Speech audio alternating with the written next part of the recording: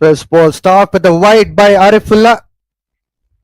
He has excellent control of his line and length in the previous match, but right and left combination might be a bit challenging. Yes, what we did notice there, Vijay, is just a hint of movement into the left-hander, which is always a good sign. That tells you that Arifullah is at least presenting an upright seam. All he has to do is shift that line onto off stump.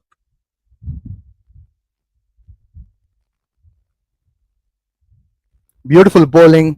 This is what you're talking about, Babashish. Coming on to the off stump line is very important. So Arifullah has to focus on this kind of a line and length to start off with the proceedings. Yes, especially on this surface, what it seems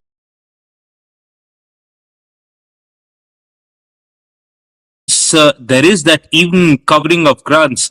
As a bowler, what you want to be doing is present the full seam onto it. He's also running in with an angle here.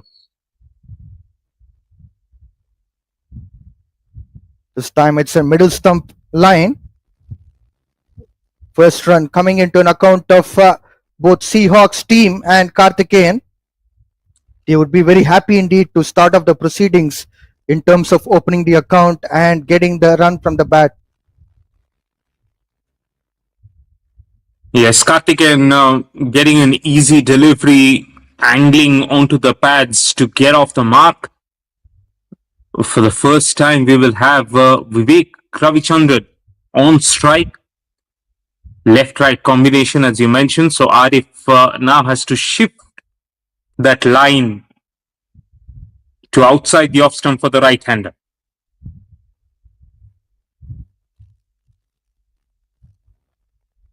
Excellent bowling. Just right outside the off stump line. This lateral outswing as well, which is assisting Arifullah to put pressure onto the batter. Yes, and I wonder if the keeper can come up a couple of paces here. Keeper and the first slip, at least. That last ball almost dying onto the wicket keeper. They must have taken a note of that, and we might see them creeping up. The slip is. This time it's a massive wide from Arifullah.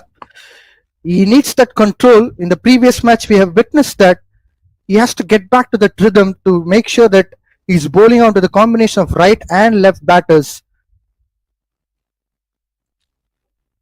Yes, prodigious movement once again. And it swung straight away after the ball left his fingers. And that tells you there could be a bit of breeze on the Selangor turf club right now. It's an open ground, so wind always plays a part.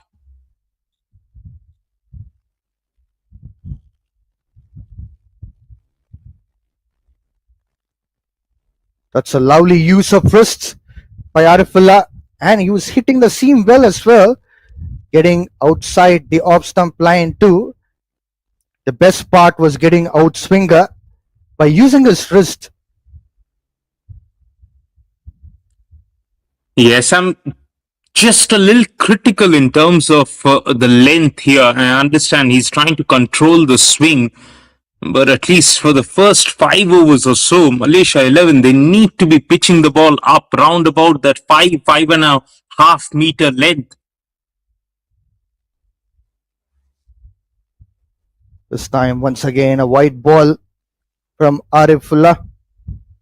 He's trying to make sure that he's getting that one ball away from the batter, out swinger. Another ball, he's trying to bowl the in swinger. So I think that's the reason for which he's losing that control. Also, every time he's gone fuller, he's missed the radar, which is something that might the skipper also had a chat with him. Needs to keep it tight here. Already 3 wides. Lovely delivery and an appeal from the bowler. Umpire has given him out. Vivek has gone for the duck. What a lovely bowling from Arifullah. First wicket for him as far as Malaysia 11 is concerned. Beautiful delivery from him. Yes, the best ball this morning so far, and that can happen to you, Vijay. As an opener, I can tell you if you're facing deliveries down the leg side, you're facing a plethora of wides, suddenly a good ball like that, just outside the off stump, shaping back in, cuts the outer edge of the batter, and it's a good catch indeed. That can happen.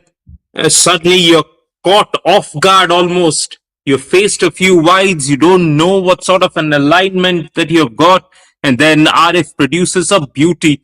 Malaysia 11, they have drawn first blood. This is what I was talking about. Once you win the toss on a surface like this, it's really better to have your bowlers have a say than put your opening batters in jeopardy. Well, Seahawks have taken the brave approach, but they've lost an early wicket.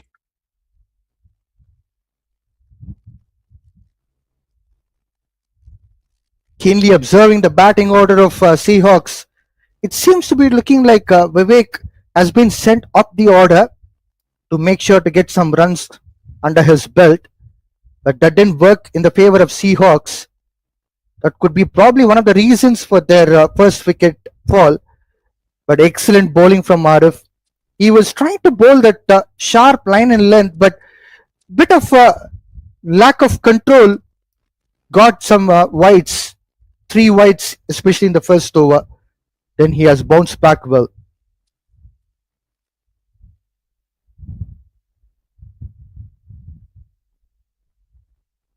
In at number 3, he's trying to mark center right now. Yes, it was because of those 3 wides, I believe, that good ball actually turned out to be better for the batter. Vishal Murli, it seems like, has come out in at number 3. Last ball of the over coming up.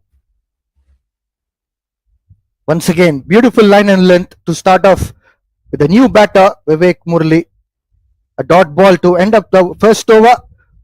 4 runs on the board with the loss of 1 wicket. Seahawks are with the back foot in the first over.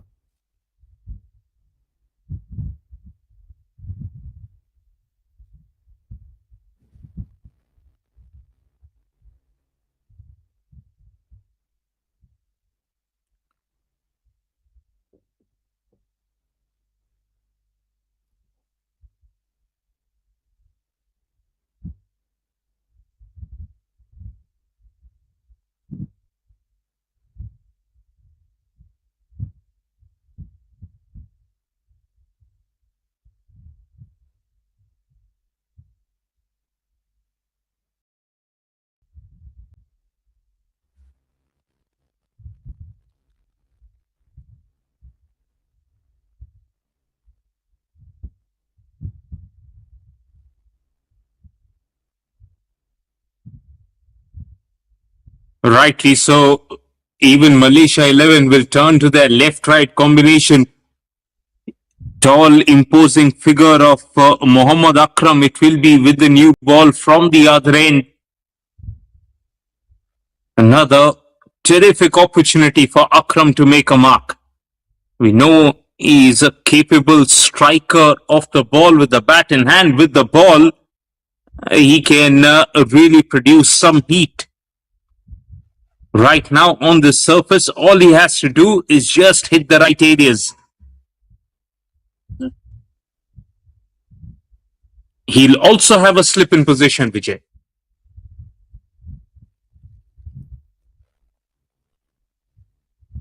First ball with a full toss delivery is gone for an appeal. Umpire says not out. It's a good decision for Malaysia 11 to pick up a left-arm pace bowler, Mohammad Akram, because we have seen Muhammad Azri Azhar was picked up in the previous match, and there were a lot of left-handed batters, Babashish. So they required a quick bowler who can bowl with the left arm, and they can create that angle to the both right-handed and left-handed batters. Karthikeyan was extremely lucky to get some bat onto that. Eventually, that's been given off the bat by the umpire. Had it missed the bat, that was plumb in front. And I was just about to mention a little something I noticed about Karthikeyan's technique as well. We'll come back to that once he gets back on strike. Now this is Vishal for the first time against Akram.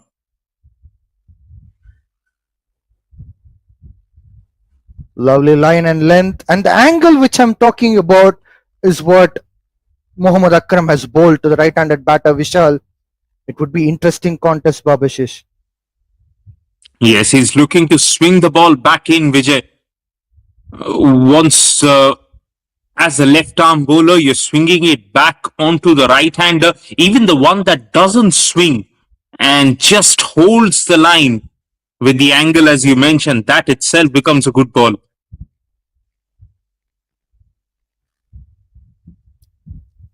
Beautiful ball from Mohammad Akram with bit of extra bounce than the previous delivery. He is using his wrist well, as you mentioned rightly, Babashish. He's trying to get that in swinging with extra bounce, which would make batter to get that inside edge and get knocked to the stumps. It's 9 balls into this game so far. It's got a test match feel to it, and rightly so. 50 over cricket with 2 new balls. This time pitched up well by Mohammad Akram, smashed by Vishal towards deep backward point, picks up a single. Yes, now Karthikeyan on strike, and we can just talk about the observation that I wanted to make. As you can see, at the point of delivery, Karthikeyan still has his bat up. Now, that sort of a technique, it's completely fine when you're playing the shorter format. When you're playing 20 over cricket, 10 over cricket, you're trying to bash the ball, that's fine. In the longer format of the game, when the ball is moving and you're allowing the ball to come closer to you, by standing up tall, you're a little susceptible. Stepping down the wicket, pulls the ball well by Karthikeyan. He's picked up a single. Will they go for a second? No. It's just a 1 run on this account.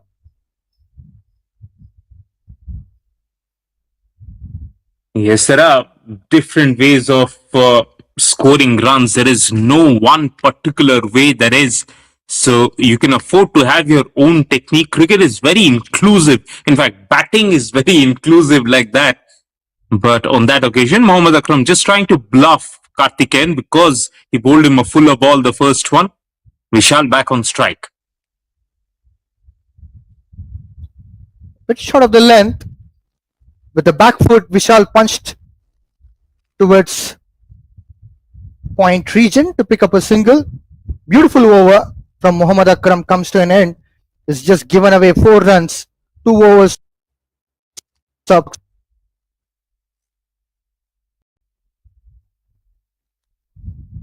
Wonderful observation by you, Babashish, in terms of Karthikeyan's technique. And it seems to be looking like he's still in the intent of playing the T20 cricket.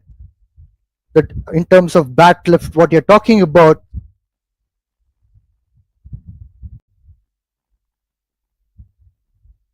Yes, you're right.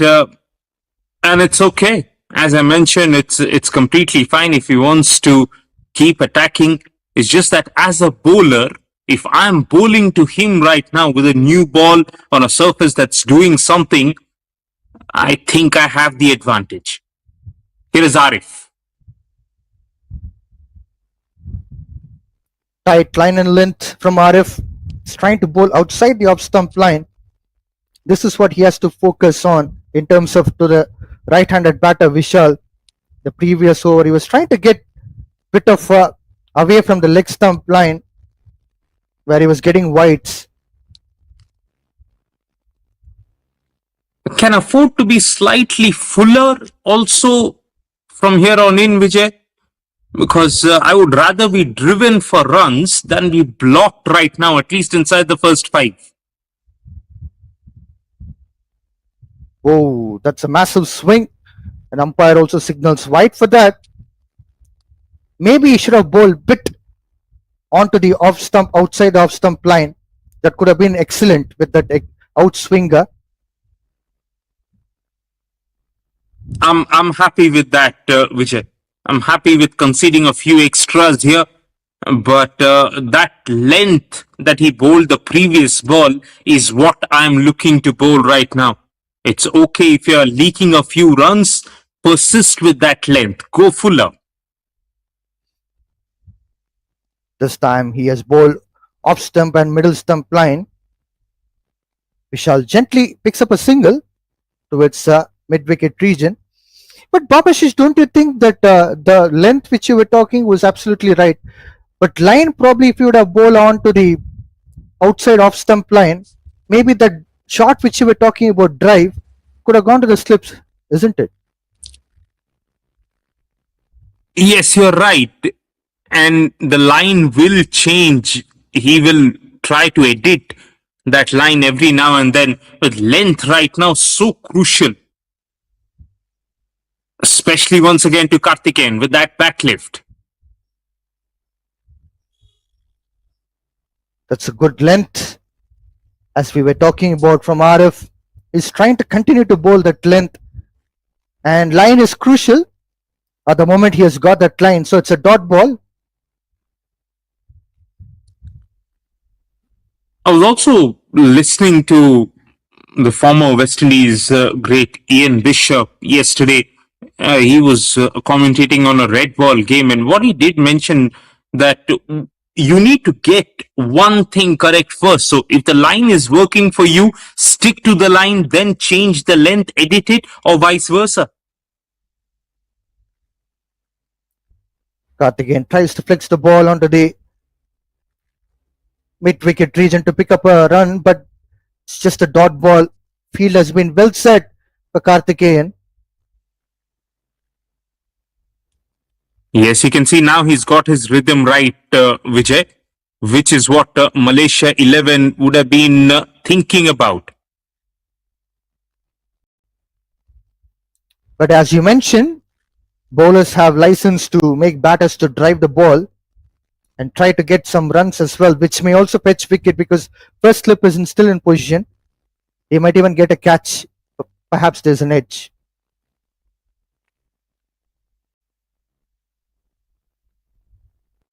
There's a hesitation for a single. Good call from the non-striking batter to not take a run.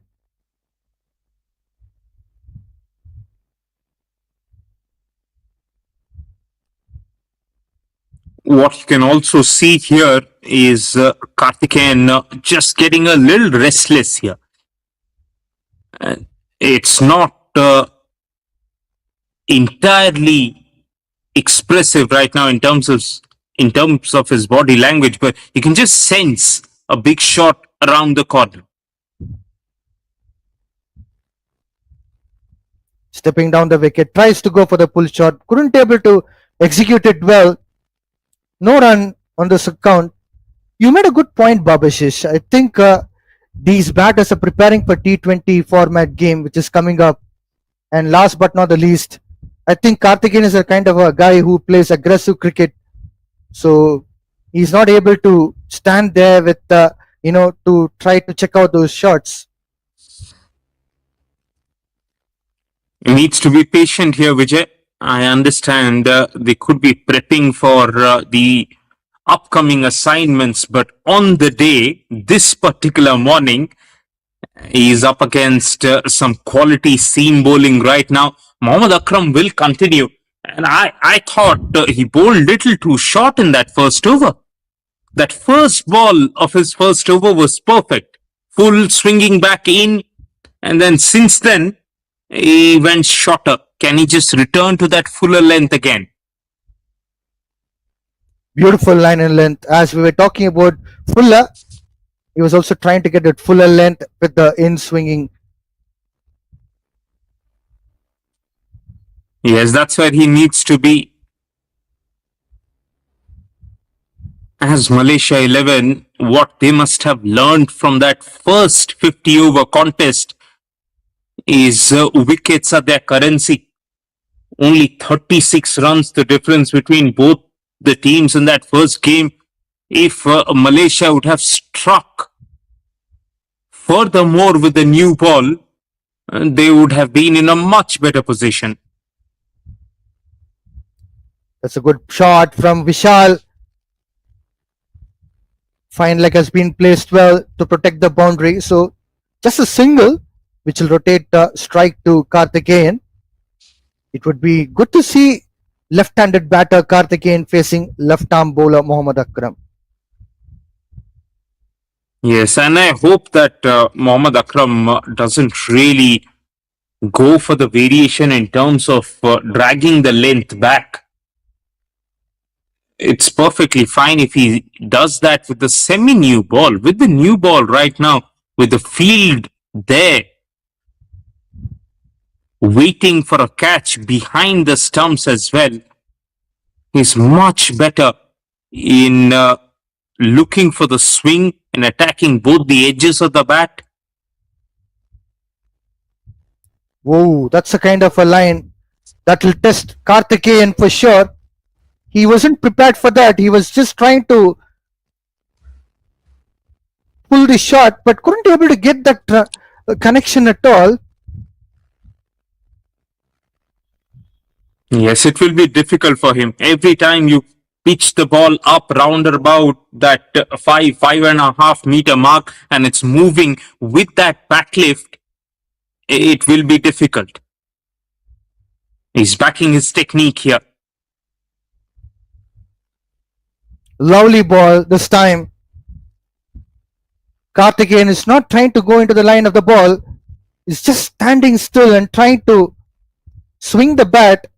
That doesn't work with the new ball, Babashish. Also important that Mohammad Akram persists with this. After bowling two excellent outswingers on a good length, now don't change things up and look for a short ball right now. Don't give Karthikeyan the easy single of a mistimed pull shot. You've built the pressure, stay on it. This time he goes for a big shot, but just picks up the single. As you were mentioning about it, Babashish, he tries to pick up a single and rotates the strike to Vishal. The length again is a questionable one. Yes, pull the length back, thinking that Karthikeyan might be looking for a big shot, and it was okay. Even if that was pitched up and Karthikeyan went for a lofted drive over mid-on, mid-off, that is completely acceptable at this point of time. And I think that's something Malaysia 11, their bowlers are trying to learn as well. With the longer format, how can you persist with the attacking option? Wonderful angle which he has got Mohammad Akram to Vishal. There was no any foot movement at all. He was just observing what kind of swing Mohammad Akram can get it this time. Probably he was expecting in swinger, Babashish. Yes, also the line of the ball was too far wide outside the off. Once he saw that line, he was happy to let that one go. As it turns out, perhaps there is one more ball remaining in this over.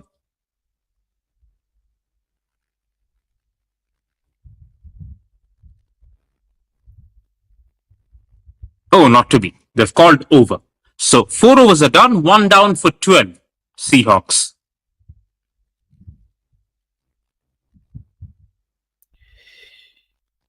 Quite decent start by Malaysia 11. They just gave 3 runs per over as per the run rate and already picked up a crucial wicket.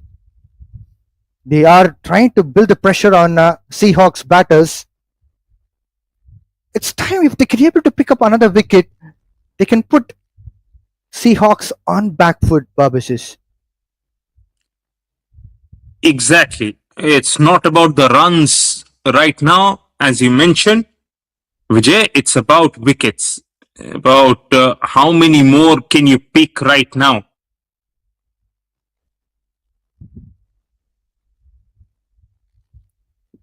If Malaysia 11 can try to target one by one rather than to have a collective target of picking up 3 wickets or 4 wickets in next 10 overs, if they can able to pick up in next couple of overs 1 wicket, that would be a great target for them to achieve. That's a good shot from Karthikeyan. He'll be getting a boundary. A beautiful looking shot from him. Stand and deliver kind of a shot. Yes, it's a bad ball from Arifullah, plain and simple. I know there was a short square leg in position. Maybe there were oohs and ahs on the field, but I would like to be critical of this length.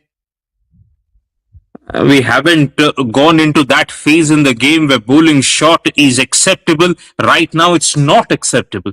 From a coaching perspective, I would like to be a lot fuller than that.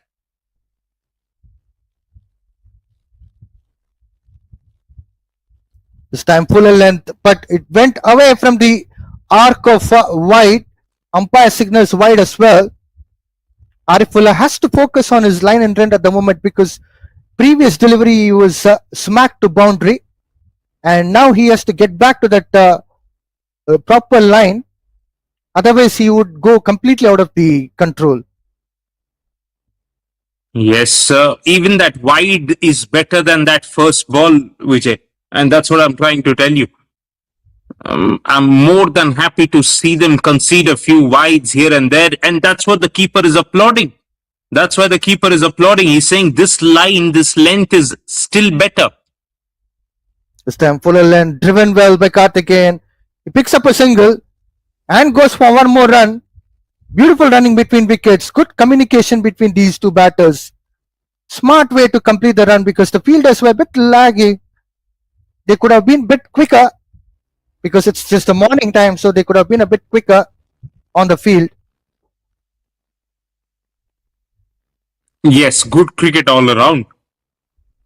Better length, excellent drive from Karthikeyan. And now Arif will change the angle, will now go round the wicket to the left-hander.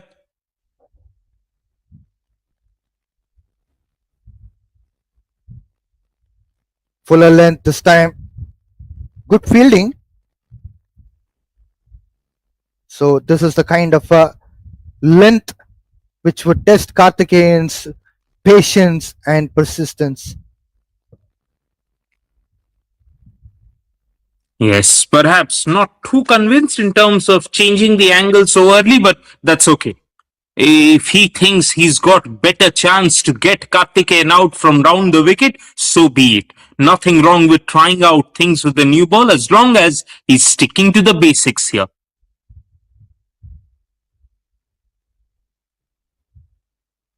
This time lateral in swing from Arif. Karthikeyan was too early to commit for the shot. Luckily, he didn't get an edge, which has gone to the keeper. I would say it's lucky, Babashish. Very, very lucky indeed. And he's got to play at that too because of the angle that has been changed by Arif.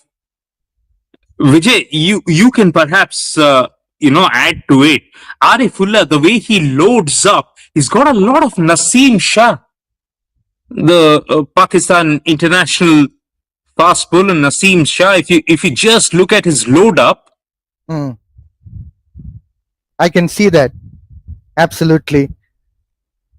So a dot ball yes, here. Very good observation, Babashish. Yes, it just struck to me that's why he's got a tremendous seam position. We all know right now that once with this new hard ball, you can present a good seam position. You're doing half the job, and then it's up to that ball to kiss the surface and move laterally. He's got a ball remaining in this over. Once again, a beautiful full length delivery from Arifullah. There is a bit of Lateral in swing as well. Good over from Arifullah. 5 overs done and dusted. Seahawks are 19 for 1. Babashish, I would like to make 1 point out of my observation the past few matches which I've been seeing. Arifullah is good with the new ball, but as he starts to bowl with the older ball, I guess he is struggling because I think he's using new ball seam very well, as you rightly mentioned. But if he's coming with the old ball, he's struggling. But Mohammad Azri Azhar is too good with the old ball too. Same with Mohammad Akram too. Yes, Vijay, they are also trying to learn on the job here. For this Malaysia 11, the exposure to play longer format cricket is actually a massive boon right now. So they will learn on those skills. A full length delivery flicked well by Vishal towards mid wicket region. They'll be picking up a couple of runs comfortably. You're absolutely right, Babashish. But I've seen even in the T20 format, Arifullah is too good with the new ball during the power play. But when it's coming to the death over, I think he's getting hammered. Yes, those are the things they would love to work on. Even Muhammad Akram, we know for a fact that he's got tremendous ability with the bat in hand, with the ball in hand. He's yet to make a real impact in the series. That's a good line and length. He's making Vishal to play. It would be wise for him to keep bowling to Vishal. There's a good opportunity for him because already first slip in position. There could be a chance for a wicket here, Babashish. And not just the outside edge, the inside edge is also what Muhammad Akram is looking to target with that in swing. And he's bowling full enough in this over, which is good to see. Well, it was short of length in towards catching for the first slip. It could have been an opportunity for a catch and it could have been a second wicket, but unfortunately it was just short of the first slip fielder. I would call it as a lucky instance for Vishal. And lucky for Muhammad Akram as well. That was short and wide. If the batter was in a better position, he could have actually got a boundary there. Karthikeyan on strike. He's 10 from 17 balls now.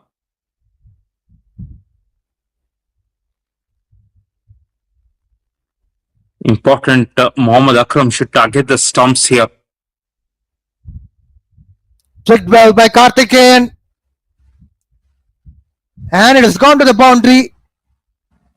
He shouldn't be bowling down to the leg side, but he has bowled it. Thank you, says Karthikeyan. Smacked it around. He got a boundary in his account. Yes, Vijay, you can understand what Muhammad Akram was trying to do there. He's trying to beat the bat swing of Karthikeyan R, which is coming from right up. So he's trying to beat that bat swing. That's why he's gone for the fuller ball. Yes, you can be critical in terms of the line. Can get that line onto off stump. This time it's a full length delivery. No run taken. Much better line and length for Muhammad Akram after that boundary.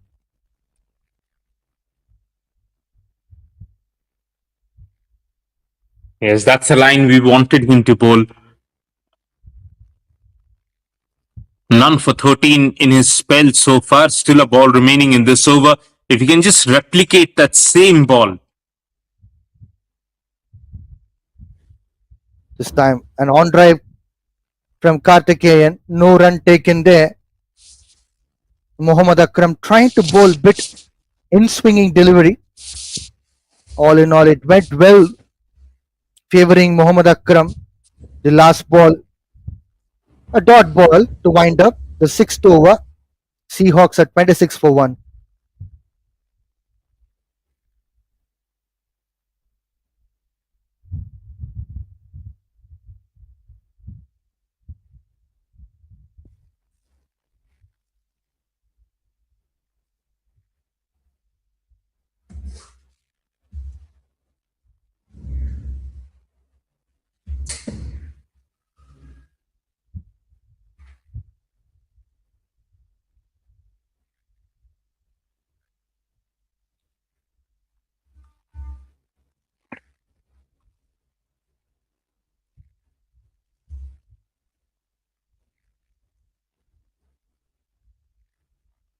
Beautiful line and beautiful length to start off Arifullah's fourth over. First delivery got beaten by Vishal.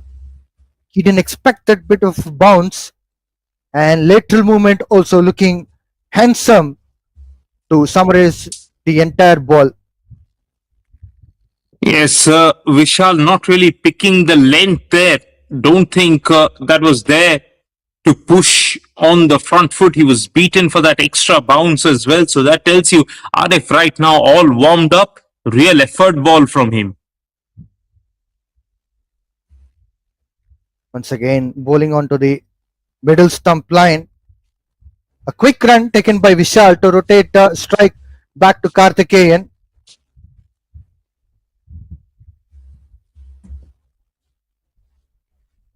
Just needs to be careful, Arif, that length, what he's bowled in the first two balls, Vijay, that looks great on TV. That looks brilliant when you're watching it on broadcast. The ball hooping up, keeper collecting it on the shoulder height. But it's not great as far as fast bowling is concerned. You need to be getting them to drive. Stepping down the wicket, pulls the ball well by Karthikeyan. He'll be getting a couple of runs for sure. Yes, and they have completed the second run.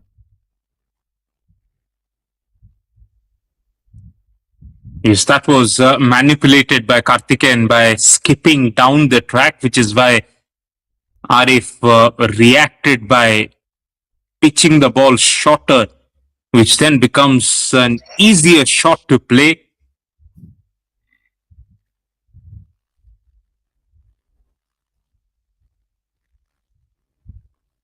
Go back to the last over, Arif.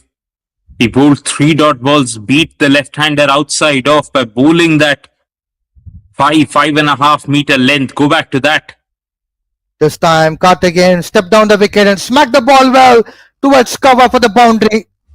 Karthikeyan is getting a good rhythm as the match progresses by. He is playing a good knock here in his TC Oval. Yes, excellent counter punch from Karthikeyan here. Don't think Arif should be too disappointed with this, Vijay. Because all the hard work is being done by Karthikeyan right now. He's still bowling a decent length, a very good line just outside off.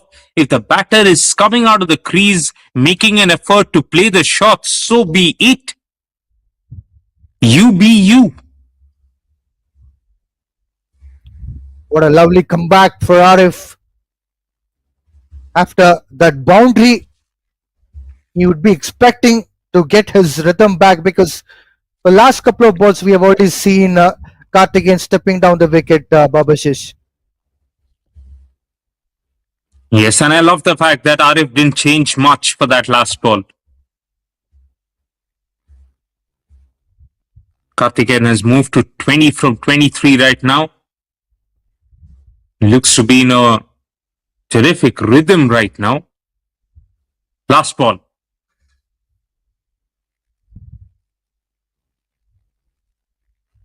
That's a great shot from Karthikeyan, but couldn't execute it well.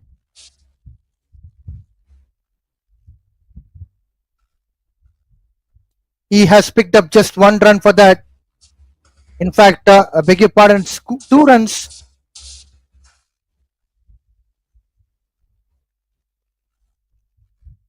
Yes, 7 overs are done. 1 down for 35 are Seahawks.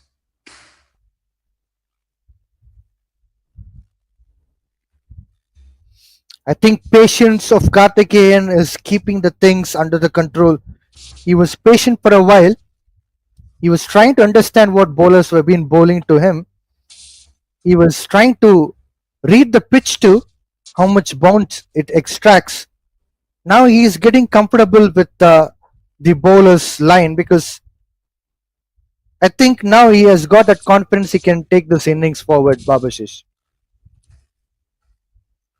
Yes, change in the bowling attack for the first time this morning. Opening bowlers had a 7 over burst. And with that ball just stopping to swing ever so slightly. Looks like it's the captain Vijay Unni Suresh will replace Mohammad Akram and will bowl some right arm off break. That's why the keeper has got the lid on right now as well. Again, the onus is on Vijay to start well. Sometimes when he bowls inside the power play, he bowls too many boundary balls. Important that he sticks to the basics here. As an off spinner right now, the line has to be outside off. So you're targeting both the edges of the bat. First ball to start off well with a bit of low bounce, I would call. You can expect more of bounce from Vijay Unni. Perfect line there. Brilliant line, in fact. Vishal trying to go for the pull shot, then execute it well. He just picks up a single.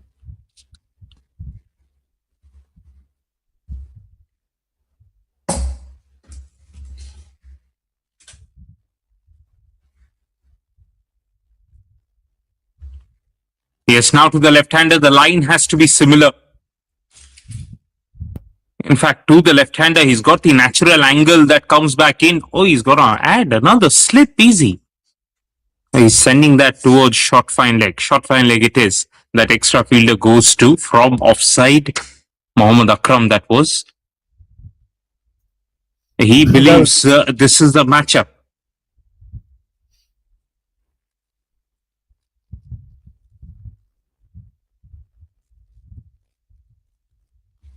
Mohammad Akram has given a glance as if he was going for a slip. It was a funny thing. Stepping down the wicket, Karthikeyan trying to defend the ball. An appeal from Vijay Unni as well. Umpire gives him not out. An ambitious appeal as well.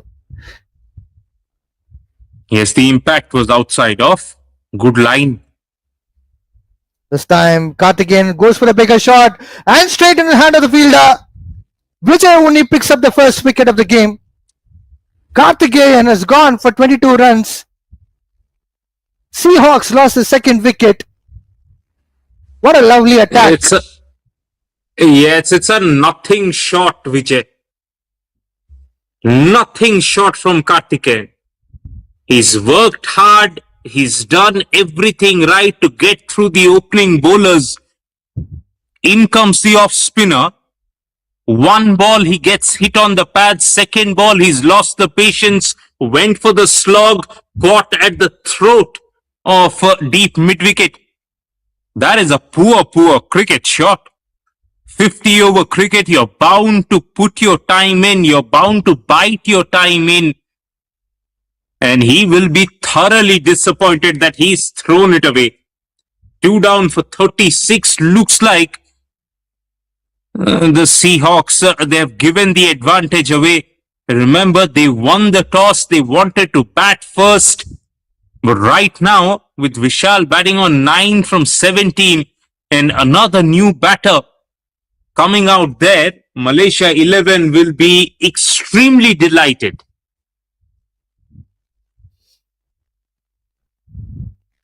As I was mentioning, Babashish, in the couple of overs ago, if Malaysia 11 can able to pick up another wicket, rather than thinking like if they can able to pick up 3-4 wickets in next 10 overs, that would be a huge target for them. It would create a pressure under them.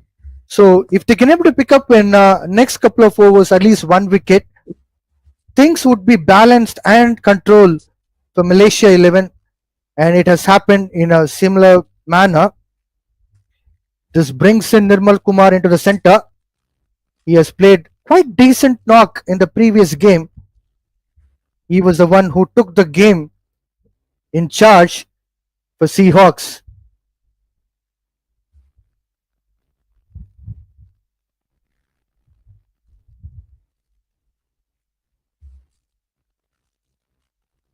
First ball, inside out shot.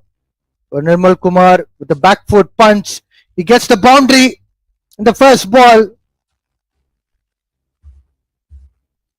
Yes, that was the wicket. Karthikeyan slog sweeps that one straight to the fielder. And then Nirmal came out to bat, got a short ball outside off and puts it away for four. Vijay Unni just erring in terms of the length there. Line is still fine, the length was too short. That's the kind of line and length which Vijay Uni has to bowl repeatedly to pick up another wicket and put the pressure for Seahawks.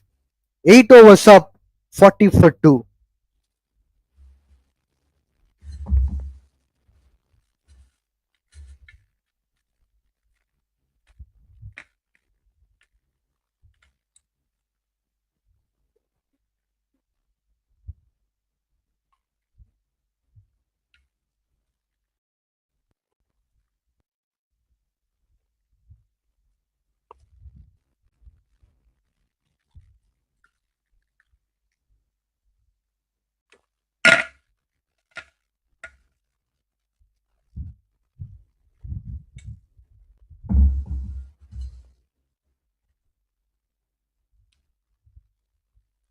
Extended spell for Arif.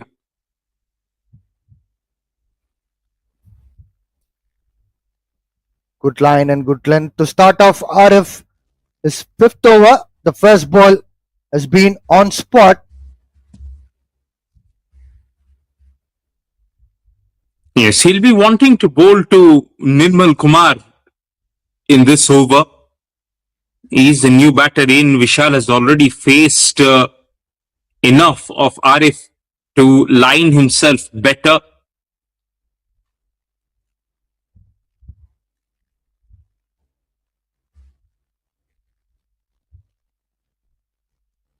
Bit short of the length, flicked well by Vishal. Umpire signals leg bias, was hitting the pad.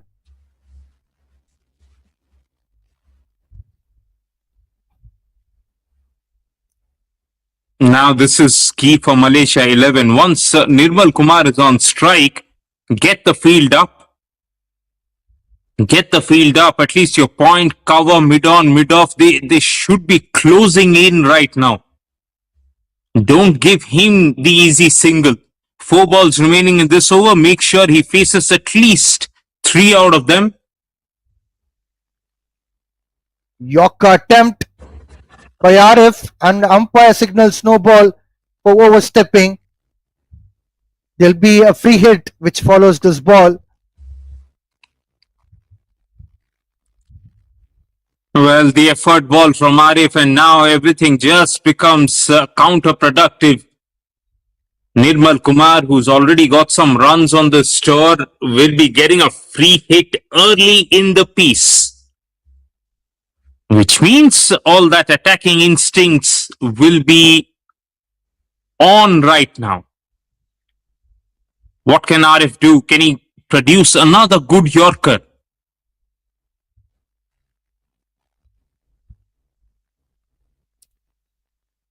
Good length ball by Arif. Batter was expecting a bit of shot of the length and he was trying to go for the back foot shot, but nothing much happening. It was way outside the off stump. Lucky enough.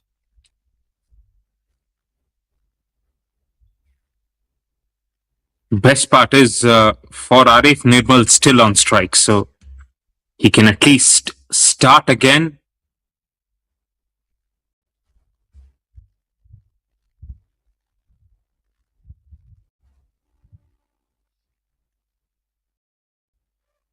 Beautiful line and length. This has to be the target for Arif to make sure that he is trying to bowl to the new batter and test his patience. As far as Seahawks are concerned, they should be looking at ending the 10 over mark, just being 2 down. Don't lose another wicket here. Get through the next 10-15 minutes. stitch another little partnership. Ooh, that's a kind of a surprising delivery Arif can bowl. Especially he uses his seam well. He has pitched up well. Surprised the new batter Nirmal Kumar with a bouncer.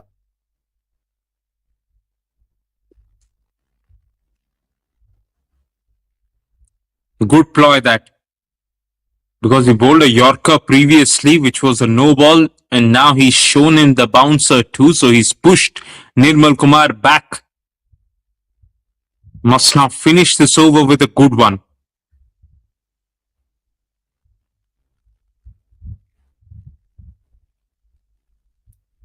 Quick single by Nirmal Kumar to keep himself on strike in the next over.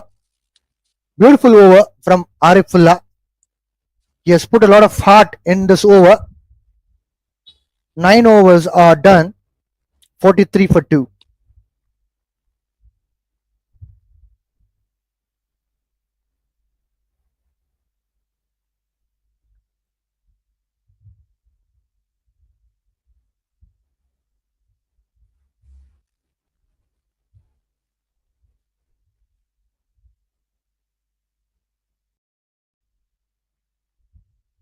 Yes, last over of this first mandatory power play.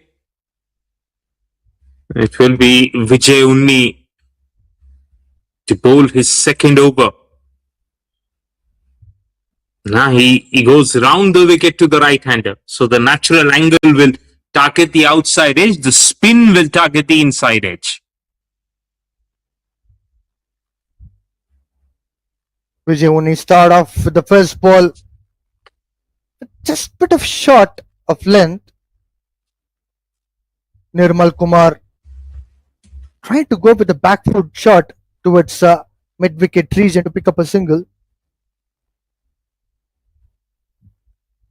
I beg your pardon, it was Vishal who picked up the single.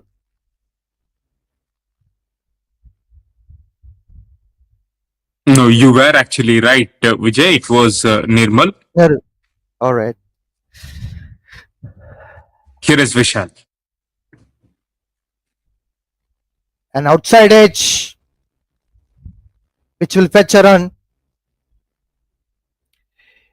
Vishal would be happy to rotate the strike and give the strike to the key player of the team, Nirmal Kumar. No bat involved there, just given as buys.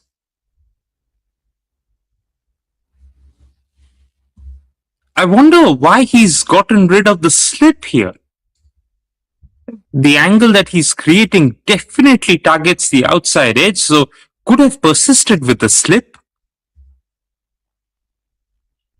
Exactly, I was thinking the same. Slip could have been a very crucial one. Perhaps there was a edge on the bat that could have been a catch for sure. Just trying to use that extra fielder to save the single on the onside. Nirmal Kumar cuts the ball well, but no run taken. So 3 dot balls on a trot. This would build pressure on Seahawks batters. But Vijay Unni would be very happy with this over. He's given away just 2 runs, out of which 1 run was not out of the bat, it was just buys.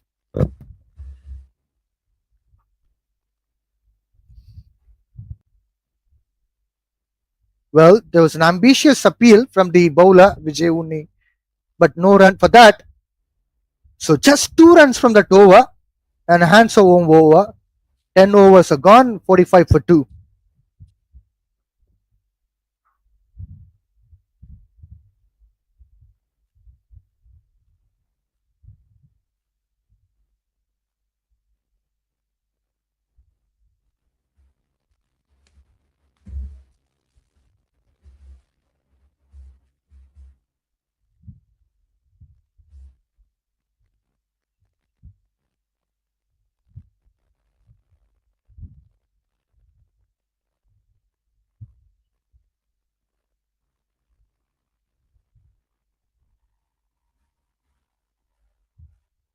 Yes, we are here at the Selangor Turf Club.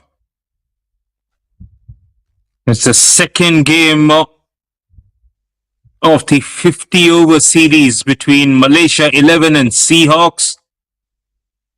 Seahawks winning that first game that was closely contested on a similar surface. Here in the second one, it's the Seahawks who have won the toss. They wanted to bat first. They two down for 45. Amir Khan for his first over. Almost went through bat and pad. It's a good change from Vijay Unni. I've got Vijay at the other end as well. Vijay bringing the seamer back. Good option. Definitely, Amir Khan has picked up 4 wickets in the previous match, and he has good capabilities of bowling cutters.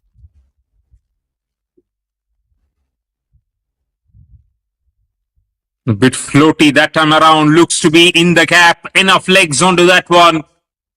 Confident drive from Vishal. That bowling change shouldn't mean that Malaysia 11 dropped the guard here. It was on his arc. Batter was completely under his control. He has driven well. He was waiting for such delivery in previous 10 overs. Vishal, who was patient enough, faced 22 balls, scored 13 runs, would be happy with that boundary. He's overpitched on that occasion. Caught on the pads there. Just a light appeal to the umpire for leg before shout. Perhaps that was missing leg stump. Much better length from Amir Khan. Seahawks would be looking forward to showcase for the next 10 overs in a better intent, with a better intent, because already they have lost a couple of wickets. Now they got 50 runs on the board in 10.3 overs, having the best batter Nirmal Kumar in the center. They would be expecting some decent partnership between Vishal and Nirmal. And it's not moving laterally, at least since the sixth over. So, as far as Nirmal and Vishal are concerned, even that's why I think Karthikeyan will be hugely disappointed with the way he got out. There's hardly any lateral movement right now, so all he had to do was play percentage cricket. Single down to third. Smart batting by these two batters, especially Nirmal Kumar, picking up a single and giving the strike to Vishal. Definitely, Babashesh, I think Karthikeyan should have stayed for a while. He could have got a big score under his belt. That slog sweep was completely unnecessary at that point of time.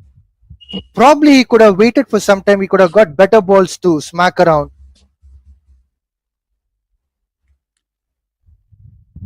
Last ball of Amir's first over has been pushed towards the sweeper fielder.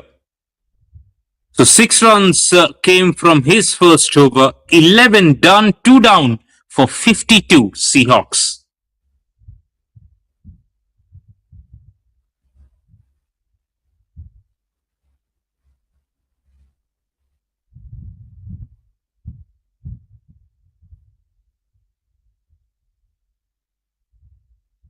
After that mandatory power play, Seahawks are trying to get back on rhythm. They have got some runs the previous over, which was 11th over from Amir Khan. Vijay Unni will be continuing his spell.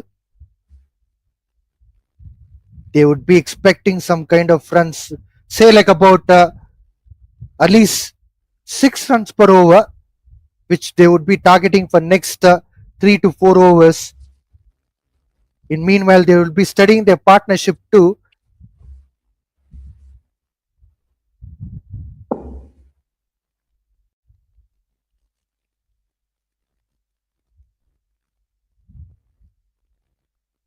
Nicely bowled there. Won't be able to stop the single. But better line from Vijay with the ball angling just outside off.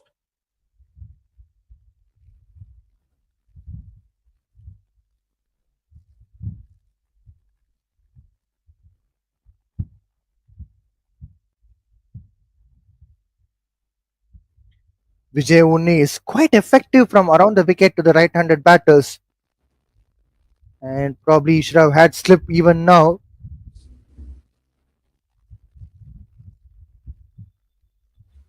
Yes, constantly keeping the ball within the stumps to Nirmal Kumar. The option Nirmal Kumar can use against Vijay Unni is to come down the track and go towards the side screen.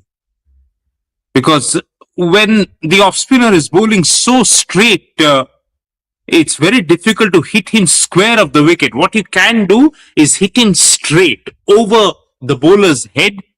Nirmal just taking enough time before he pulls out that shot, perhaps. No, he's actually gone squarer. Once again, the slog sweep. He's timed it beautifully. Down on one knee, got the elevation, using the long levers, gets a maximum. Wonderful timing from Nirmal Kumar, and he has powered it well. Absolutely a good shot from Nirmal Kumar. This is the first six of the game as far as Seahawks is concerned. They were a bit short of runs earlier part of the game. Now it's time for them to pull up the socks and come back to the game. A well-established batter, Vishal, is already there. Now key batter Nirmal Kumar can take a bit of risk and score runs. Now hit through the offside. Will get 4, 6 and a 4 here for Nirmal. As his name suggests, it's pure striking right now. Absolutely wonderful shot, single-handed shot, no efforts at all. He knew that ball is coming in that area. He just driven the ball with one hand. Yet he has got a boundary in style. 12 overs done and dusted. Seahawks are 63 for 2. It was an expensive over for Vijay Unni. Probably with the pressure what he was trying to build with the 3 dot balls on a trot, he could have eyed for a wicket, but unfortunately the scenes were different. Nirmal Kumar picked up some rhythm. Now he has got a 6 and a boundary.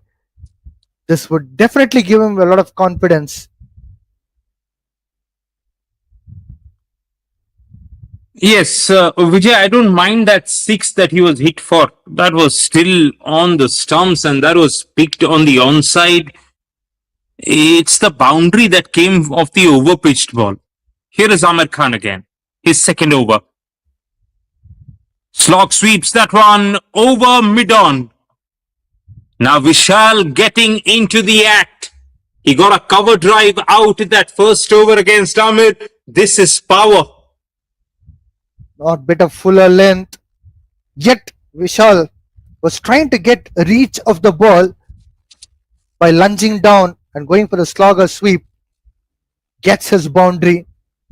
Now the partnership is getting stitched up quite well for Seahawks team.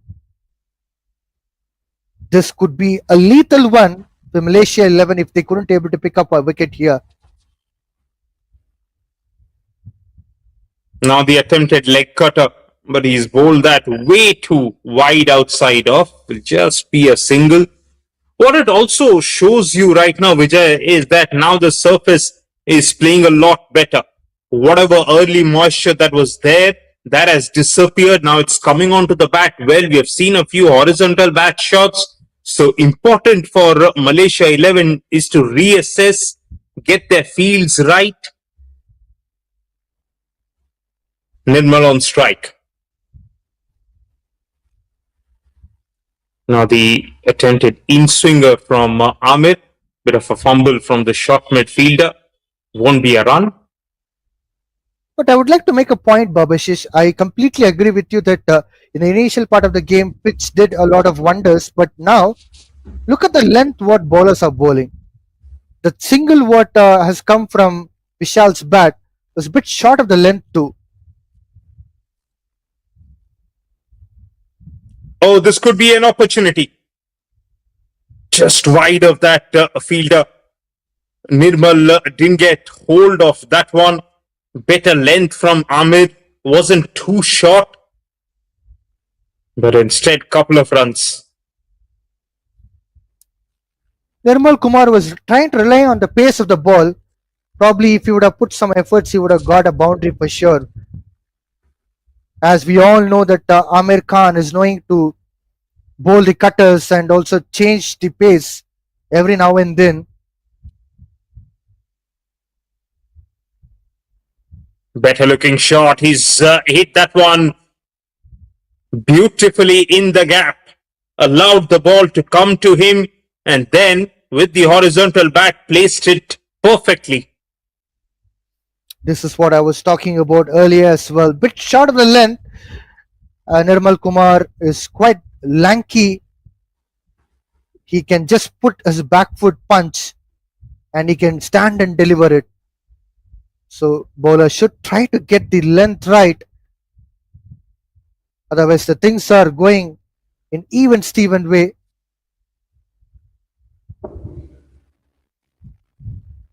Boundary and then rotates a strike with soft hands.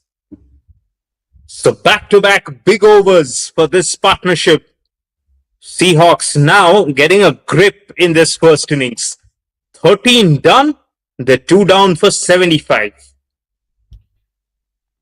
After that boundary, the one which was the last ball where they got a single was quite decent length from Amir Khan. If you have a look at the previous couple of balls from that single which was taken, length was bit shorter.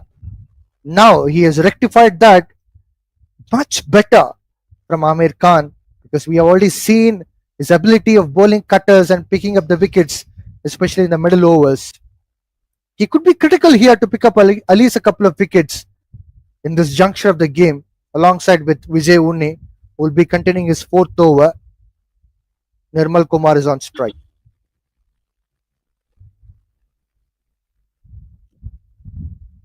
The breeze has picked up here. Nicely bowled and equally well played there. As long as Vijay Unni continues to bowl the middle stump line, I think he'll be okay. Because then he's asking these two batters to hit him. As we talk about that, he's now changed the angle to go over the wicket to Vishal, who's well set right now, batting on 20 from 27. That's been turned away on the onside with the turn on offer. Well, I was expecting this kind of a delivery. Most probably it could be going to the fine leg, short fine leg region or mid wicket region. Flicks the ball, and that's how the batters are getting runs. Now, Nirmal Kumar would be trying something out of the box for sure. I guess he would be eyeing for a big score, like big runs in next four deliveries. I would say he might be going for a boundary to put pressure back on Vijay Unni. Hang on, there is a bit of a delay here. Looks like Nirmal is slightly unhappy with the gear that he's got on. And I suspect umpires might take that time to call for the drinks break.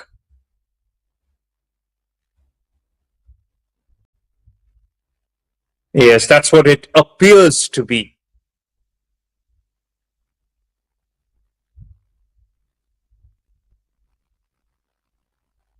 Yes, so after that first hour of play here in this second 50 over fixture, Seahawks 2 down for 77.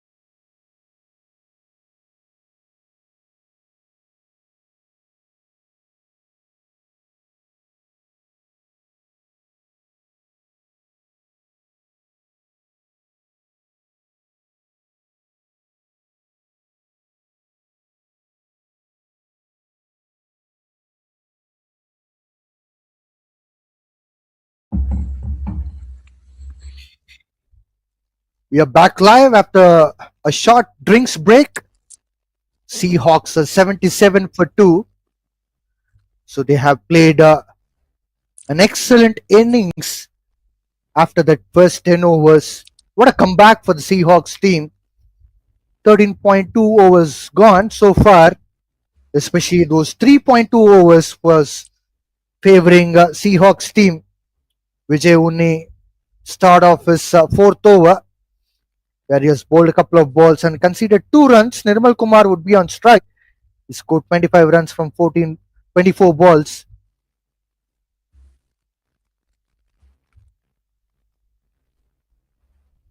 Yes, Vishal, important. Yeah, important. They start well again, once again, after the drinks interval. Hit away with the spin on offer.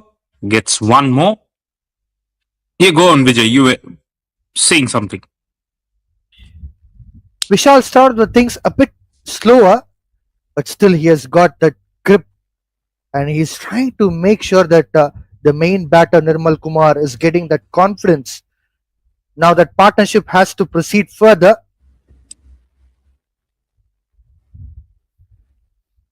It looked like Vijay Unni bowled the attempted carom ball, perhaps that last ball. It seemed so that he was trying to spin it away from the right hander. So that's great variety if he's actually got that. That is the attempted off break for sure.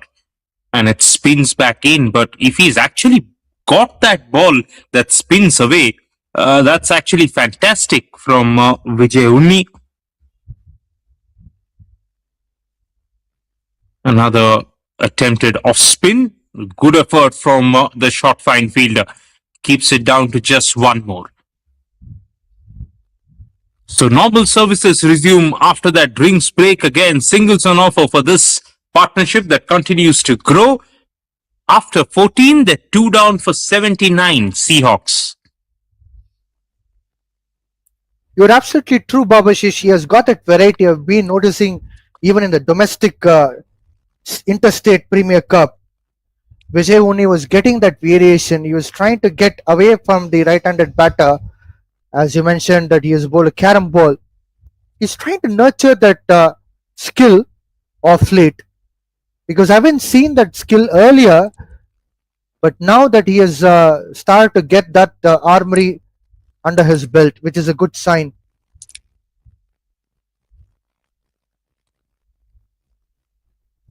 Change in the bowling from the far end here. Amir Khan, who bowled couple of overs, wasn't exactly been keeping things quiet, will be replaced by Prashani M, who looks to be another right arm offie. And for Prashani, there is now a slip in position.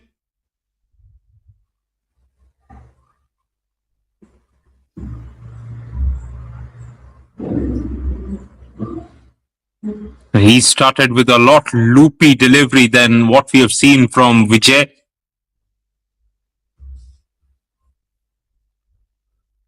Good to see. Bit of variation and slip into the place as well. The right-handed Nirmal Kumar. Yeah, wrong line though. Wrong line outside leg stump. So Mohammad Akram will have to chase it down for a couple of runs. Yeah, just needs to be careful here. The new bowler can't take a lot of time to get set because the partnership is going pretty well.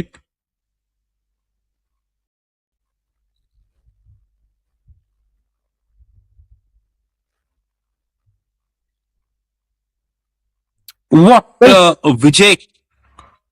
Yeah, go on. it's Prashant Madhukar. In fact, he is one of the upcoming spin bowlers from Malaysia. I think they have put it as Prashani, but it's Prashant Madhukar. You can expect a lot from him. Oh, yes, he too has got that front of the hand delivery. That was that. The third ball, Prashant there. The third ball from Madhukar was the one that he bowled from the front of the hand. So, bit of variety now coming into this bowling attack in terms of their offies. Oh, the googly now, and I don't think the batter read it from the hand. He picked it from the surface, but it's a well disguised googly from Madhukar. So Well, mystery Prashant, spin on offer. exactly. That's what I was trying to say now. He is one of the upcoming mystery spinners for Malaysia. I think he had made his debut probably in the month of March or something, but he was mystery spinner who was getting quite decent.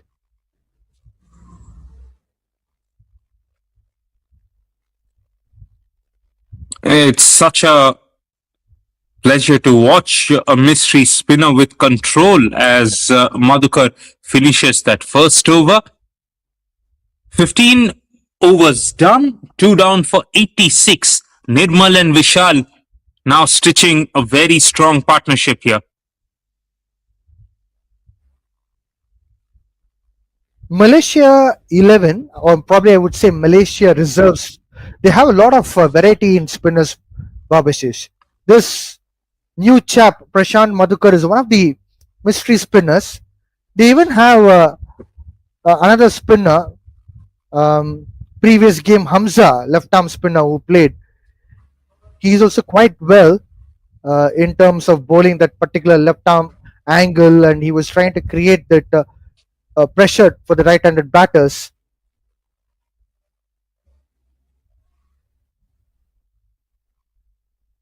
Vijay continues into his fifth over now, dragged that one shorter. And that is so good to see. You were mentioning variety in terms of left arm spin as well. If they can also find a right arm leg spinner, that'll just complete the trifect.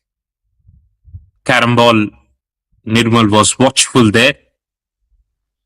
In even previous match, Mohammad Amir Azim, who bowled really well, he's also left arm spinner. So they have variety of spinners, Virandeep and Pavandeep.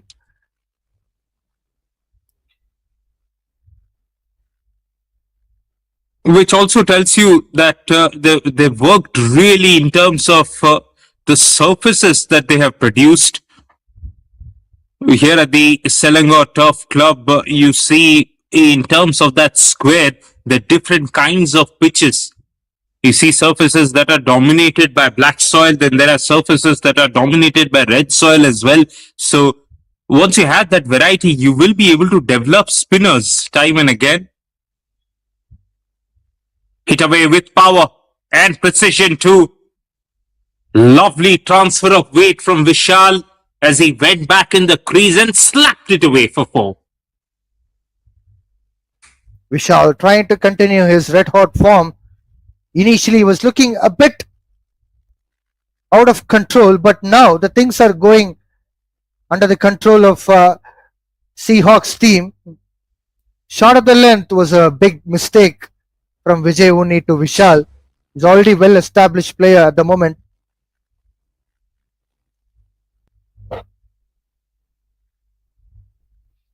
Yes, can't be short here. It's okay to err on the fuller side, to be honest.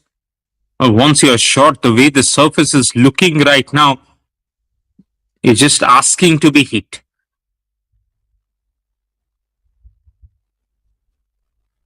Nicely cut away. He'll be disappointed that he hasn't found the gap. Little left or right to that point. Fielder, that was 4-2. 7 runs came from that over. 16 overs are done. Seahawks now racing along. 2 down for 93.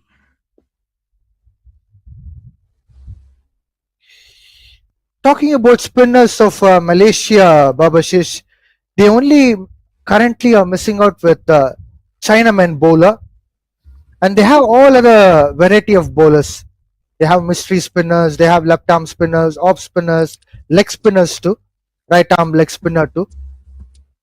But they only currently are searching for a Chinaman spinner because in this pitch we have already seen the past, either it's biomass oval or STC or UKM. Left arm Chinamen who are touring to Malaysia are doing quite well on these conditions. So Malaysia would be eager to get one of them in their side. Yes, Vijay, that is the most rarest of the spinning category, left arm leg spin. It's very difficult to find them. It's very difficult to find a good one. That is another googly to start the second over from Madhukar. In fact, we just saw West Indies blooding in their young left arm leg spinner, Vittel Lewis, who's actually learning on the job. You can see how there's been a lack of confidence in Kuldeep Yadav, how good a spinner he is, but the Indian team management cannot trust him too. So, having that, he's got inside out, rocketed towards that deep cover boundary, 1 bounce, 4. Terrific shot. Excellent shot from Nirmal Kumar. He has found a room for himself. He has opened up his muscles and he has played his shot in a comfortable way. He has got that confidence right from the ball one. The mistake done by Arifullah, he shouldn't have bowled that no ball because already he was in red hot form in the previous game. He's continuing that. Now cut away off the back foot. Previous ball wasn't that bad, but this one, Prashant just overcorrecting, bowled it shorter. Wonderful bit of transfer of weight once again and beats that point fielder. Gets 4 more back-to-back boundaries here. Was sheer off stump line by Prashant Madhukar and big shot of the length too. That was a good timing from Nirmal Kumar. He's slowly moving on to 39 runs. Could be another boundary. No, in fact, it will just stop inside. Was the googly. Picked it from the hand. He's bowling too many of those. That's another thing from Prashant Madhukar. If you've got the variation, you can't be bowling that every ball. Once you bowl that every ball, batter sees it, batter, they are ready for that particular delivery. Yeah, once again, that's perhaps the third googly he's bowled in this over. And I don't get that at all. Once you've got the variety, you've got the off spinner, you've got the one finger, go through your variations. Don't be repetitive here. They're being predictable here. 100 up for Seahawks. That's the one finger delivery that we are talking about. Soft hands as Nirmal Kumar gets into the 40s. Earlier, Nirmal Kumar got a beautiful late cut shot, which means that he has a strong foundation through his wagon wheel. If you come across with the wagon wheel across all 360 degrees, he is quite stronger. Bowlers have to be cautious whenever they are bowling the length. Anything bit short of the length, outside off stump line, even Nirmal Kumar can go for the late cut. He can go for the square cut, which we have already seen, that boundary. He can play that slogging sweep. So bowlers have to be a bit conscious here. Hamza, the man which I'm talking about, Babashish, left arm spinner. He's quite quick with this fielding. He's like live wire. With his batting, he can smack a couple of sixes and make sure that they're getting better strike rate and run rate too. And with the ball, he can be handy. He can pick up at least a couple of wickets.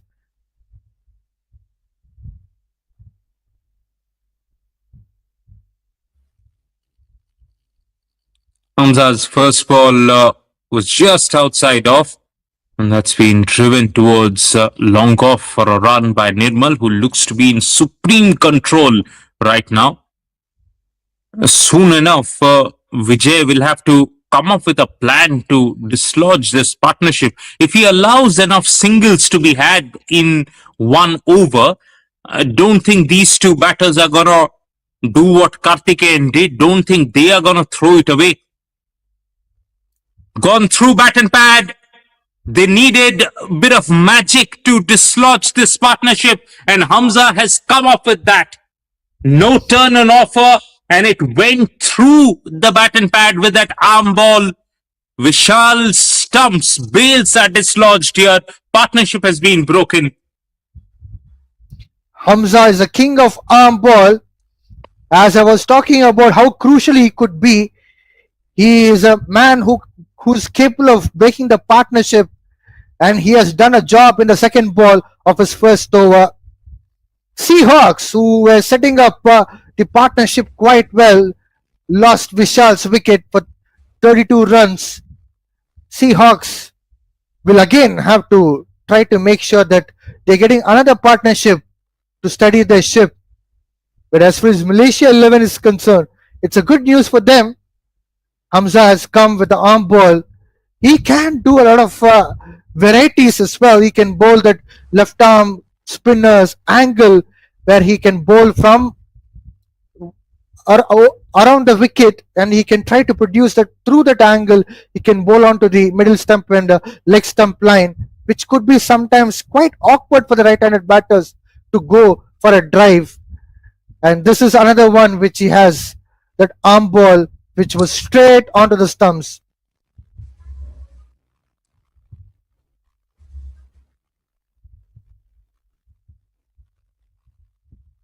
Wonder if Seahawks can continue having a left-right combination out there. There were two right-handers batting, which is why Vijay came up with the plan to bring on his left-arm spinner. If Seahawks do have a middle-order batter who's a left-hander from here on in, this is a good time to send him in and make sure at least one of the batters is actually hitting with the spin on offer. Although you can argue there was no spin on offer for that last dismissal. But it looks like they've actually got AVR Ratnam walking out right now. It's Amit Satwik. Yeah, go on. I think he is one of the key batters in Tamil Nadu Premier League. He used to bat really well in the top order. I'm surprised to see he is coming in the middle order at the moment for Seahawks team. He can be very, very crucial. He can change the things around for Seahawks. Hard hands there from the new batter, which is going to be a point of concern for Seahawks here, as we know for a fact that new batter might take a bit of time to get set. That's in the air, but just in the gap.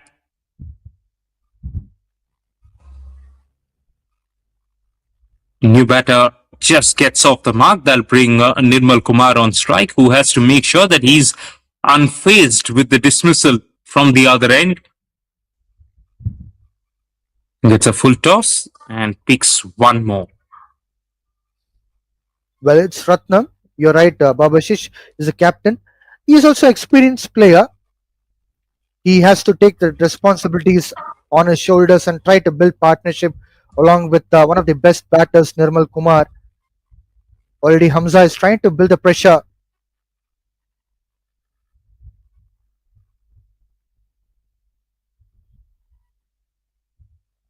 End of a really successful first over. 18 overs are done, 3 down for 109 for 3. I'm quite impressed with Hamza's overall cricket, because he can be a batter who can get a lot of quick runs on the board, and as a bowler he can break partnerships, and as a fielder he can take a blinder catches. But the thing is that it's all about consistency. If Hamza can able to do something today, already he has picked up a wicket and he has broke the partnership.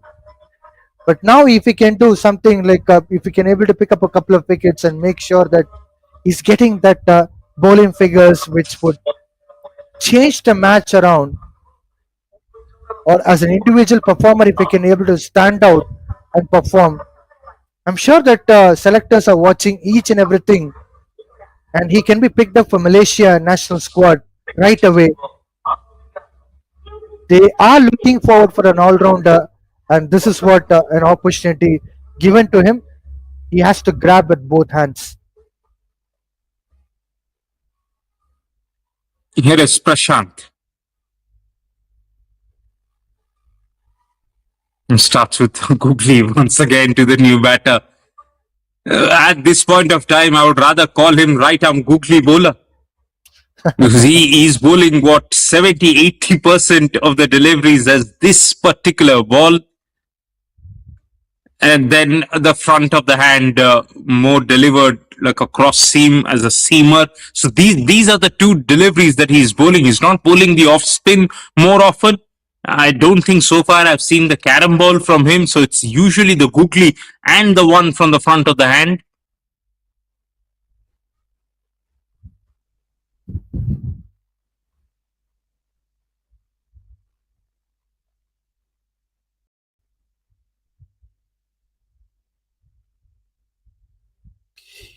Nirmal Kumar scored 44 runs from 39 balls. He would be eagerly looking forward to score a boundary at this point of time. He's keeping it simple in this over, Madhukar. And that's good.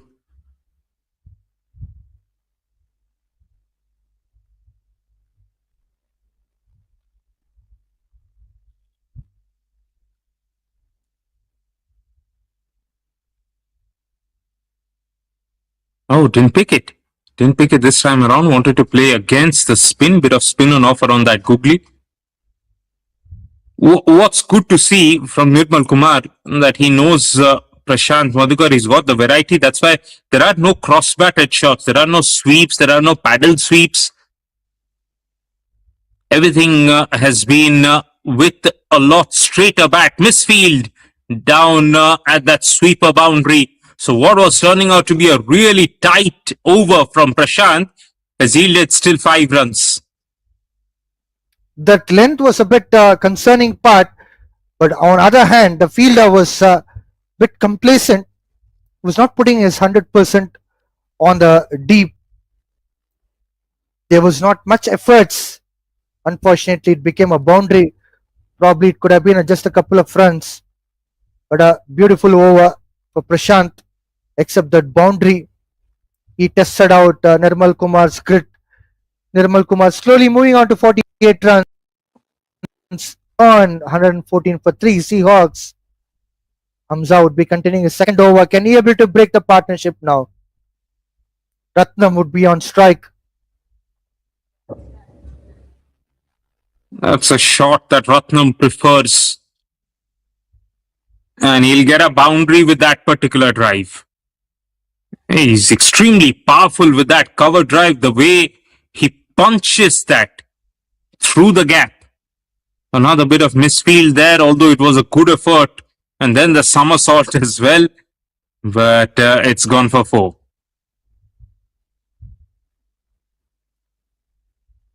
I'm surprised to see Malaysia 11 bowlers are not trying onto the new batters.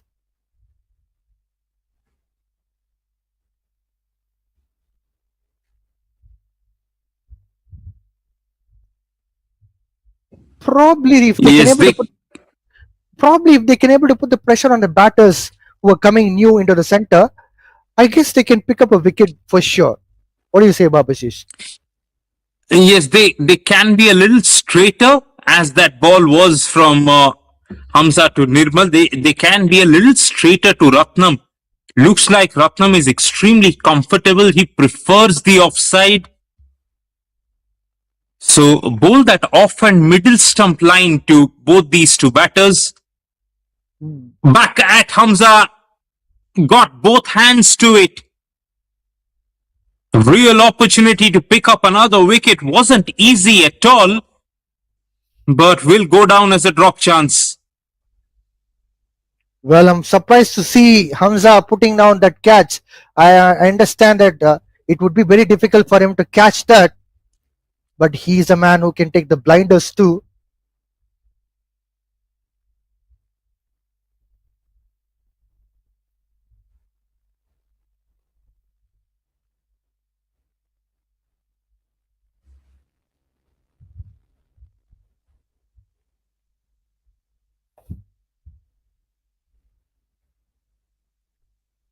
Soft hands there.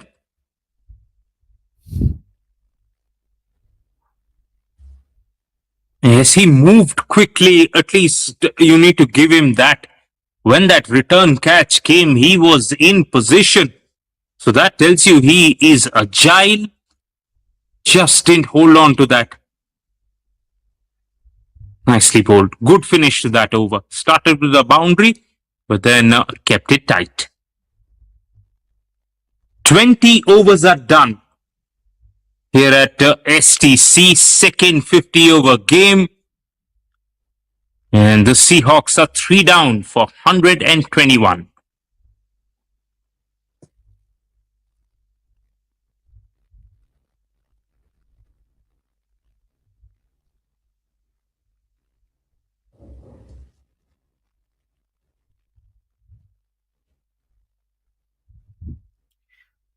Prashant Madhukar to continue his fourth over, and Nirmal Kumar with the 49 runs out of 40 balls on strike. That's it. He'll be getting a beautiful half century here in STC Oval in a second one-day match between Seahawks and Malaysia 11. Yes, it's been a breezy half century. Hasn't looked troubled at all. A dot ball. Beautiful bowling from Prashant Madhukar. Except that boundary in the previous over which he has bowled, he was trying to bowl the tight line and length, especially the new batter Ratnam. Ratnam flicks the ball towards square leg region to pick up a quick single, and he puts back Nirmal Kumar on strike. They need to be searching for a wicket here. Bring one extra fielder in, do whatever you can, but try and pick up a wicket. These two bat on for the next half an hour or so, and they head into the 30th over mark with just been 3 down. Then the next 20 overs, they will try and play a real form of T20 cricket, that is, and will go hammer and tongs on a good surface. So important that Malaysia 11 can make a move, do something out of the ordinary, bring extra fielders in, bring a catching fielder if they want, but try and pick up a wicket. Ratnam is on strike, facing the last ball. A decent over from Prashant Madhukar, where just 3 runs coming from this over. He has bowled 4 overs so far, hasn't picked up the wicket yet, but a wonderful spell. He's trying to support other bowlers. Hamza, on the other hand, was trying to get a wicket opportunity. 21 overs gone. Seahawks are with 124 for 3. Nirmal Kumar, in the previous game too, played quite well. He scored 40 odd runs, and the team required him to score some runs and put some decent total on the board. He stood up tall in the previous game, and now again, when batters were getting dismissed and things were slow, Vishal was looking for a partner. Nirmal came in and he scored 51 runs. He built a good partnership with Vishal, but later the partnership has been broken, and now they are in a quite decent stage. Ratnam needs to support Nirmal at the moment. Good cover drive from Nirmal Kumar. Just a single for that.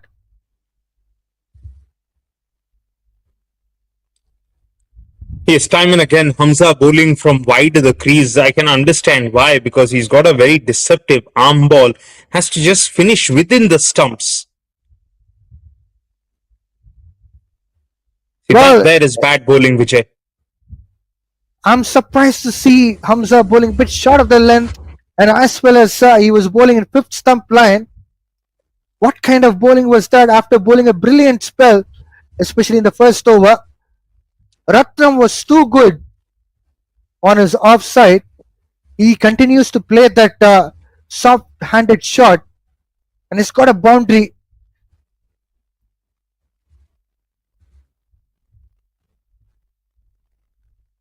Much better from Hamza, fuller length and arm ball as well. Yes, there's enough on the surface even for the spinners to make the batters play against the turn, against the grain. So if you can persist with the stump to stump line, we said that for the pacers as well. Once there is a bit of grass cover, Vijay, all you're looking to do as a bowler is finish the ball within the stumps. You can still bowl on the outside half of off stump, on the inside half of leg stump, but finish within the stumps. Absolutely correct. At the moment, Hamza is trying to do that, but he is not apt as far as his stump line is concerned, but still managing to bowl 3 dot balls. But this is what he has to keep doing it. Stump to stump line. Dancing down the wicket. Ratnam was trying to go for the flick shot. Well fielded by Hamza on his own bowling. 4 dot balls on a trot, which made the things a bit different from that boundary which the batters got. Ratnam especially. 22 overs gone. Seahawks are 129 for 3.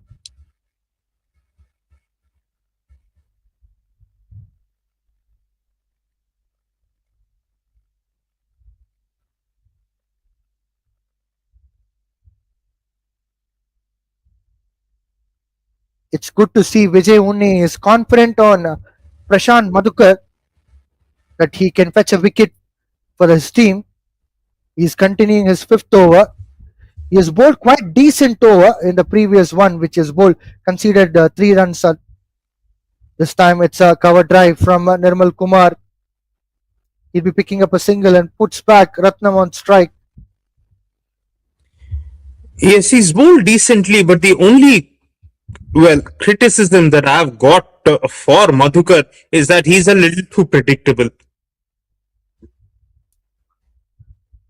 As a mystery Slower. spinner, the last thing you want, Vijay, is to be predictable. There is. I myself try to bowl a little bit of mystery with white ball cricket, whatever chance that I get to play. And what I've learned by bowling that kind of spin is that A, you need to have multiple deliveries, and B, you need to be able to bowl different deliveries at different times in your spell. So if googly is your attacking option, you need to save that to a point where you can set up a batter. You need to be bowling something that spins away from the right hander to begin with. Right now, I don't think Prashant Madhukar has got anything that spins away from the right hander. Be it the conventional leg break, be it the carom ball, be it the outswinger, whatever you can come up with. Once you can perfect that ball, then the googly, then the one that comes back in becomes extremely deceptive. So far, he's one dimensional. That's a good pull shot from Nirmal Kumar. He gets a boundary for that. What a lovely shot from him. Bit short of the length from Prashant Madhukar. As Babashish was saying, he is predictable. It's a slight turn. Well played by Nirmal Kumar. Yes, once you're predictable, that short of length ball will only make the batters comfortable enough to go for the boundary shots. You can see now they're milking him. 4 singles and a 4 in this over. Nirmal Kumar tries to push for a single. And a decent over for Seahawks after they were struggling for a while to get some runs. And now they got like about 9 runs in this over. 23 overs done and dusted. Seahawks are 138 for 3. So, Babashish, I would like to add a point which you have mentioned about the critics for Prashant Madhukar, especially he is predictable. I completely agree with you because I have been talking with the bowlers who are bowling with Varun Chakravarti. He is one of the famous India's mystery spinner. As you mentioned, the term mystery spinner always make the batters to feel what kind of delivery would be the next. If there is no such kind of thought coming to the batter's head, there's no point of calling that particular spinner as a mystery spinner. And as you mentioned rightly, it's just one or two dimensional spinner. I'll get back to the point after this ball. A quick single by Nirmal Kumar. There's a bit of hesitation too, but still they managed to get that single comfortably. And I was also talking with mystery spinners. They were talking about the change of pace, the change of line and change of length to alongside with the change of using the fingers, carom ball, or probably the one which you were talking about, arm ball. Good looking shot from Ratnam, but has gone into the hand of the fielder. No run taken, a dot ball. So I think change of pace also matters a lot, Babashish. Oh, there's an Across the outside line edge. shot. Yes, you're right. Change of more so the change of line, as you mentioned, because I think the length kind of remains the same, at least in all forms of white ball cricket. You want to be bowling a length that is still hitting the stumps. But in terms of the line, yes, that can shift. That can shift from fifth stump to fourth stump to the stumps on offer. Now that's okay. We'll come back to Ball up in the air. It has landed in no man land. A single will be coming here for Ratnam. Quite decent over so far for Hamza. Yes, Babashish. yes. We'll come back to that perhaps in the next over if Madhukar continues. That's a good late cut shot from Nirmal Kumar. We have seen that in numerous times. He's quite successful with that. He'll be picking up a couple of runs. A decent over by Hamza, where he has just conceded 4 runs, but on top of it, Nirmal Kumar tries to dominate with his skills. 24 overs gone, 142 for 3. It's just to finish that point, Vijay. What we want to see in terms of the mystery bowlers that are coming up these days, we want them to be trying out things in the nets, be confident with those variations, and then be able to bowl them in match situation. So I get a feeling that somebody like Madhukar hasn't perhaps developed the confidence that he needs to be having to be able to bowl the carom ball so far. That's why we don't see that in a match situation so far. Otherwise, on a surface that is turning, that is helping him with a bit of spin on offer, he should have bowled few of those. A good change from Vijay here. It looked like Prashant Madhukar was becoming a little too easy for these two batters to pick. That's why he's going to change the bowler here. Is he going back to Amir right now? Oh, wait, Yes, of hang on. course. Amir was ready. Oh, yeah, he is still the one who will be bowling. Yeah, go on. Yeah. So I've also spoke with the mystery spinners coach, particularly Varun Chakravarti's specialist coach, who's also currently working with UP Warriors. They were talking about the same thing. It's better to train with the match scenario on the center wicket before coming onto the match. Even the nets sometimes might be a bit different scenario, but having the fielders set, how do you want to set the fielders? Having the field set with the center wicket practice during the match practice time would be more effective. We'll come back to that. Bowling on down the leg side, Ratnam flicks the ball onto the deep square leg region to pick up a single. So match scenario in the center wicket practice would be very helpful, especially for the mystery spinners. They would get to know what kind of shots which batters would go against them. I think you're right, absolutely right. Now for Amir Khan, he needs to be thinking about how he can dislodge Nirmal or Ratnam. Can't be just going through the motion and being picked for singles to both sides of the pitch. Stem fuller length from Amir Khan.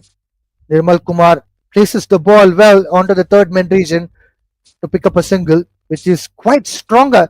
He's trying to show that time and again.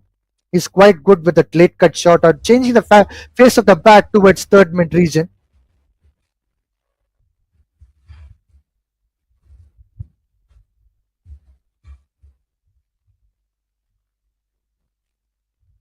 Bit short of the length. Played well by Ratnam. Can they able to get the second run? They would be comfortable with single and a good call from non-striking batter to stay on.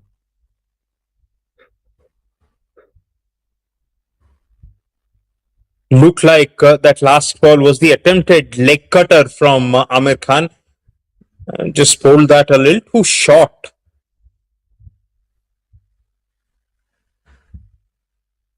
Once again, a shorter delivery. Well placed by Nirmal Kumar towards mid-wicket region to pick up a single. Runs are leaking out for Malaysia 11 in terms of bowling unit. They can't afford to give away these runs like this. Yes, maybe try bowling round the wicket, couple of balls in this over. Because from over the wicket, these two look really confident and comfortable. Much better. He was bowling full length this time.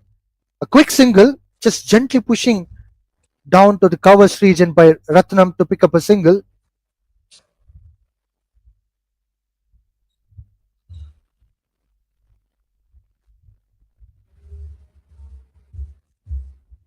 Only thing that has gone Malaysia 11's way so far is the over rate.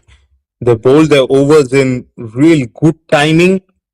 But apart from that, this partnership looks at ease.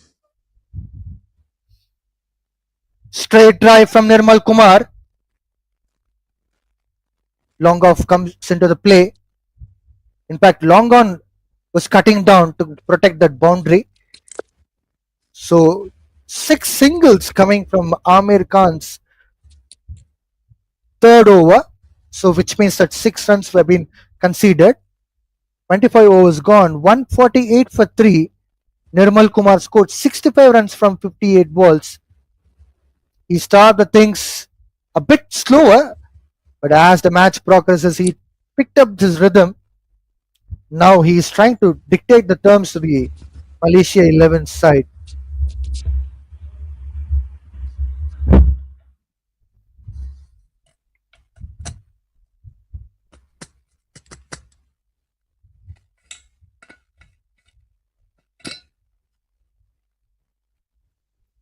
That's a cracking shot from Nirmal Kumar. Hamza will be continuing his fifth over. The first ball, it's just a dot ball, but it was a good looking shot from him.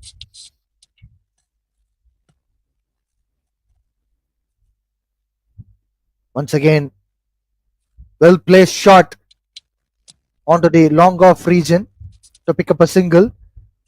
Hamza is trying to bowl a more of arm balls. What do you say, Babashish? Yes, just bowling a little too full here, Vijay, for me. That's a much better length. A Oh, trouble there's a there. hesitation. Keeper thinks they've got their man, but Ratnam has just got back in time. But much better length from Hamza there. Not too full, not short enough. So the batter is forced to lunge forward. When you compare that to the first two deliveries, the first one was over pitch, second one was full pitch. So the third ball is just the perfect template for Hamza. Absolutely, Babashish. He has to continue to bowl that kind of a length. Swept well by Ratnam. Ball up in the air, but landed in no man's land. It can fetch a couple of runs, and yes, it does. With that, It's that same length. It's that same length, Vijay. with that, Seahawks got 150 runs on the board now. 151 for 3 in 25.4 overs. Bowling on down the leg side. Ratnam pulls the ball well. He is getting the boundary here. He is unstoppable at the moment. Anything bit short of the length, down the leg, it will be punished severely. Yeah, that's inexperience from Hamza. Two good balls, and then he's tried to do something different.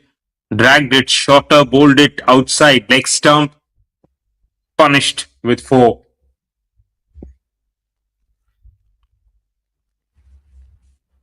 Last ball coming up. Ratnam on strike. Wonderful ball this time. Quick single. 26 overs gone. 156 for 3. So, Babashish, what do you say about the last ball? I think it was looking fair, decent enough. Yes, it was. It's just that he's not bowling enough of those. In the previous over as well, they've conceded 8 runs. Run rate now up to a runner ball, and Seahawks will take that. As we were mentioning, down at the 30 over mark, if they're only 3 down, then Seahawks will believe they can double the score. So 170, 180, they can double that. Fuller length by Amir Khan. Ratnam was trying to go for the a drive shot. Yeah, good captaincy there from Vijay. He's kept the mid-off up. Last over from Amir Khan, we saw 6 singles. At least now they're attacking with one more fielder up, the mid-off up in the ring. The shot of the length wider as well. No run taken in this account. That's what they need to do, Malaysia 11 from here on in. Try and bring the extra fielder up, make Ratnam and Nirmal Kumar to play lofted shots here. Clean bowled. That's an excellent ball from Amir Khan. He has broke the partnership at the right time. Seahawks lost their skipper Ratnam for 26 runs. Fantastic one from Amir Khan. Also, this is good captaincy. We spoke about the mid-off being up, 2 dot balls there, and Ratnam went with hard hands. So it's a combination of some good bowling and brilliant captaincy that has given Malaysia 11 this breakthrough.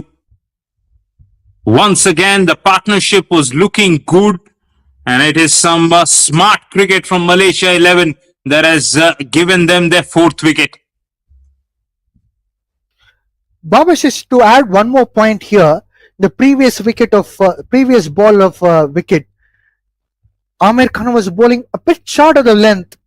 Point was placed a bit backward point kind of a position has been placed for that cut shot. I think they realized that Ratnam would be going for the cut shot and they might go for the catching. So that's again a brilliant field set by Vijay Unni, skipper of Malaysia 11. Overall, it's a wonderful performance from Malaysia 11 to get back on roll.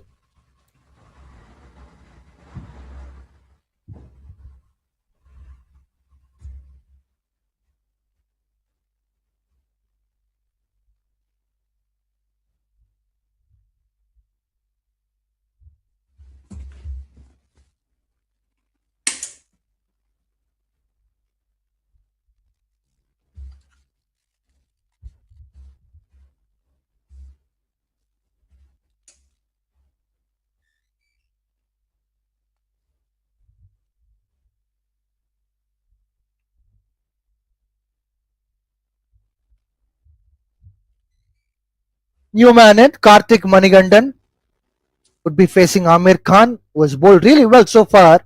His 4th over, bowled 3 deliveries and picked up a wicket. Once again, a dot ball. He's trying to build the pressure on the batting team.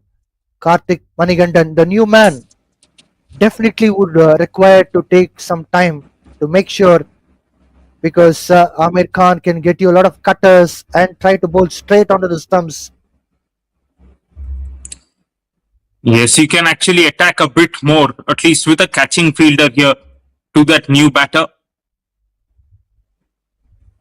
It's short of the length. Nah. Karthik Manigandan going with a back foot punch to pick up a single. He's on mark with the single.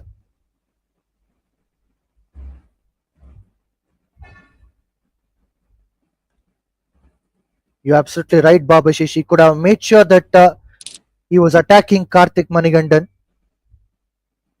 Last ball coming up. Well bowled by Amir Khan. Nirmal Kumar plays the soft hand, pushes ball and picks up a single.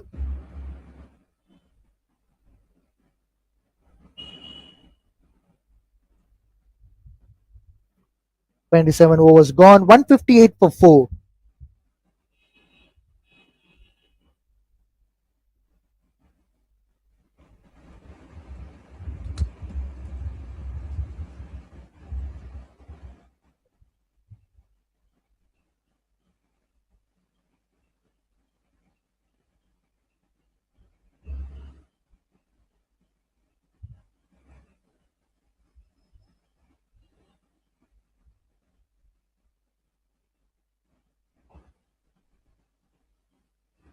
I know Hamza will be bowling this over, but I think this is a good time to bring back the left arm fast bowler back in. Bit short of the length again. Nirmal Kumar trying to go for that late cut shot. Backward point comes into the play to protect that boundary. Yes, I think they can actually bring back Mohammad Akram from this particular end if Hamza has bowled out this spell. Nirmal Kumar lunges down well to play that cover drive. Bit of fumble out there in the deep, which fetches a couple of runs. Especially to attack somebody like Karthik Manigandan, who's just come out to bat. See if you can rush him with a bit of extra pace. Good sweep shot from Nirmal Kumar.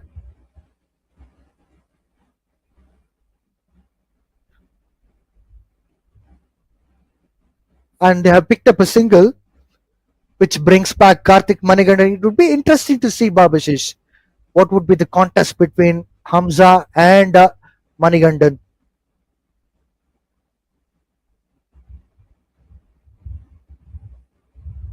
Arm ball again from Hamza, stump to stump line. Nothing much, just a dot ball. Can bowl a little slow here to the new batter. Once again, a dot Rather ball. than Absolutely correct. yes, rather than bowling quick and on the stumps, just try and be slow and just outside off. 3 dot balls on a trot. 28 overs gone. 161 for 4. You're absolutely right, Babashish. Last week, I had a conversation with Mr. L. Sivaram Krishnan, former Indian leg spinner. He was also mentioning the same point. Being a spinner every time, it doesn't mean that you have to bowl quicker. Sometimes you have to bowl with the slower ones, which would be very effective, and it would be wicket taking delivery as well. But these days in the T20 era, we are seeing a lot of spin bowlers bowling quicker. Probably it could be a variation, but it shouldn't be every single time. The ball should be quicker. You are absolutely on point. Amir Khan will continue. The second spell has given him the wicket. The captain put the trust in him by getting the mid-off up, and eventually that got the wicket. Leg cutter. Played late by Nirmal Kumar towards third man region to pick up a single. Nirmal Kumar is patient enough to make sure that he is getting that individual score bigger and larger. At the same time, he is making sure that he's studying the ship for Seahawks team. Down the leg by Amir Khan. Poor bowling from him. Karthik Manigandan is trying to utilize that by playing the flick shot. Just dot Good ball. call from Nirmal. Yeah, very good call from Nirmal not to take that single because that was hit straight to the fielder.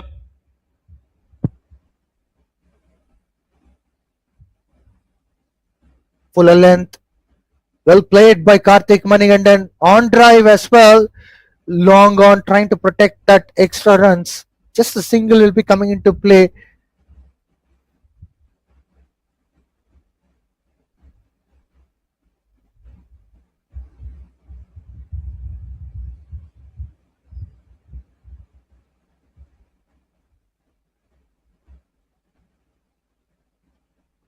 What a line and length from Amir Khan. Straight on the stumps. No run taken there. A dot ball. Babashish, this is what you were talking about a couple of overs ago. Yes, and what he's done well in this spell is bowled the cross seam well as well. So apart from the leg cutter, apart from the seam up, that last ball was a cross seam ball. The odd one will skid through. Well, there's an opportunity for the catch, but no fielder there. Again, there is a mix-up, but luckily there wasn't much of trouble. Somehow they managed to pick up a single. There was so much of action around.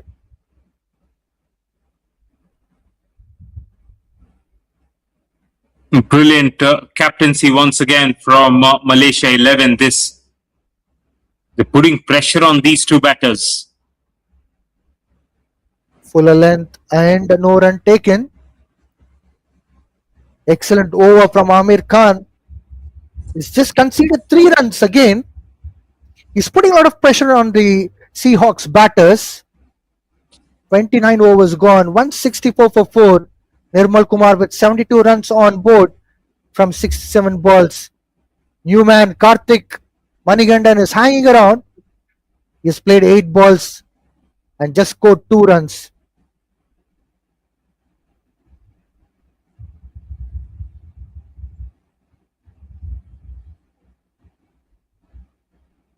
Into his 7th over now, Hamza.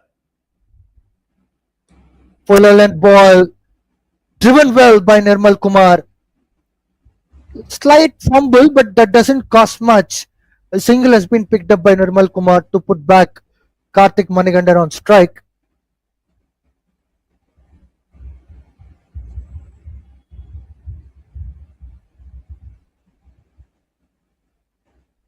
This time it's a bit slower, but onto the middle stump and leg stump line. Karthik Manigandan trying to flick the ball, but no run taken in that account. This time bit short of the length. Back foot shot by Karthik Manigandan to pick up a single.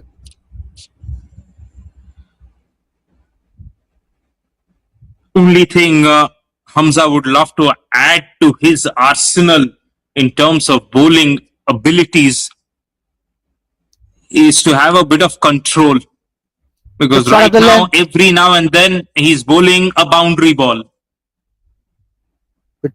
A bit short of the length by Hamza. Punished by Nirmal Kumar with his marvelous pull shot. That is his signature shot.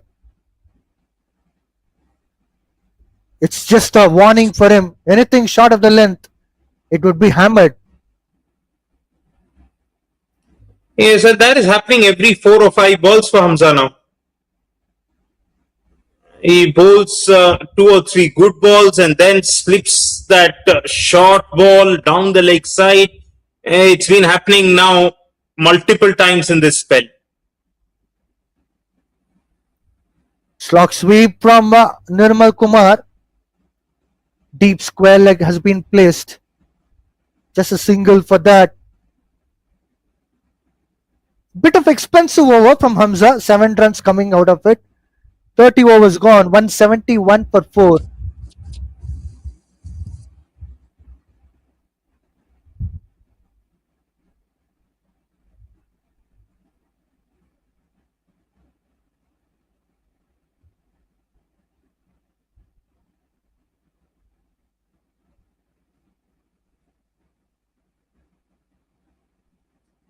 Yes, the captain of Malaysia 11 needs to be thinking about making a change from the other end because Amir Khan is actually keeping it tight from this particular end.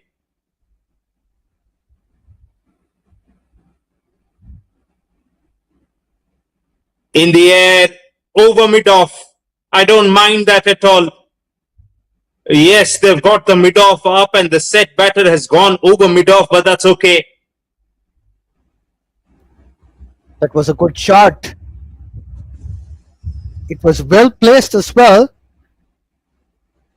A boundary is required for Seahawks because they lost a wicket. They will be looking forward to get as many runs as possible and would be looking forward to stitch another partnership.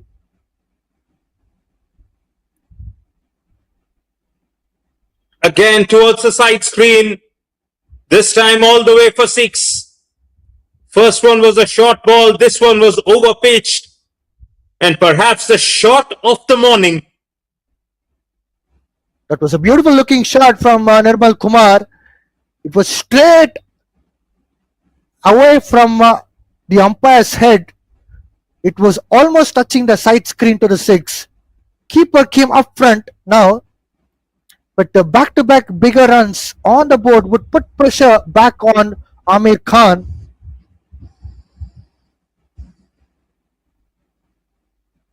Now in the air and dropped. Looked like that definitely carried to that fielder. Real opportunity. Amir Khan could have got the prized wicket. Yes, by the time he dived, it went out of his hands. So opportunity goes begging.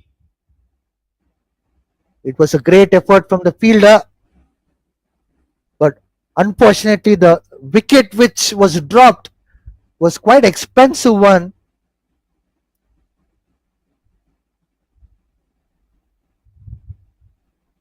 It could have Yes, been a that might. it could have been a costly wicket of Nirmal Kumar, who scored like about 89 runs so far. Unfortunately, it has been put down.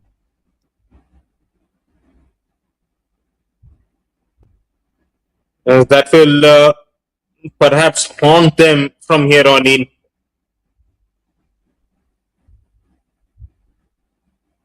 Change of pace once again. Ball down the leg side was hit for a run. We can sense the urgency by Nirmal Kumar by hitting the shots around the corner. First one we saw the boundary, the second one was 6. Third one he was trying to cut the ball towards third man region where the catch was put down.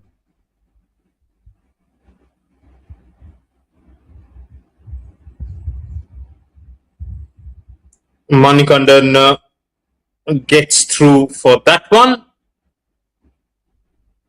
31 overs are done.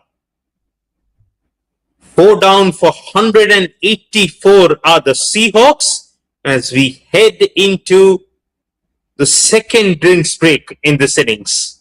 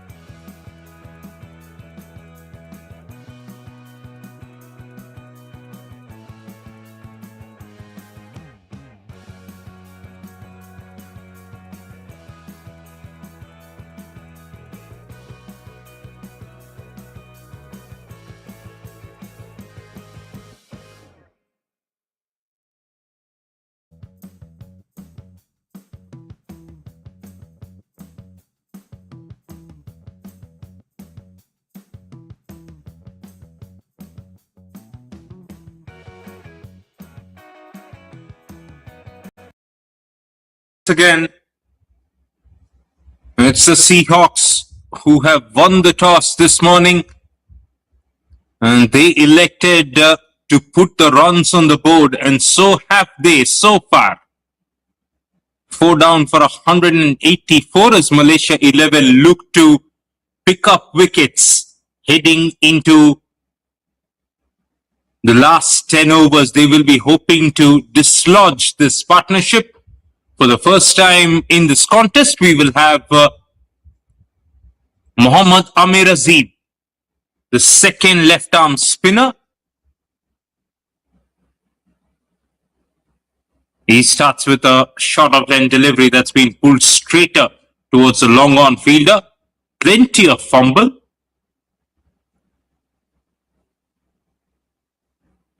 But just one.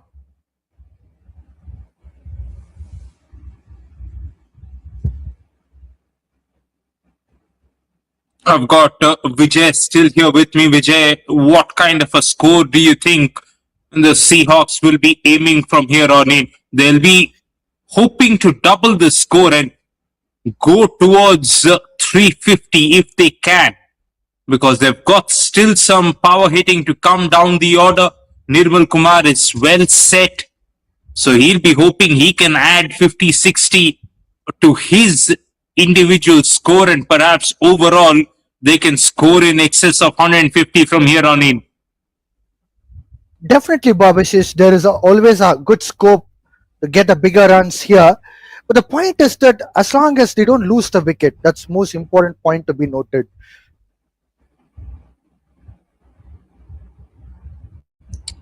Yes, and they don't have to tee off straight away. Manikandan can take a bit more time before he starts playing the big shots. Nicely looped up, tossed up. Terrific first over from Mohammad Amir Azim.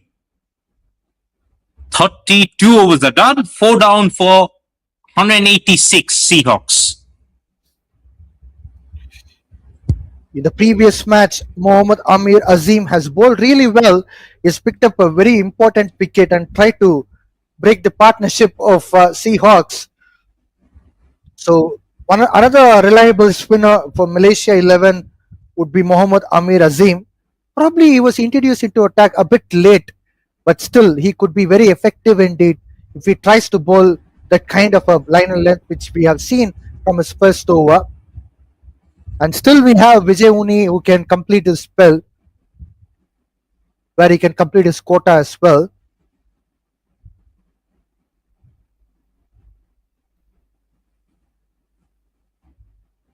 I was actually expecting them to bring back Mohammad Akram. That might happen if they will give Amir Khan a break from this spell. I know he's picked up a wicket, but maybe they need a bit of extra pace now.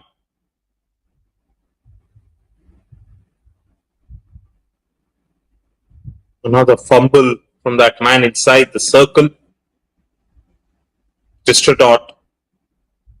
Amir Khan bowled really well last before overs, couple of overs where he was just conceding 3 runs per over, but his previous over was 13 runs which he given away.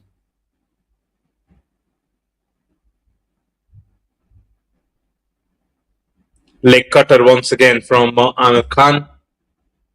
You can see he's got more variety than Madhukar. He's got the seam up, he's got the cross seam, and then he bowls the leg cutter. Now that's the point I was trying to make here. I think, watching somebody like Amir Khan, Madhukar will be learning to be able to bowl that some form of leg cutter. Be the leg spin, carrom ball, whatever that is. Good looking shot down the ground from Nirmal Kumar. Goes to 92 here. So by the end of the day, it's learning for Malaysia.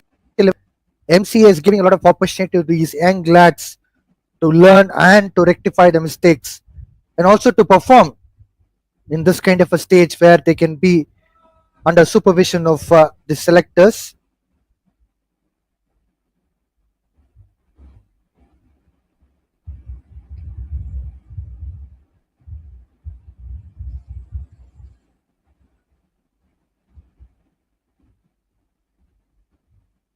It's a good opportunity for them to improvise the game.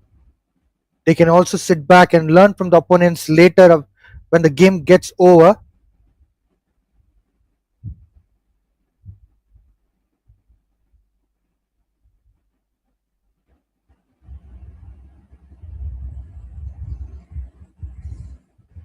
A tidy 33 over. overs are done. Yes, was a tidy over indeed. Only couple of singles. 4 down for 188.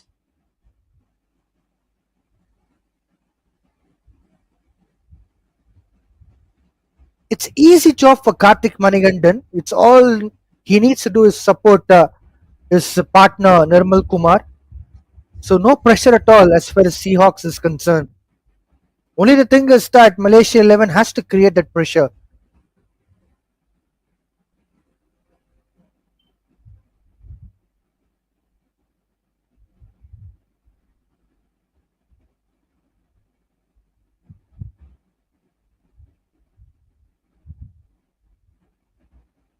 Single came in, which brings back Karthik Manigandan on strike.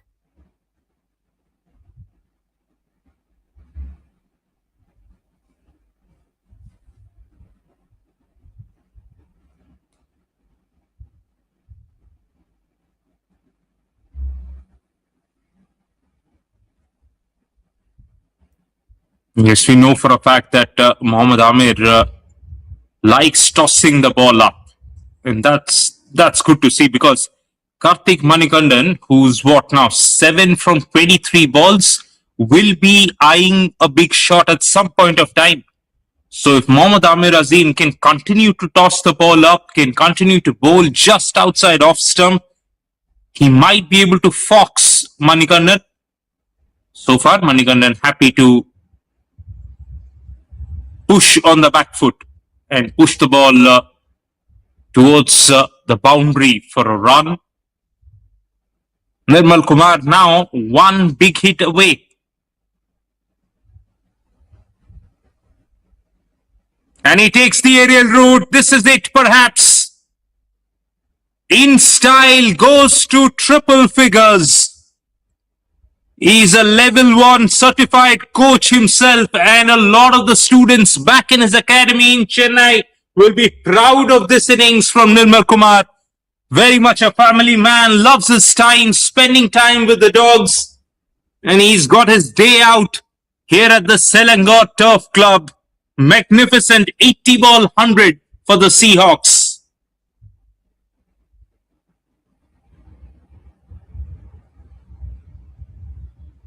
He finds the bottom of the bat this time. One bounce towards the long on fielder. 34 overs are done. 4 down for 199. Go on, Vijay.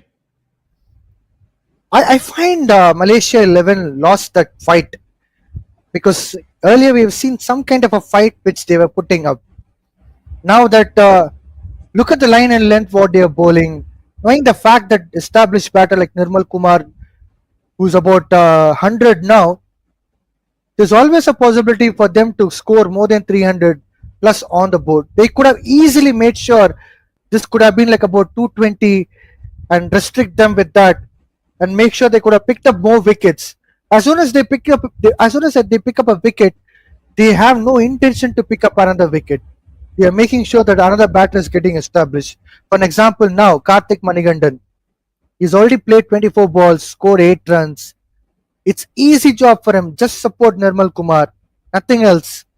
Already runs are coming from Nirmal Kumar's bat. 34 overs gone, 200 almost on the board. They can't afford to lose all of a sudden the grip, which means that whatever pressure or whatever intent which has been put early gone vain. Well, we wanted them to bring back pace on offer, and I thought because Mohammad Akram bowled lesser overs in that opening burst, it will be him who gets the crack. But instead, it's Arif who's bowled 5 overs on the trot there. He's got a lot of time to reflect on those 5 overs. And then he's the one who's come back for the start of the 35th over.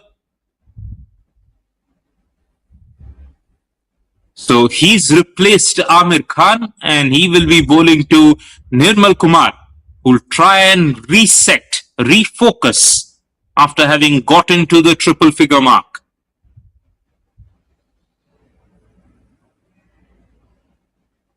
Attempted Yorker straight away from Arif, dot ball. No, I accept the fact that Arif is one of the talented bowlers what Malaysia has got. I also accept the fact that all these bowlers, right from Hamza to Muhammad Amir Azim, are all talented, but they can't lose the basics in the game because we have seen how many extras were being bowled by Arif just in the form of whites. I'll get back to that point after this ball. Amount of extras which were being bowled. Second thing is that length.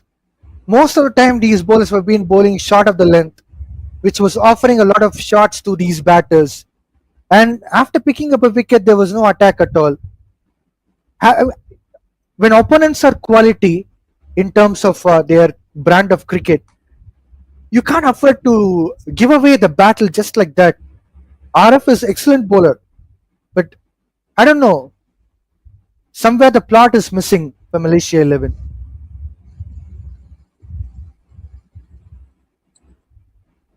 Yes, he'll be hoping he can be a lot more tighter, disciplined in this spell with that single 200 up for the Seahawks. More than half of it has been scored by Nirmal Kumar. Came out to bat in at number 4, 9 fours and 3 sixes. It's a 6 against Amir that got him to that milestone. Now Manikandan goes deep in the crease and just fends that short ball away. It won't be a bad idea to deliver that Yorker to Kartik Manikandan, who's got a trigger where he goes back in the crease. If Arif has noticed that, he should be trying to hit the front pad or the back pad for that matter, because once you're that far back, closer to the stumps, once you miss the straight ball, you're a definite candidate for leg before shout. So let's see if Arif has picked that one up and does he go for the glory ball. No, he's gone shorter again. Maybe the variation will come towards the end of this over. It could be Arif trying to set up Manikandan here with 2 short balls and then go real full on the stumps. That's how it should be. If he wants a wicket, that's how the intent should be. That's how the attack should be. Because at the moment, Kartik Manikandan would be only the target. Last ball coming up of 35th over.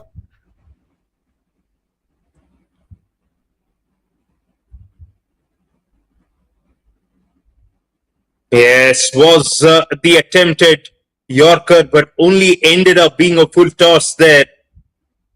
It's a good plan from Arif, wasn't able to execute that perfectly. 35 overs are done, 4 down for 200 are Seahawks. Malaysia 11 can simplify their plans. If they want to cut down that 300 runs on the board, definitely if this partnership, or even if they lose a couple of wickets, if they can able to get 100 plus runs out of that 15 overs, it would be easy for them to reach out 300 plus on the board. But Malaysia have to simplify it. Probably in next 2 overs, if they can able to pick up a wicket, and if you take from that 2 overs to next 3 overs, attack that new player who will be in the center and try to pick up at least a couple of wickets. So if 2 to 3 wickets are falling in next 6-7 overs, they are right on money.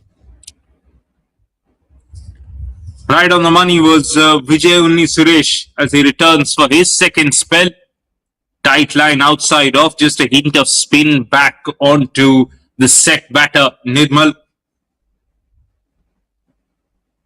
That is too far wider outside off. Been picked up for a run. Back with Karthik Manikandan, perhaps his best opportunity to get his scoring going. Matchup in favour. Right arm offie bowling. He's 8 from 27, get a few boundaries. Hits that ball too straight on the leg side there. Should have done better to force that one away on the onside. Just a run. Nirmal Kumar have to stay back here to make sure the Seahawks is getting a big score on the board. He can't make his wicket to fall at this point of time. I understand the sense of urgency. He's already scored a century, but keeping his individual milestone apart, he should try to stay on there and build a partnership with Karthik Manikandan and score 350 plus on the board. He can convert the score to bigger one too.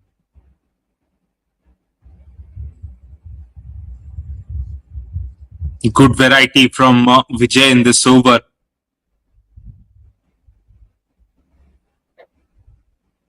The fourth ball of the over was the carom ball. And then for the fifth one, bowled that quicker ball. Now for the last ball, he's gone for the carom once again. And that's been hit in the gap by Manikandan. Couple of runs. So 4 runs from Vijay's return spell. That first over that he's bowled. 36 overs are done. 4 down for 205 Seahawks. At one point of time, Seahawks were struggling with the run rate. They were not able to get that 5 on consistent basis in first 10 overs. Getting that 50 runs on the board was a big struggle for them. Now, if you look into their run rate, it's 5.69. Seahawks have to work on that part. I'm sure that there are a lot of other batters to come down the line in terms of batting, but Nirmal Kumar should remain calm and cool as always he is. Arif continues his 7th over. Yes, nobody there in the deep. No protection whatsoever for that short ball. And for a set batter, it's bread and butter. Pulled away with ease.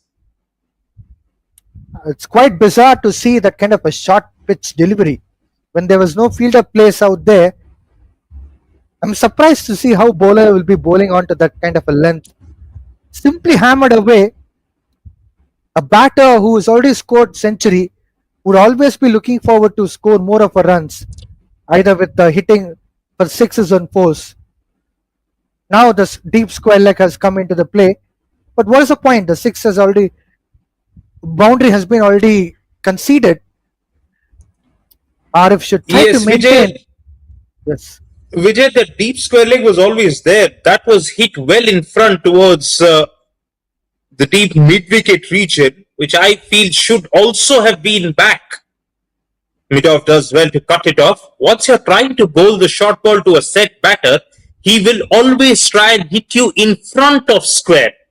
And you don't have a lot of pace to force him to hit you behind square, that is. So the protection should have been there before the boundary, as you mentioned. Having a deep square leg is fine, but to a set batter, you need protection in front of square as well, especially when you don't have express pace. Definitely.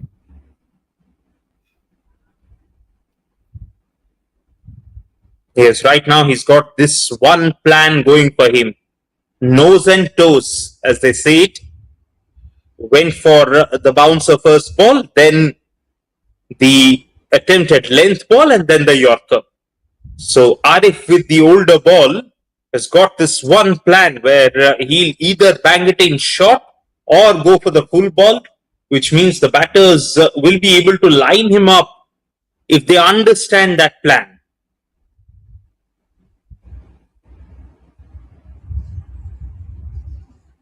There you go, now behind square. Short fine leg up. Again, this is questionable captaincy indeed.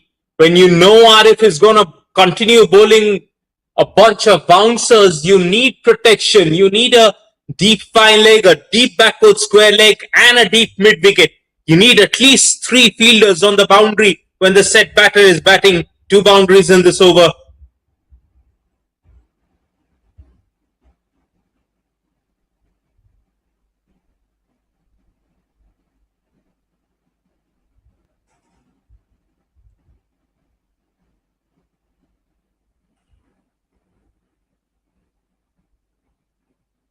Babashish, you're right as far as field set is concerned. Deep fine leg, deep backward square leg, and deep mid wicket. But either I should call it as a poor captaincy at this point of time, or bowler is completely clueless, knowing the fact that there are no fielders out there. At least the bowler should try to use his presence of mind. When the fielders are not there, you can't afford to bowl those kind of short pitch ball. It's not even complete bouncer. It's not even like a vicious and lethal bouncer. A nice bowled the no ball. Was a full ball, but I don't think that's a no ball for the height. He should have perhaps gone over the white line. Irrespective of that, add to the two boundaries, Nirmal Kumar will now have another free hit. Go back to the start of the innings, Vijay. It was a no ball that freed up Nirmal Kumar, although he didn't get a boundary, might have really eased him psychologically. Now, after 100, he's got another shot at Arif with that free hit. Last ball of this over. Nirmal just shuffles onto the offside and picks it up towards the long on fielder, who does well to bring the ball back in play. Only a single. Nirmal will keep the strike. You're absolutely right. Yeah, go on. You're absolutely right as far as no ball is concerned. That was the one which boosted the confidence as far as Nirmal Kumar was concerned. I don't know. Sometimes even extras will spoil the rhythm of bowling. When you're a bowler, when you're trying to bowl with a proper line and length, those three wides which were being bowled in a over by Arif, that itself says and summarizes what condition could be for his throughout 10 overs quota. And now we are watching the consequences. I would say I'm quite impressed with the bowling again. On flip side, it looks like a very dark side of Malaysia's 11 bowling attack. Look at that fumble again. Oh my words. Yes, a lot of these players are learning on the job, as we mentioned. They need to make sure that they've got their game spot on for the next hour or so. Flashed away, no stopping that. Now Nirmal is seeing it like a football, just enough width on offer for him to spread his wings and cuts it for four.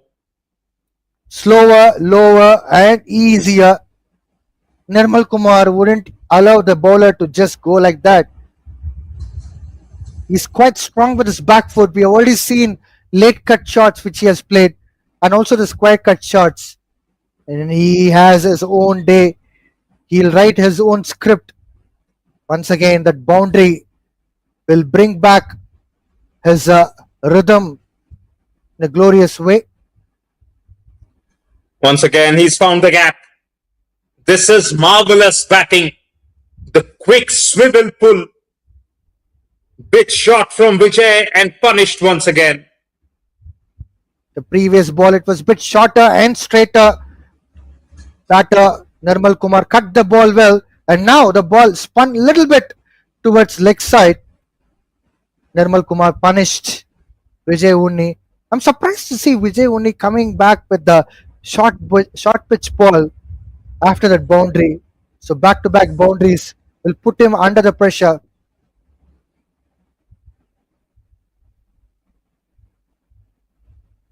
Yes, you can see he's under a lot of pressure right now, Vijay. Even that wide was a bit shorter in length. Very lucky that this time the pull shot went one bounce straight to the fielder. That could have easily been in the gap too. So Nirmal Kumar has four short pitch ball on a trot. yes, Nirmal Kumar. What he's done here, he's given Karthik Manikandan enough time to get set.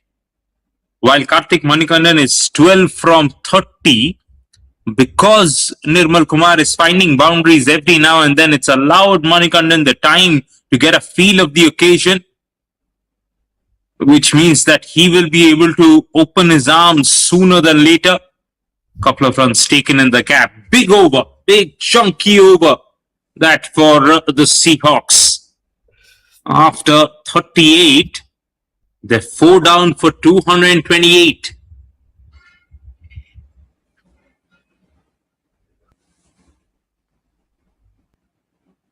I would to the batter this innings is concerned. Plus, in terms of Malaysia 11 side,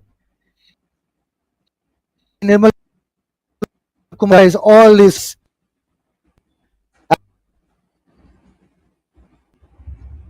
could have bowled once again.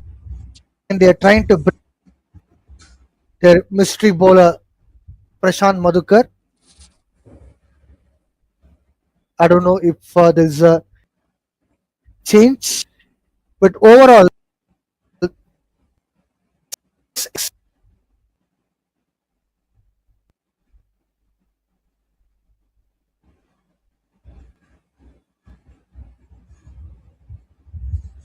this innings could have been in the hands of Malaysia 11 quite comfortably.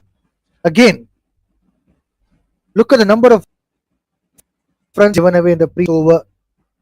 13 runs. He was bowling quite decently. Yes, Prashant Madhukar to bowl.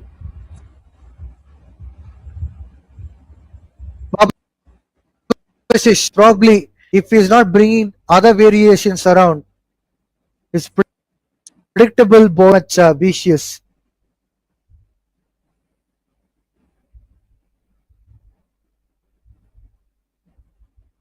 Bit of a misfield. That's the last thing they want. Currently, Nirmal and Karthik going well. You need the fielders to support your bowlers right now. You need something extraordinary on the field, in fact. A good catch, a good run out here and there. That's been swept away. It's a shot that he didn't play when Prashant Madhukar was bowling in the first spell. Nirmal Kumar, go back to our analysis. He didn't play that sweep shot then, but now he's seen enough of Prashant Madhukar. That's why you can see him playing the sweep shot. That's a hallmark of a good batter. Once you know all the variations, what the bowler has to offer, you know he's a little bit of he's slightly predictable, so you can use your feet and hit with the spin too. Was the quicker ball, picked it from the hand and then placed it perfectly. Look at the head position there. That is smart batting. Definitely, it's a wonderful batting from Nirmal Kumar. He's unstoppable at the moment. Malaysia 11 could be able to target to pick up a wicket of Karthik Manikandan. That would be a huge.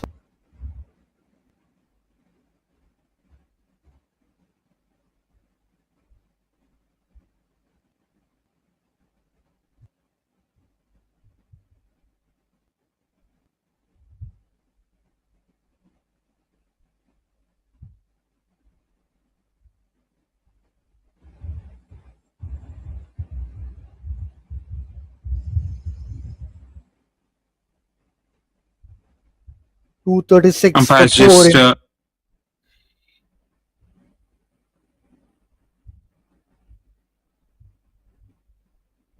umpires just looking at the ball there.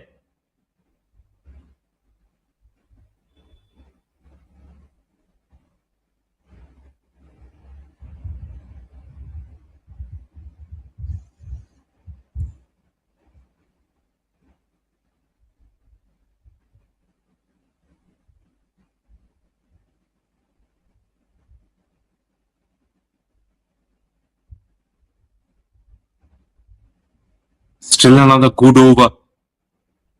Got a four, couple of runs, and then three singles to go with. So 9 already. Make that 10 run from Madhukar's return over. 39 overs are done. 4 down for 238.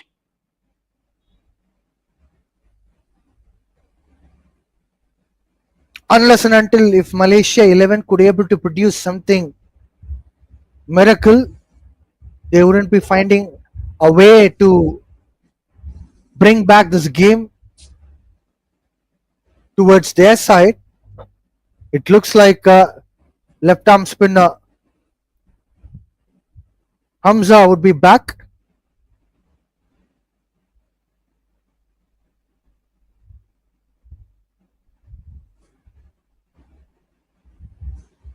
When situation demanded, Hamza picked up a wicket in his first over.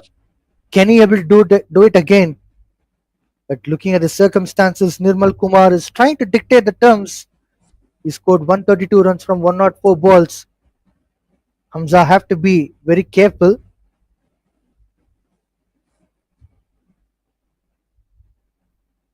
Yes, on the other hand, what Nirmal will be hoping is for Karthik Manikandan to finally get going. It's very difficult if there's one batter who's only hitting boundaries. That puts a lot of pressure on him. You want Karthik to be helping out. So far, he's only picking up singles, and what that will do is it'll put extra pressure on Nirmal Kumar because they're no more looking to score just not all, they're looking for sevens and eights every over. Therein lies the opportunity for Malaysia 11. Yes, that's what I'm talking about. Extra pressure on Nirmal Kumar, which is why he came down the track early, and Hamza had the opportunity to bowl the ball a little wider. I don't think this is Hamza who's putting the pressure on Nirmal. It's Karthik Manikandan who's putting the extra pressure on Nirmal Kumar. So Karthik quickly has to change the rhythm of his batting and find a boundary. If he doesn't do that, it might be what brings the downfall of Nirmal Kumar, and Seahawks don't want that. He's not bothered.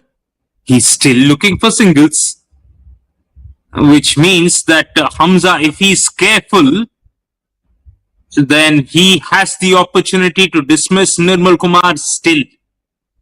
Be slow, be outside, off. In fact, he's bowled a quicker ball onto the pads. Quickly gets through that over, Hamza. We're down to the last 10 overs in this first innings, with the Seahawks in great position. They're 4 down for 2-4-2.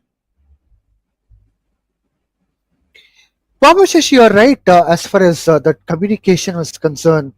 Of late, I have worked with one of the teams as a coaching staff, and I came across with this kind of a scenarios. Batters have very lesser communication in the center. Probably if they can able to share the responsibilities, and if they can able to share that particular over, who will be facing whom, the roles, that would be in better circumstances. Nirmal Kumar, I beg your pardon, it's Karthik Manigandan, picked a couple of runs on the offside, and it's time for him to blaze the guns and make sure that he is also getting runs on his name. Prashant Madhukar is continuing his seventh over. He's bowling down the leg, and a flick shot has been played. Quickly, they pick up a single. This brings back Nirmal Kumar on strike. They require just 5 runs to get 250 on the board.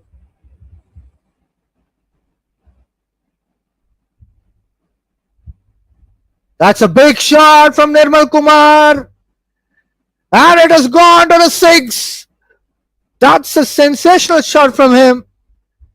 This takes the score to 251 runs on board with a loss of 4 wickets. Seahawks are rocking here in STC Oval.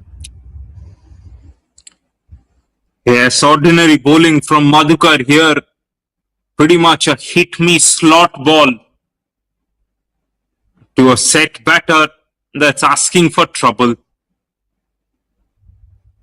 Already, he's conceded 9 from the first 3 balls.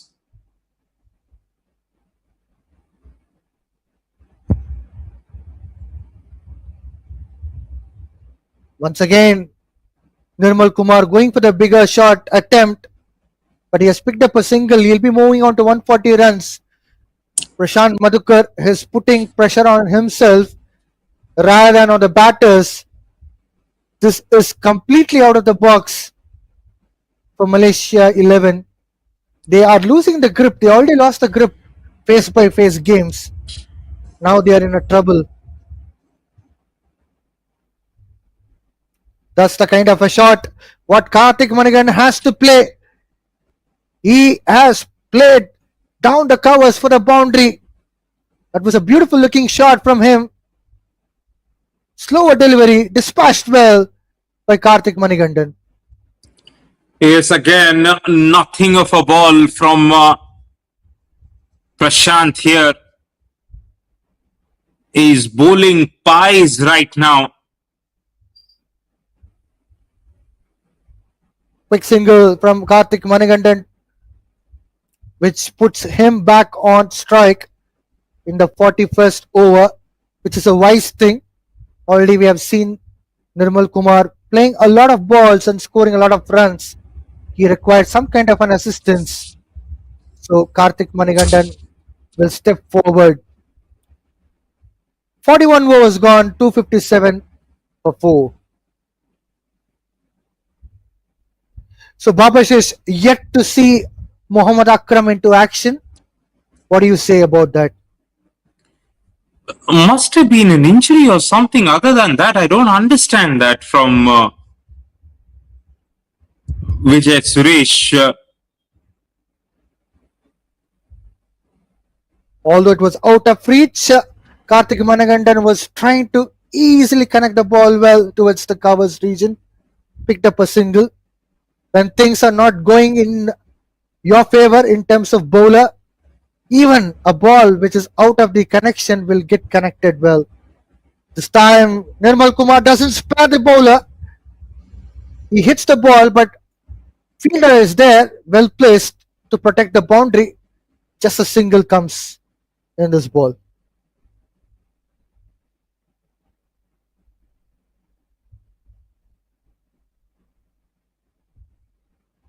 Once again, pushing down the covers region to pick up a single. Singles are leaking out like anything. Karthik Manigandan puts back Nirmal Kumar on strike. Yes, to Nirmal, the plan from Hamza has been to bowl wide outside off. That's a big shot from Nirmal Kumar. And it has gone to the boundary as well. Nirmal Kumar, he has his own day written from the heaven, which says that he can get a big score. He is getting all the shots right today. Right from the front foot shot to the back foot shot, from the square leg to mid wicket, covers to third man, point to straight towards long on or long off. This time it's a miscued shot, it's up in the air ball. Fielder is also not there, and it has gone out of the ground for the six. What a lovely shot, although it does not come from the center of the bat. I think that did come from the center of the bat, Vijay. That's gone a mile straighter. What a lovely way to go past 150 as well. Very much on course to get a double with the amount of time remaining in this innings. If he gets enough support from Karthik Manikandan, then Nirmal Kumar P might very well script history here. Last ball coming up. Once again, it's a big shot from Nirmal Kumar. Once again, it's a good running between wickets by these two batters. It looks like a good protection out there in the deep. He has saved a couple of runs for the team.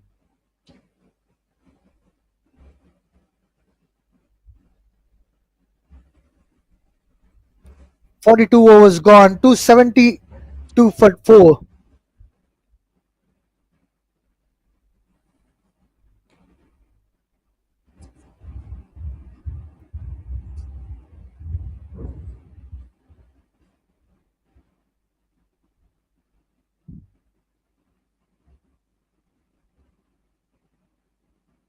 So, Babashish, if you're a captain of Malaysia 11, who would be the go-through man?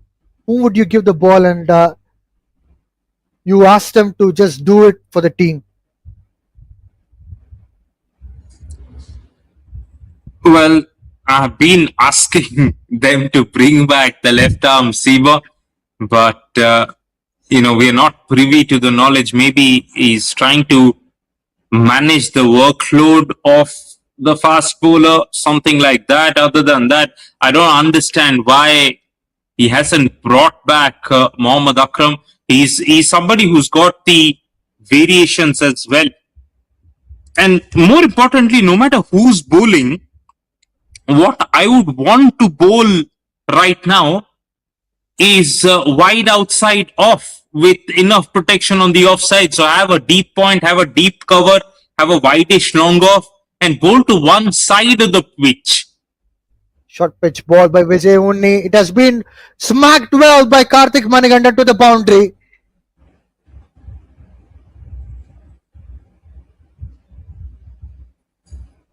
There you go. That's what I'm talking about. Now, it's okay to be bowling that line, but then have the protection, have a deep point. There is no point having a deep mid wicket, a deep backward square leg, and then bowling that line. That is asking for trouble. So it's okay to hide the ball outside off. Wonderful comeback from Vijay Unni after that boundary. It's a ball bit slower and also batter getting beaten for that. It summarizes that something Vijay Unni wants to do. Intent is a bit positive for the bowling team. Maybe he's looking for a wicket for sure. In between, it seems to be looking like they lost their goal of picking up a wicket.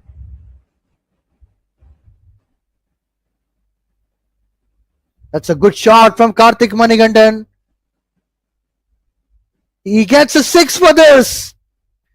Karthik Manikandan is right now trying to dictate the terms to Malaysia 11. Yes, got into great position as he played that lofted shot. You can see how that back knee collapsed at the point of contact, which means he's getting the power from down below. Once again, a flashy shot from Karthik Manikandan. He gets a boundary for this. 2 boundaries and a 6 in this over so far. Karthik Manikandan is unstoppable at the moment. Yes, was the carom ball, and he played that with the spin on offer. So not only he's watching the hand of Vijay Unni, but also he's able to get into great position to play those shots. Within no time, Karthik Manigandan has gone to 40 runs from 45 balls. Just this over has given him 14 runs. It would be a massive turning point for Seahawks team if they can able to take this partnership forward. They can go 350 runs plus for sure. Once again, a big shot, but couldn't able to execute it well by Karthik Manigandan. So no run taken. Predetermined shot. In fact, Babashish.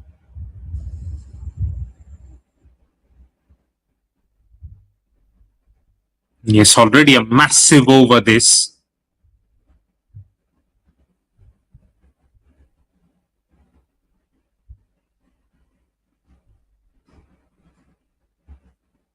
Fourteen already.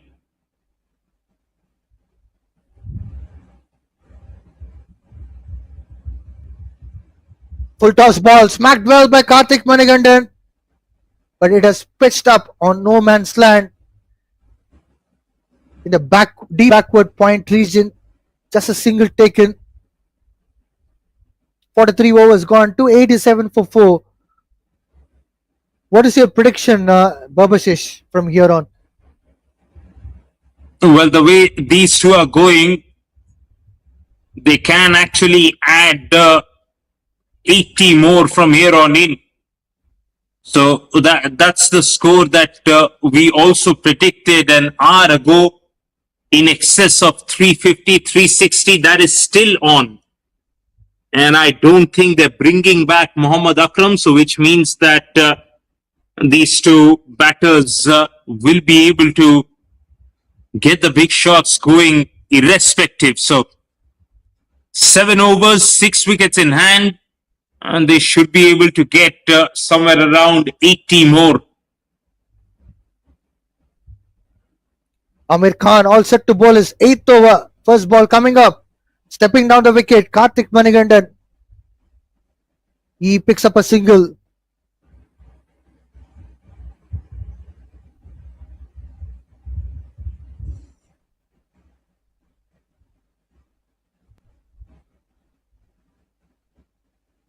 Well, I can see here umpire is signaling no ball and free hit as well. Nirmal Kumar has another privilege of facing the free hit. Can he able to utilize this? He has already got the 2 free hits. It's going to be third one.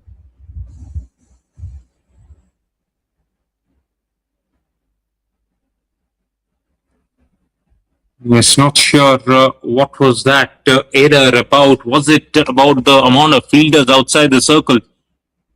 Stepping down the wicket, Nirmal Kumar picks up a single. It looks like a fielding, as you mentioned, Babashish. Definitely not overstepping. It's not even waist height ball.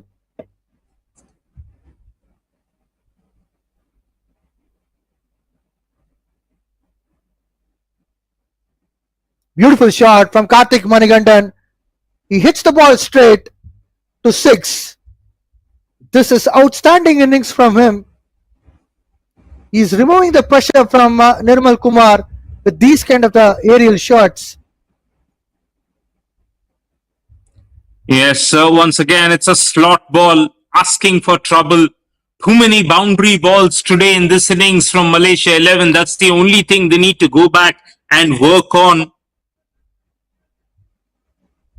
Smacked well by Karthik Manigandan. He gets a single for that. He moves on to 40 with that single. It would be a beautiful half century. Irrespective of his half century, the way he has helped his batting partner Nirmal Kumar was looking outstanding teamwork. Just 3 runs short for 300 runs. Seahawks. Full toss ball, lower one. Umpire signals wide for that. Things are not going favorable to Malaysia 11.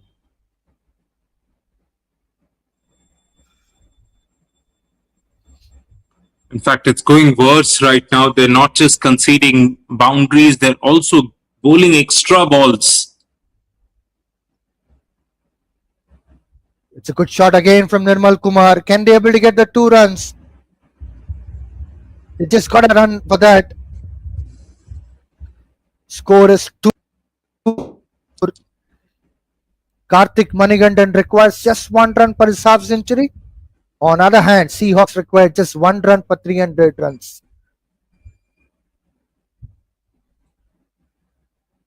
Slower delivery, well smacked by Karthik Manigandan. And it has gone to the 6. What a lovely way to bring his half century. Karthik Manigandan has done a brilliant job. Alongside that, Seahawks has reached 305 runs. Outstanding performance from the team. Karthik Manigandan stepped in when the team requires, and especially when his partner Nirmal Kumar requires that kind of a supportive role. He has provided that. That also paved the path to Nirmal Kumar to go for 156 runs. Yes, he was only 17 from 30 balls was Karthik. Since then, the acceleration has been mind-blowing. You can also argue that there's been some buffet bowling from Malaysia 11 once they've been put under the hammer. But take nothing away from Karthik Manikandan, how he's gone to fifth gear mode in the last 15 minutes or so. If this kind of bowling attack keeps continuing, I'm sure that Seahawks would be reaching out 400, Babashish.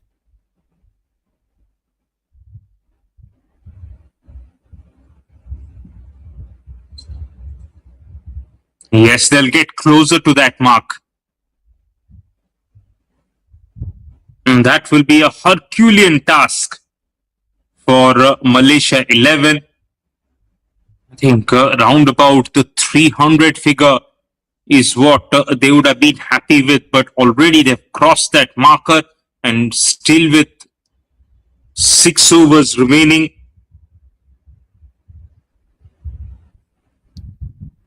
This match could have been easily poised towards Malaysia 11. They could have even restricted the 300 on board if they would have bowled well.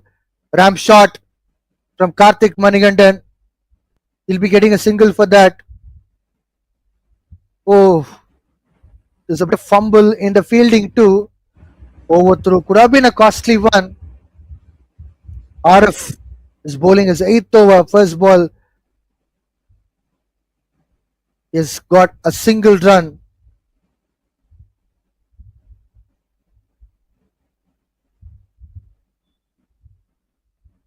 Arif needs to be nailing those Yorkers here. Malaysia 11 needs them. Well, lucky shot for Karthik Manigandan. He'll be getting a boundary. He would be happy to even grab those runs. He doesn't mind at the moment. Anything coming out of the bat, going for the runs, especially for the boundaries. Seahawks would be happy.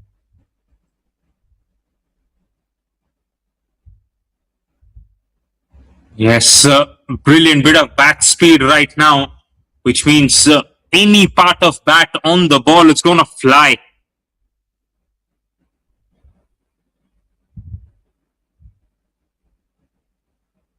This is a massive shot from Karthik Manigandan. Straight into the field, and he has put it down. Oh my words! He could have took that catch for sure. The things would have been completely different. Yes, looked like he was in a good position too, Vijay. Just wasn't Absolutely. able to track it down at the last second and the ball popped out. That could be a concerning factor for Malaysia 11 because they're getting into good positions and then perhaps some way or the other losing the sight of the ball. Full toss ball, smacked well by Karthik Manigandan. They are getting easy couple runs here. I think Babashish, you put it the right term. I think Malaysia 11, they have sabotaged themselves rather than They're getting hammered by the opposition. Extras were being bowled by their own bowlers. Catches have been put by their own fielders. Look at the length which bowlers bowl. Even that was done by their own bowlers.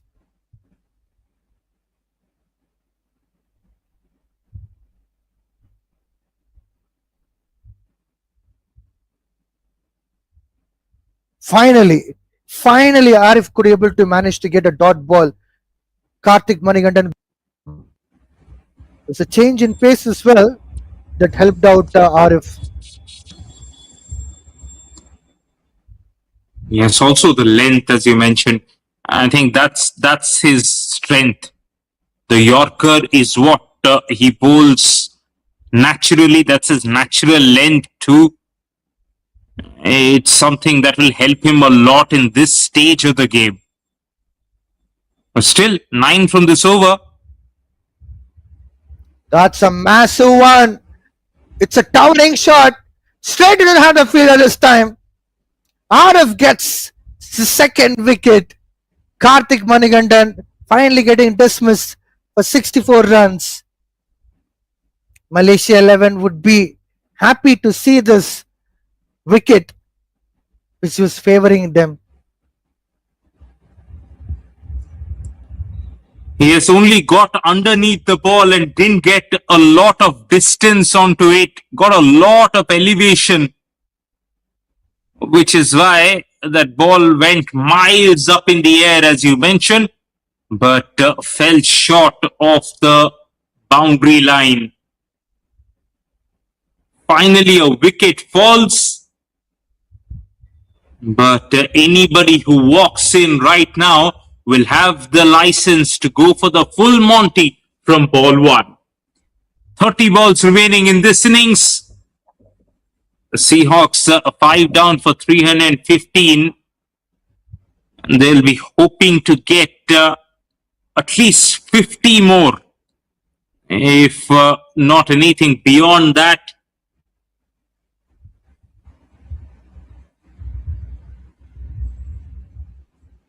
Seahawks are right now in the driving seat.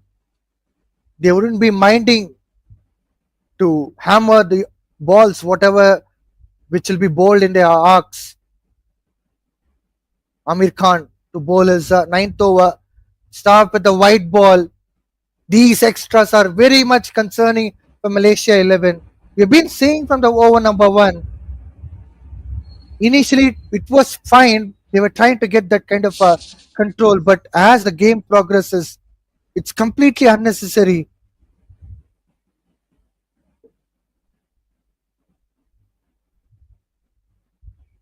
Nirmal Kumar couldn't be able to connect the ball this time.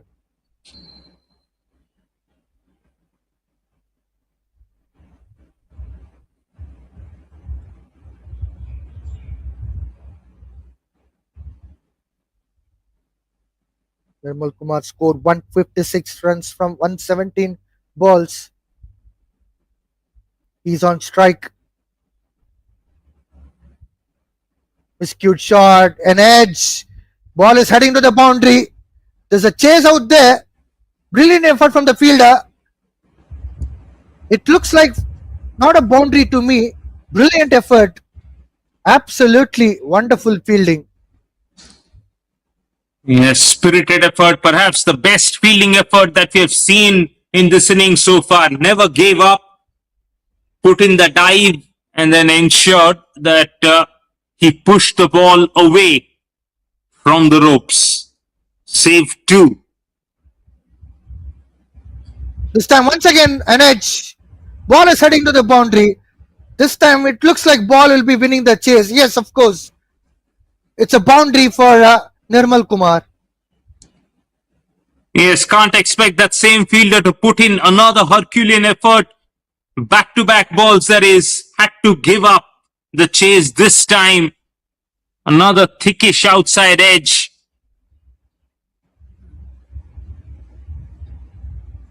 He continues to pile on the runs, does Nirmal.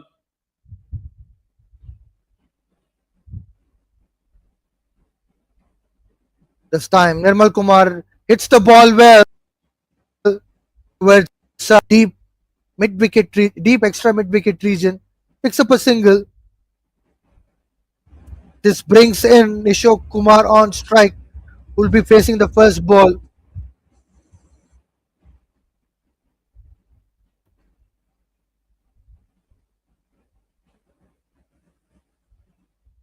Short pitch ball smacked by Nishok Kumar, but not to the extent for the boundary. He'll be picking up a single. He opens his account with a single. Yes, his role right now will be to give as much strike as possible to Nirmal, especially if it's towards the start or towards the end of the over, because then Nirmal will be able to put the most pressure on the bowlers. Wonderful bowling from Amir Khan. Although he was trying to bowl full toss kind of a delivery, but that ball was trying to get onto the stumps. Ball was almost yawking onto the batter Nirmal Kumar. Good to see the dot ball coming into the last ball. 46 overs done. 324 for 5.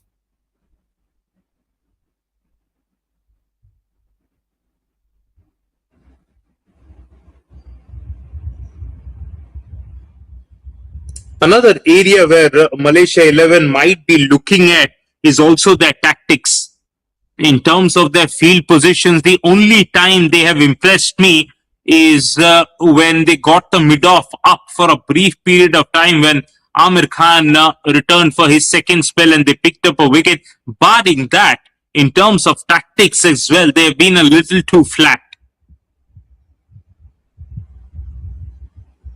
That's a good ball from Arif. Right on the target. A single has been stolen. This brings back Nirmal Kumar. I guess it's Nirmal Kumar who took that run. Alright, it's Nishok Kumar who took that run and brings back Nirmal Kumar on strike.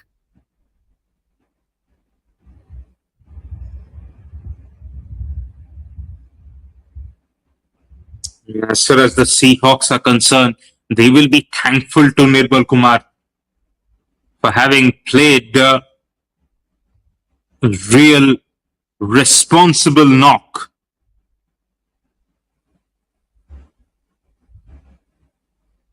Full toss ball. Played well by Nirmal Kumar. He gets a boundary here. Yes, it's the attempted Yorker that has gone terribly wrong. Ends up being a friendly full toss on leg stump, and all he had to do was turn around and smash it to beat the short fine leg fielder. Gets closer to the 170 mark. So that 200 marker isn't looking impossible at all for him. He's very much in the hunt. Absolutely Babashish. Arif continues his third ball of the 9th over. An outside edge. A boundary as well. Nirmal Kumar would be happy to grab those runs. He won't mind it. No third man in position. So a boundary again for Seahawks and Nirmal Kumar. It's consecutive 2 boundaries on a trot.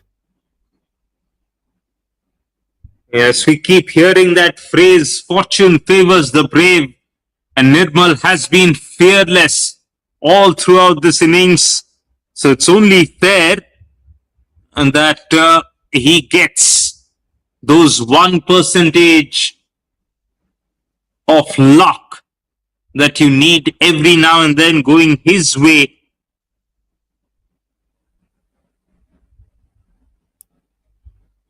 Short pitch ball punished well by Nirmal Kumar. No fielder at all there. Once again it is 6. It has gone beyond the boundary ropes.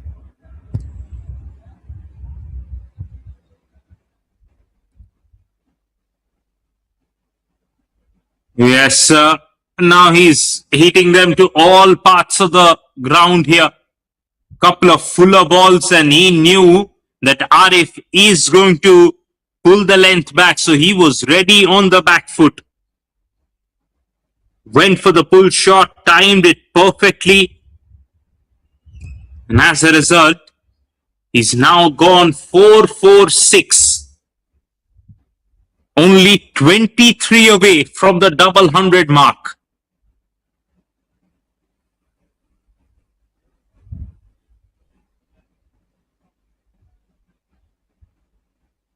Good looking shot again, but it doesn't go beyond that fielder. So just a single coming here. But too expensive over from Arif, where he has already conceded 16 runs out of his 5 balls. Captain would be very much concerned about his bowling unit.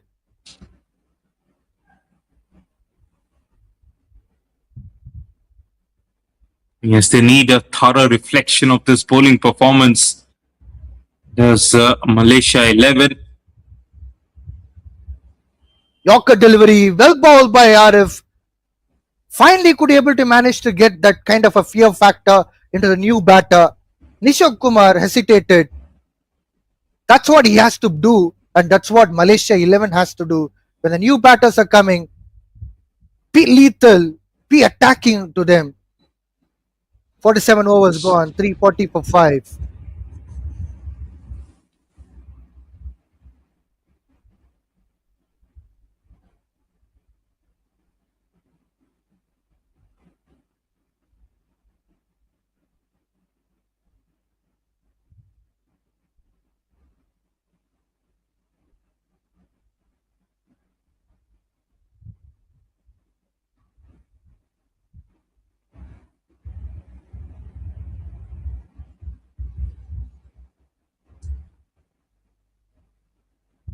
Another thing, just Vijay, before we start the 48th over, is very few bowlers have been brave enough to try the round the wicket angle. It's been all over the wicket bowling to Nirmal Kumar, and he's just gotten used to it. Now he's toying with them. Throw ball, hits the ball up in the air, Nirmal Kumar. Fielder trying to go there for the catching. Yes, that's been dropped, and not for the first time. It's the fielding that has let them down in this bowling innings. Had they taken their catches, clearly they would have been chasing much lesser. Once again, lower full toss. Well played by Nishok Kumar. He gives the strike back to informed batter Nirmal Kumar. It will be a great opportunity for him to score a double century.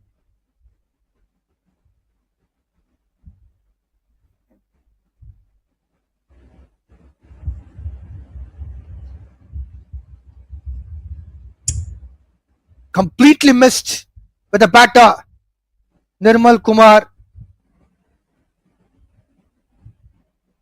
And he's been stumped. Yes, and a wicket for Amir Khan. Finally, Nirmal Kumar has been dismissed for 179 runs. Malaysia 11 would be very happy indeed, but it's too late for them. But it's not never, although it's late.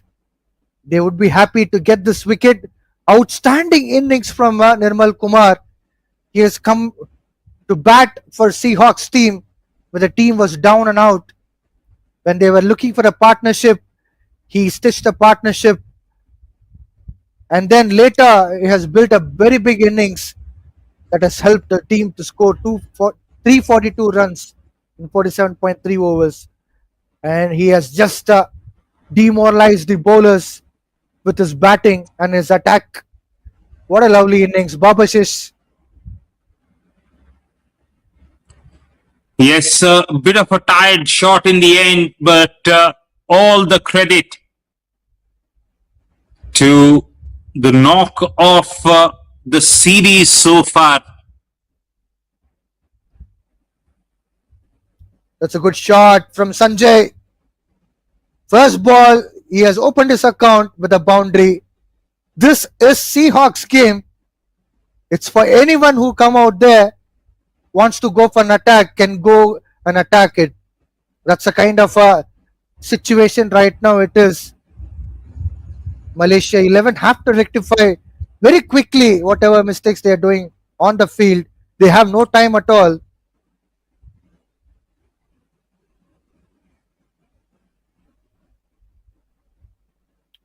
That's a good comeback for Amir Khan after conceding that boundary, a dot ball.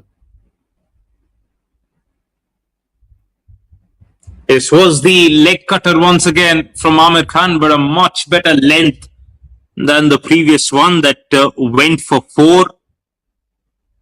Sanjay, the new batter, as you mentioned.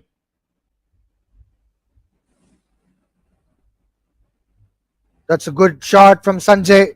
Lucky enough, I would say. Good use of the wrist by the bowler Amir Khan. Good running between wickets as well. But poor fielding. The throw should have been directly hit onto the stumps. The batter would have faced the curtains, but unfortunately, things were shuffling from one end to another. Finally, they could be able to get 2 runs on board. 348 for 6 in 48 overs.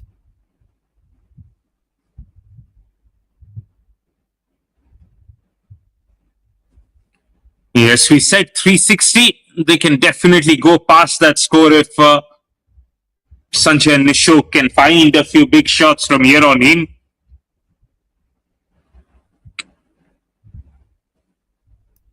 I guess as long as they don't lose the wicket, they have good opportunity because runs are somehow coming, which is favoring Seahawks. All they have to do is not to lose wicket because Newman will take time again. Oh, there's hardly any time. Just 12 balls remaining and 4 wickets in the bag. So you might as well get all out from here on in, but get as many as you can. Here is Prashant.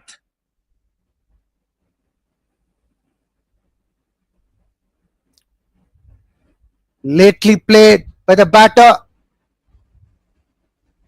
towards third man region. A couple of runs were being picked up. Nishok Kumar is trying to fulfill the boots of Nirmal Kumar. Probably not the biggest score, but at least like a strike rate. Definitely they would be eyeing 260 runs. Now they got to 350 on board. What a classy innings from Seahawks team. Definitely it's a big cheer for them.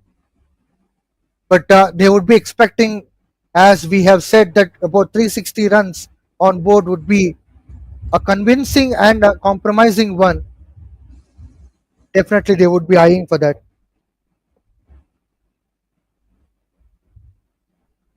Yes, it will present a great opportunity for Malaysia 11, their top order batting as well, just to make sure that they get into a position, at least not get overwhelmed by this score. Go through the first 10-15 overs, score a run of ball, get to 100, 150 without losing many wickets, and then you have a chance. Nishok Kumar smacks the ball well, picks up a single. Because clearly when you're chasing in excess of 350, you can't win the game inside the first 15 overs, but you can definitely lose it. So try and keep the resources in hand. Sanjay lifts the ball up in the air. Excellent catch. Outstanding one from Malaysian fielder. Kudos to the fielder who was the man who stood there and took the catch. Yes, drag the length back, Prashant. That's why that shot over long on became tricky for the batter there. He has taken cleanly inside, then popped it well over, got back inside the ropes and caught it again. These days, that kind of an effort on the boundary is regulation because they practice so many of those.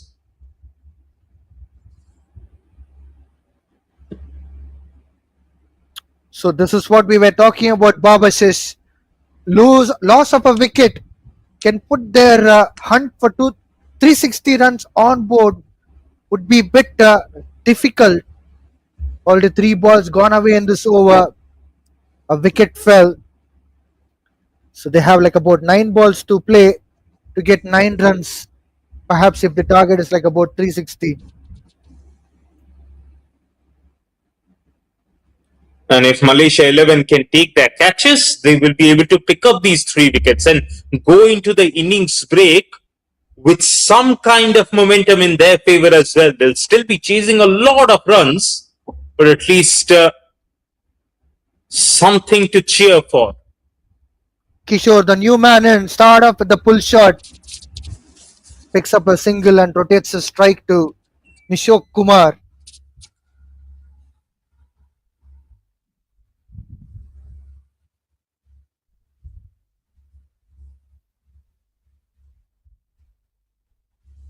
Smacked well by Nishok Kumar. Just a single. I don't think they would take another run and risk themselves.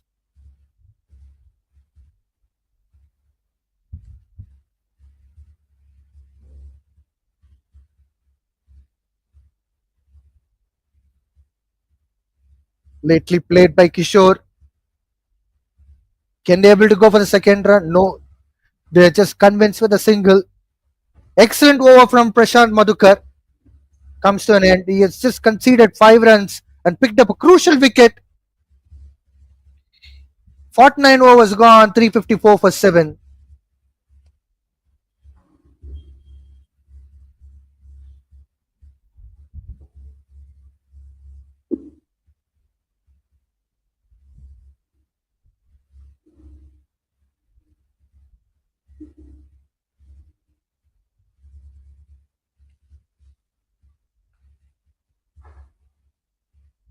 .360 is what we asked them to get to. They're only 6 runs away from that, so you would assume that they'll go beyond that. Nishok will be on strike. It will be Arif into his final over, bowling the ultimate over of this innings.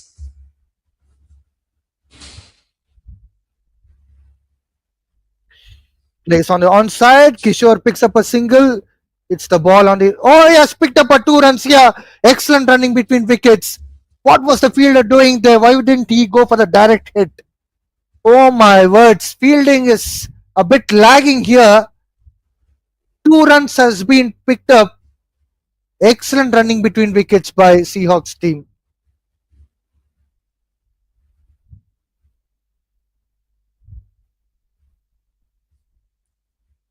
Let's see if Arif still tries to nail the Yorker here. Once again, Yorker attempt.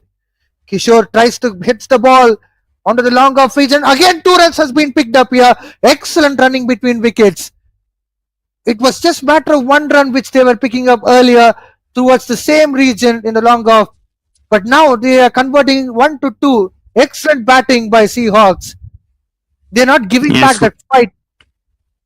Yes, was a poor throw from the deep as well. The throw was almost towards the end of the cut strip, so nowhere near the keeper.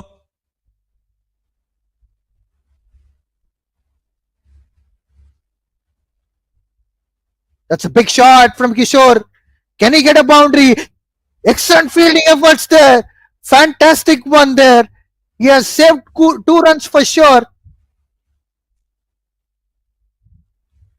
Yes, had the great presence of mind to just pull the ball back before he crossed over with the momentum. Good relay work from the other fielder to bring in the throw in time. So 3 doubles takes them to 360. That was the initial score that we had predicted. They've got there with 3 balls remaining.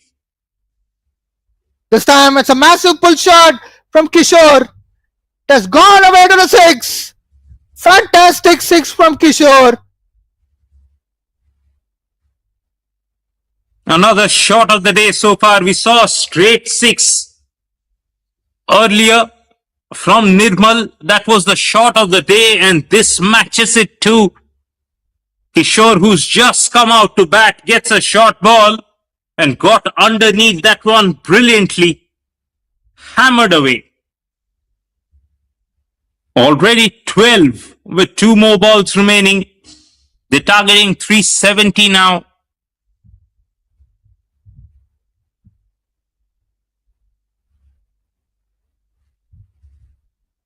Once again, a good from Kishore.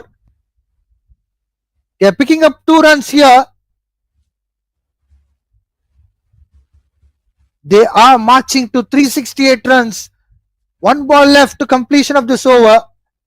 Can they able to do it in a style with 370 runs on the board?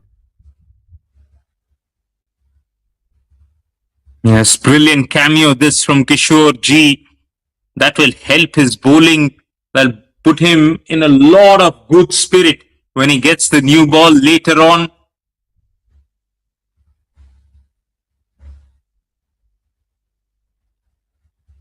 Oh, it's going to be a single run and overthrow. Oh my words, this was completely unnecessary. Finally, they could able to manage to get 370 on board. Excellent batting display by Seahawks team, but there were a lot of fumbles in terms of fielding, catch drops, misfields, extra bowling. I mean, extras in the form of wides, no balls, free hits. Well, summary, it says a lot. Nirmal Yes, Kumar, 16 extras as you mentioned, but the star of the innings is Nirmal Kumar with 179 from 127. He got terrific support from Karthik Manikandan. The base was laid up by Vishal and Karthikeyan in that partnership. And then it was Nirmal and Karthik Manikandan who really ensured that the Seahawks were always scoring in excess of 350. Wonderful cameo from Kishore Gurunath right at the end has raised the score to 370 for 7. Which means when Malaysia 11 they come out to bat, they will be needing a gigantic 370. One couple of wickets right at the top for Arif, who was expensive. Even Amir Khan Malik got 2 wickets, but he also went for 80 runs. Wicket apiece for Prashant, Hamza, and Vijay himself. As a result, the task right now is 371, which is a gigantic uphill task for Malaysia 11 as we dive into a breather right now. And once we come back, we'll come back with the response of Malaysia 11 with the bat. Do not go too far away.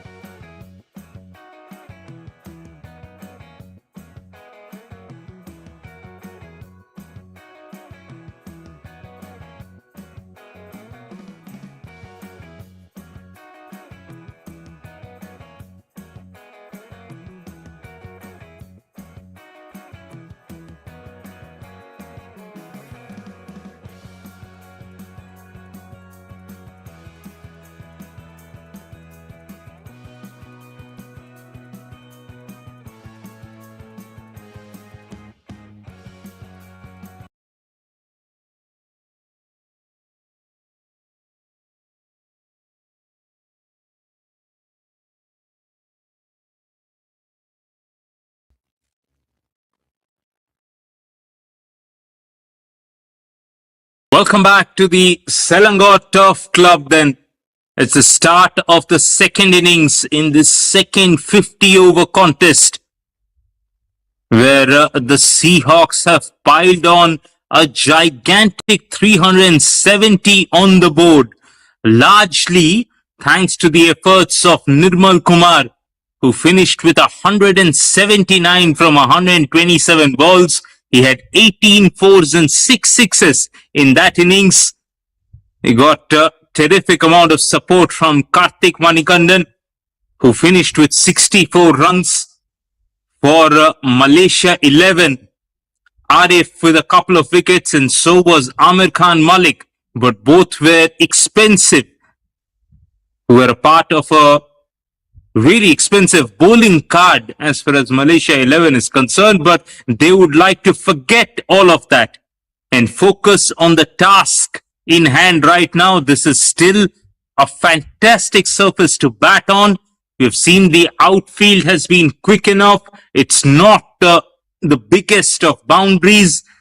So there is every possibility that Malaysia 11 will be able to get closer to this score and may be able to script history altogether if they can get beyond it too. Alongside with me, I've got Vijay to take you through the proceedings. Vijay, it's going to be a tough task, but you never say never in this beautiful game. Absolutely, Babashish. I would take some positives out of this game. As far as this is the practice game for both of these teams are concerned, especially for Malaysia 11 is concerned, rubbing the shoulders with experienced players and seasonal players would be a great learning for them, and they can try to learn a lot of stuff, not from their opposition's game, but also the mistakes what they did in this game would be a big thing where they can try to rectify it in the next game too, as they keep going ahead before the international tour starts. I think they would be perfectly fine. So in this match, I would say that if Malaysia 11 can play carefully, first 10 overs power play without losing wickets, if they can able to make sure that they are getting, as you mentioned before, this innings got first innings got wound up, play a run per over, so it could be like about 6 per over. First 10 overs would be fair decent, and not losing wicket also would be quite great game in terms of Malaysia 11 is concerned. So I would be looking forward in that aspect. Probably it might be a challenging task for them to chase this. First ball of the second innings, 2 slips in position. And it's a back of the length ball on the stumps to get things underway with the ball in hand. As far as the Seahawks are concerned, they will be up and ready for this task. They know for a fact that they've got enough runs on the board and they will be hunting for wickets. So as far as Aslam Khan Malik and Saifullah Malik, they are concerned, it is about starting cautiously.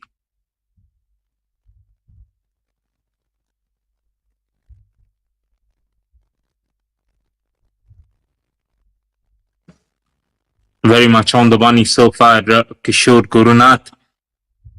Not looking to bowl full tilt here, bowling well within himself.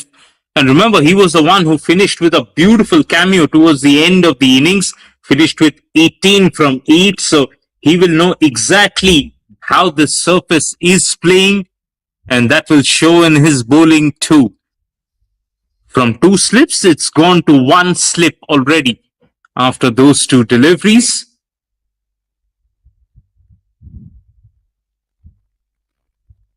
Only of the inside half the bat. That means Saifullah and Malaysia 11, they are away. Oh, direct throw from the deep, that is. But Saifullah was grounding the bat, which means a couple of runs taken, and they are up and running. I have an interesting question to you, Babasish. You did a lot of commentary in SS Rajan Trophy as well. I think you would have come across with all these names like Kishore, etc. So, what do you reckon about this bowling attack? How do you rate as far as Seahawks bowling attack is concerned? Yes, I've got a bit of experience calling some of these players, as you mentioned, in the SS Rajan Trophy, in the inter-district white ball tournament that happens. And talking about the bowling attack, yes, they've got plenty of variety. I think that is the biggest strength that Seahawks that they've got. We are seeing a bit of pace right now from Kishore, but as we move forward, we will see a bit of spin on offer as well, and different kinds of spin too. So that's my 2 cents in terms of variety. I think they are pretty well stacked up. The Seahawks bowling core, good looking shot there from Saifullah. Good transfer of weight goes to Sanjay, who himself will be an addition to the bowling core. Fantastic points which you took it across in the combox, Babashish. Interesting to see a lot of variety, and Malaysia 11 have to go through all this kind of testing time, and absolutely we need to take it as a positive impact.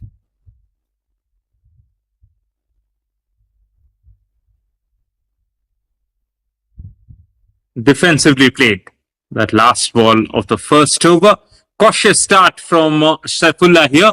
Couple of runs on the board for Malaysia 11 after the first over. As far as Malaysia 11 is concerned, I somehow feel that these batters are not playing according to their own games, particularly Aslam Khan, who's known for playing aggressive cricket. Particularly, he is very good in the power play. If he can able to play his own game rather than to play defensive cricket, I think Malaysia 11 would be getting fair decent amount of runs on the board. On the other hand, Saifullah is one of the players who will be like a busy customer, keep scoring the runs, getting regular strikes, and also rotate the strike to other players. And anything on his arc, he'll try to play superbly. He's not kind of a guy who will always go for the aerial shot. Of course, he does, but he will be going that grounded shot, classic kind of a one, which I haven't seen in the past game too. Saifullah played a bit of supportive role, but not to the extent what he generally knows for. If they can able to get back on roll as far as their own games are concerned, I think Malaysia 11 would be on a better hand, Babushish. Dhruvaram with the new ball. Very floaty. All it needed was to push it in the gap, and that's what he's done. So Aslam Khan didn't try to hit it too hard. Had he hit it a little harder, that was 4 runs for the taking, but still, couple of runs there. And I've seen some of the batters are not trying to convert those full tosses as boundaries. When we grow up in the academies, they say, coaches say, convert those full tosses into boundaries. It's like a blessing in disguise for you. So do that. But that's a missing factor. Oh, that looked like it was outside the wide marker, but nothing from the umpire. I might have got it wrong. My first impression was it was very much outside the wide marker, but perhaps it was just inside. Hence, Dhruva got away with that one. If you can be able to recollect what happened with the Malaysia 11 bowling is concerned, whites were a bit concerning in the initial part of the game. So they have to be cautious here, Seahawks. Again, that was there for the shot. You're right. Aslam has the ability to put that ball away for 4. It was short, it was wide, got to him at a comfortable height, but for some reason, he has curbed his natural instinct and dropped his arms on that one. Ends up being just a dot ball. I've been noticing Aslam Khan for the last 2 years. He is quite aggressive. Anything on his arc, he'll dismantle it.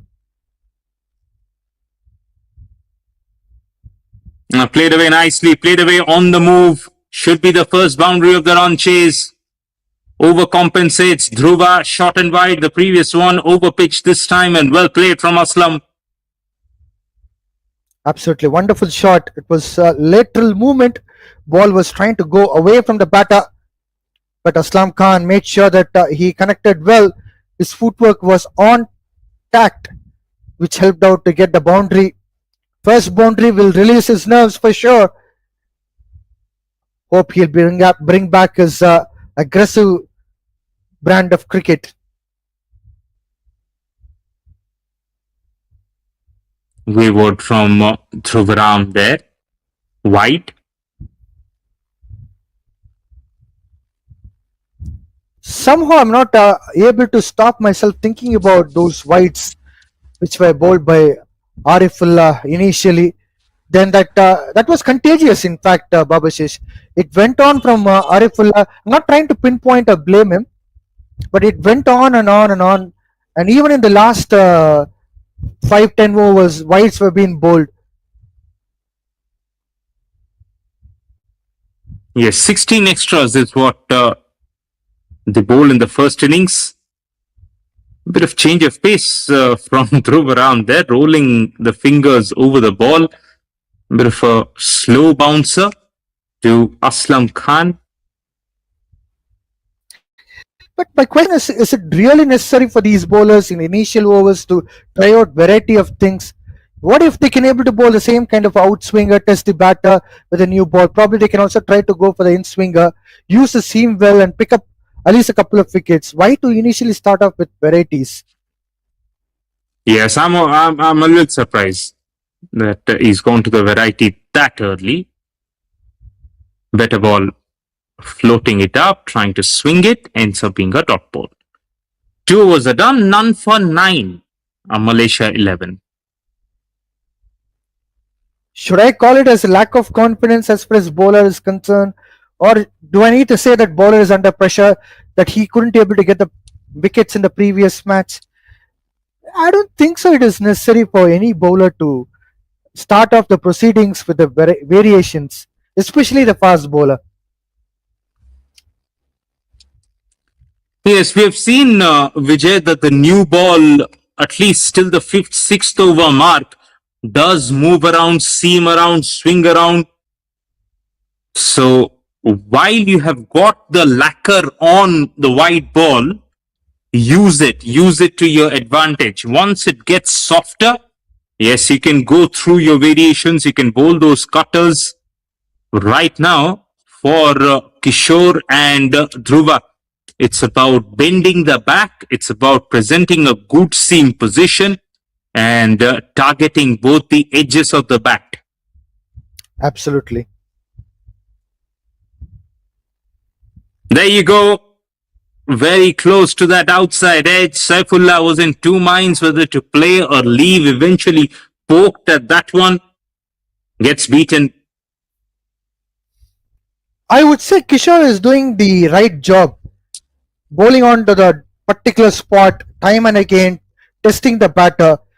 Even a batter like Aslam Khan, who's an aggressive batter, is under control and trying to play his artificial, I mean, it's not non-natural game he was trying to play, which means bowler is on top. He's overstepped that time around, and now the throw from the slip cordon ricochets from the stumps to give the strike to Aslam, which is not a bad thing. Aslam is somebody who likes taking the attack on, so he will be on strike for the free hit. This is a good opportunity to get things going for this opening partnership. Aslam has already found a boundary through the offside. Can he now convert this free hit? This is what Aslam Khan wants. He has to get an opportunity to flex his muscles, try to go against the bowler for the massive one. That one shot, definitely it can gain a lot of confidence. This is what we have seen earlier as well. Nirmal Kumar with a free hit, he has gained the confidence, and now it's time for Aslam Khan to do so the same. Cleared the front leg, but went too far away from the line of the ball. That's why no connection on it. Just a dot. Wonderful bowling from Kishore with a good pace and bounce. As we were talking about usage of the new ball, try to extract the bounce, use the seam well, and pick up at least a couple of wickets in the initial 5 overs. This is how you need to put the batting team on back foot.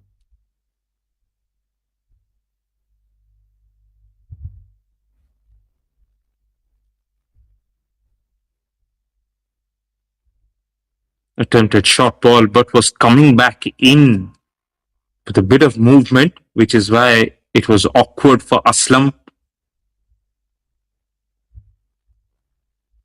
So far, Vijay, the Seahawks bowlers, they have bowled a little too short.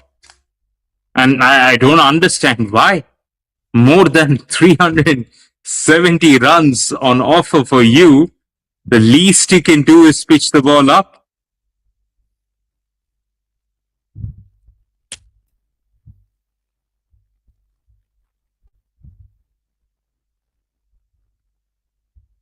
Half a shot.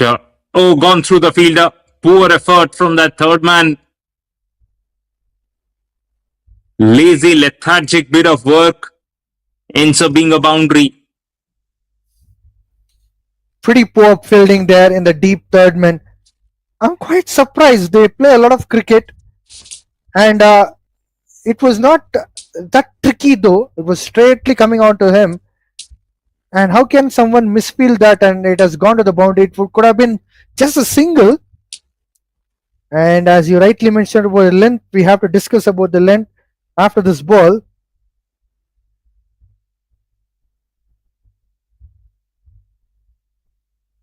Much better length. I think they heard us, Vijay. Probably the coaches are listening to us. All right.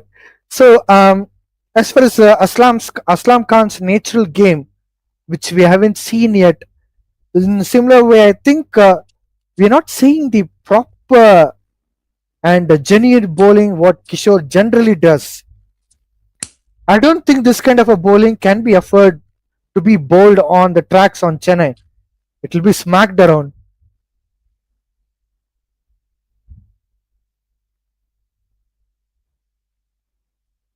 Once again, short of length, and Aslam can get into position and tuck that one away on the onside. Good over for Malaysia 11, that one. They got a boundary. After 3 overs, this opening partnership moves to 16. So this is what I was talking about. The partnership run per ball will always be helpful for them, irrespective of chasing that particular bigger total or not. It's a different story, but showing that grit and determination, make sure that you are playing a competitive and a classy cricket. This is what they have to exhibit it. Next time when they come onto the field, probably they might be playing better. But for that, if they can able to put the fight, maybe they can also try to chase the score. It's okay. They might even make some mistakes, but they should try to put that fight on. Intent should be there. It looked like the ball just stopped on Aslam Khan. Attempted short ball, didn't exactly pick up and rise. So it only got off the under edge to the keeper. And it's nothing out of the ordinary, Vijay. Required run rate is just over 7.5. Now that's not exactly impossible in modern day wide ball format. So they're very much in the hunt, especially with the way they have started with a cautious approach. Haven't lost a wicket so far. If that continues till the 10th over mark, they'll have a chance. Oh, good shot. Real cracker of a drive that from Aslam Khan. Once again, overpitched all right, where he gave it the full throttle off the middle of the bat. It races away. Full length ball. Played well by Aslam Khan. This is what he is known for. playing that non-fearing game is what he is known for. He can score a lot of runs in the initial few overs, which would be a thumping one for Malaysia 11, but for which he has to work hard. He has to go onto the line of the ball. Earlier, we have seen a few shots which he didn't move his feet at all. Soft hands there, won't be able to get the run. Dhruva Ram once again bowling too short for my liking. If Aslam Khan or Saifullah wants to take an attack against any bowler at the moment, it would be Dhruva Ram, because we have already seen an initial signal that he's not in confidence. He was trying variety of things.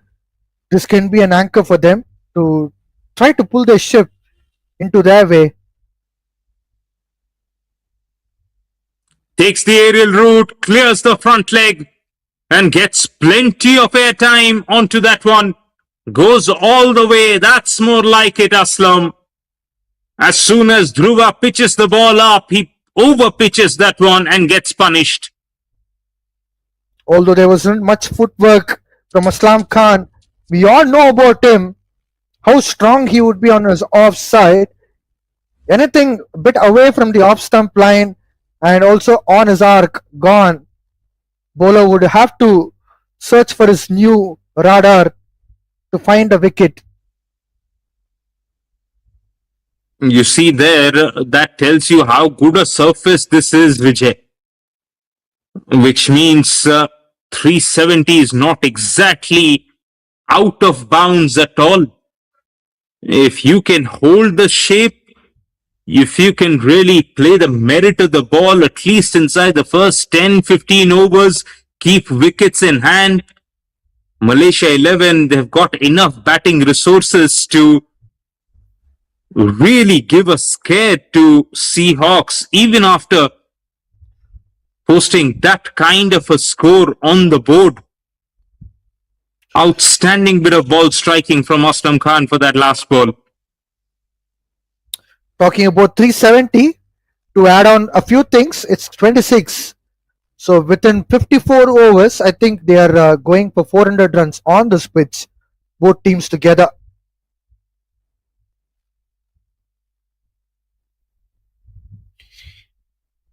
Trust me, if it's 400 runs in 55 overs, whole of the game, I think this pitch has a lot of things for the batters. Batters have to be patient and they need to keep going. As for the run rate, they can't afford to play a lot of dot balls and defensive cricket. But bowlers have to search for the wickets in initial few overs when they have the new ball on the hold.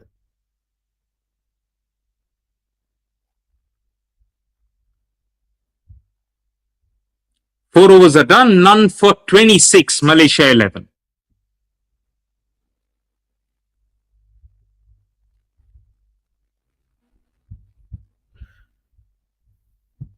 Generally, flat pitches can only give the opportunity to the new ball bowlers.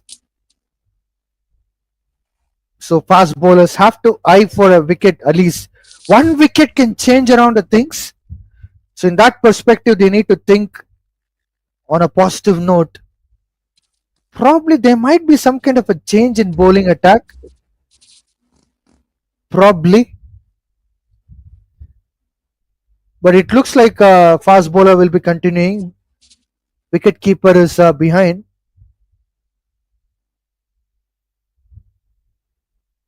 Well, I think Kishore is continuing it. It's a good thing for Seahawks that Kishore is continuing, because Kishore is getting good line and length. But as you mentioned, Babashish, I think he's getting the length bit shorter. If he can get the fuller length, making batter to play, that would be a great thing.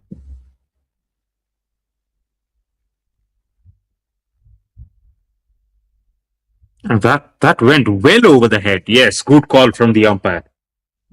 Unnecessary length there. Extremely unnecessary from Kishore. You've got a new ball. Captain has given you a slip in position. This is a surface where the ball is seeming So what are you doing bowling that shot? Rightly so, called as a wide. I think bowlers have to realize that the pitch is flat, and after certain overs, they can't utilize that advantage of a new ball. Nicely bowled. Dragging Saifullah on the front foot, making him lunge forward. That's where you ought to be. It's okay to be predictable in terms of your length at this stage of the game. This early with the new ball, it's absolutely okay to be predictable, because even if it's predictable, the batter still has to get on the front foot and play it, which is where you're inviting all forms of dismissal. Bold, LB, caught behind, caught slip, all of them come into play once you go full up and stay there.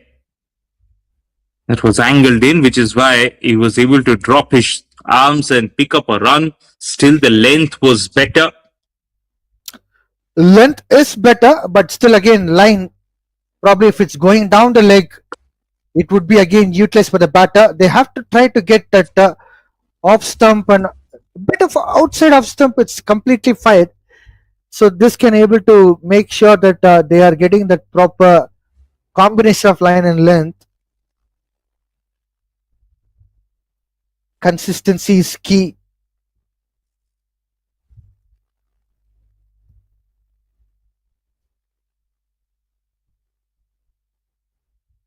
What Aslam Khan can do right now, he's already seen that the bouncer is gone. So what he actually can do is use his feet in this over to Kishore Ji. Kishore won't be able to bowl another ball that is too short. So force him to change the length. If Aslam is reading the game here, he should be actually using his feet ever so slightly against Kishore. I don't think so. Looked like he was just thinking about making a movement. Moved early, but just stayed inside the crease.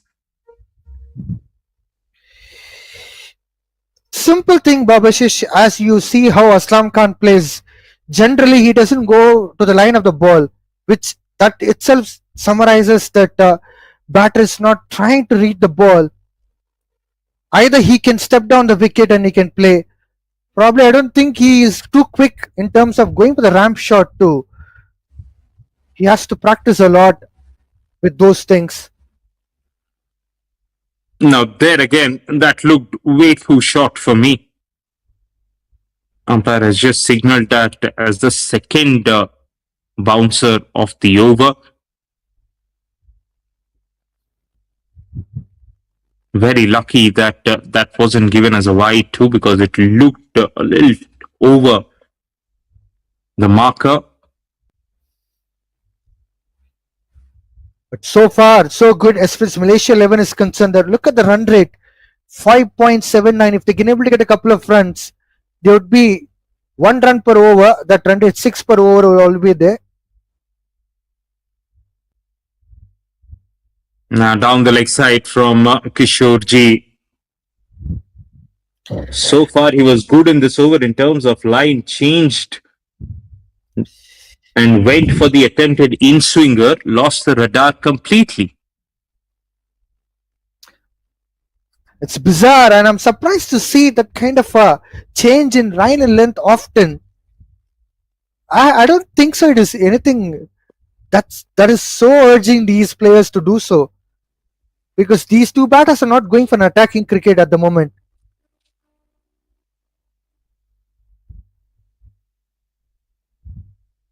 Only a defensive push on the onside.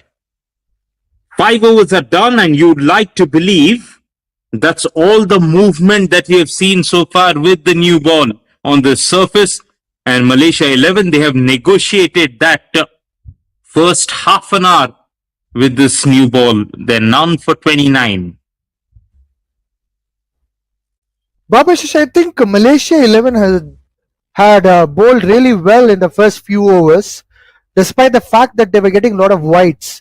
But still, comparing with Seahawks, I think they bowled really well. They tried to pitch up the ball well. They were using the seam quite well. But unfortunately, Seahawks were very experienced cricketers. But I don't know why they are taking such a defensive methodology rather than to keep it simple and try to bowl with a basic line and length.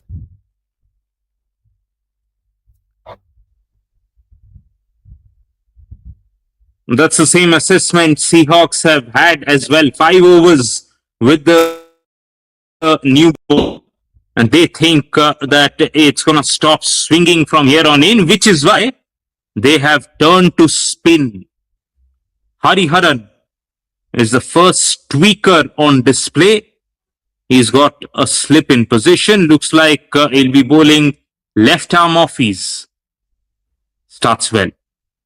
Really well. In terms of the pace, that is just the right pace that you should be bowling on the surface. On the slower side, bowled at a decent length too. He's got a lovely repeatable action as Hariharan. As far as left arm spinners are concerned, having a first slip in position, I'll get back to that. Having a first slip in position, bowling accordingly, I've seen only a couple of teams doing well. One, it was Bahrain from associate country. Another one was Hong Kong. Yes, both of them are high quality outfits. Malaysia as well, looking to constantly improve their white ball skills. Was the arm ball. Saifullah was caught on the back foot. Can't afford to play too many dot balls, especially when Aslam is going so well at the other end. Having quality bowlers is very important, but sometimes blasted straight four. The pressure was building on Saifullah there. When he got something in his arc, got the heavy bat down and got it perfectly in the gap too. As I mentioned earlier, Saifullah is known for hitting the ball on the ground. He plays a very safe game. This time he got a boundary straight onto the long on region, but it's a very good shot. It's straight, in fact, not even long on. Wonderful basics from Saifullah.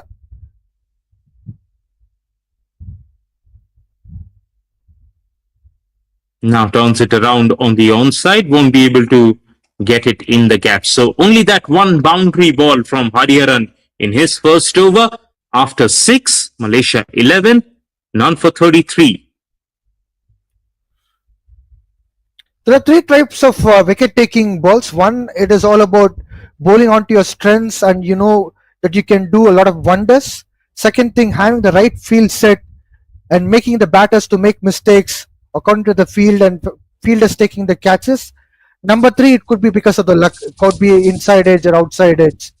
But as I was mentioning about Bahrain and Hong Kong, I think they are too good in setting up the field, and they'll trap the batters to play those shots, compelling them to play that to the fielder, and they'll be going for the catch. So that is something which I found outstanding with those associate countries. But Malaysia, they have produced amazing left arm spinners like Virandeep, Pawandeep, and we have also seen now Hamza. Unfortunately, got hammered, but he has picked up one wicket, which broke the partnership. But quality of left arm spinners from Malaysia also becoming too good. At times, I have given some examples to recently held Pondicherry Premier League while I was working with one of the teams in terms of left arm spinners. Again, through arm gets that short ball, but I think he once again rolled his fingers over the ball.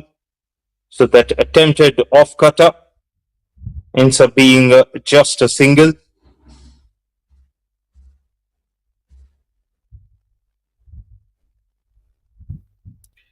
Saifullah played a beautiful boundary straight from his bat. That kind of a shot, which is what it defines his innings.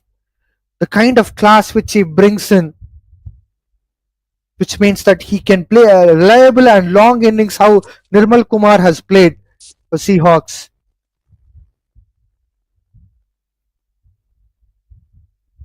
Yes, at this point of time, they need to break this target down to smaller goals.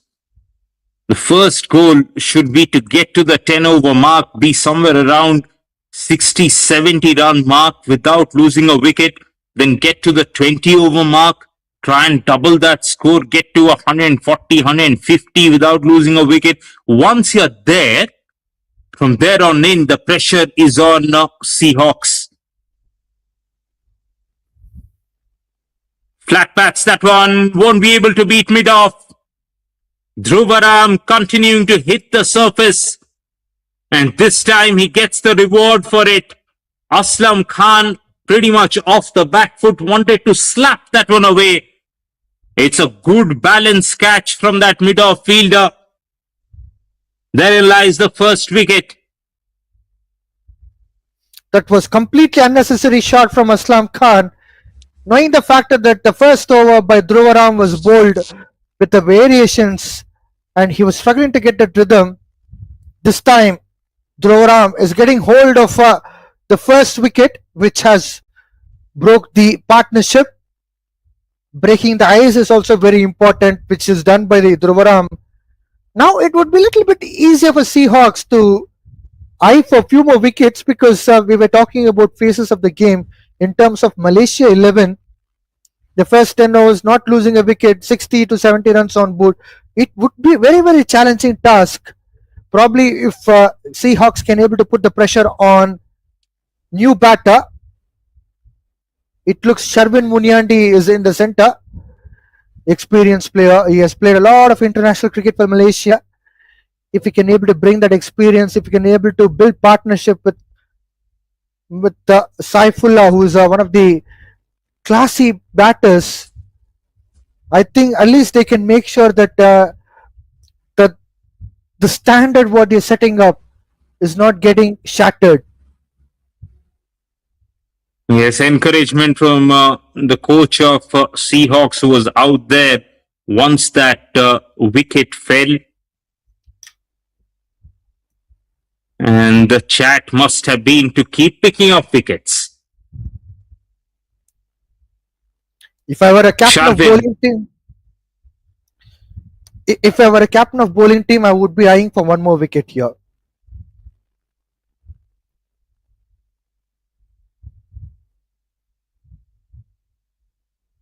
Yes, but looks like they've removed the slip fielder. Sharvin gets cleaned up first ball. He was beaten for pace, real pace from Dhruvaram. His first ball was a peach, came back in, was fuller, was quicker. He was beaten in the air with a lot of pace there. Dhruva gets back-to-back wickets.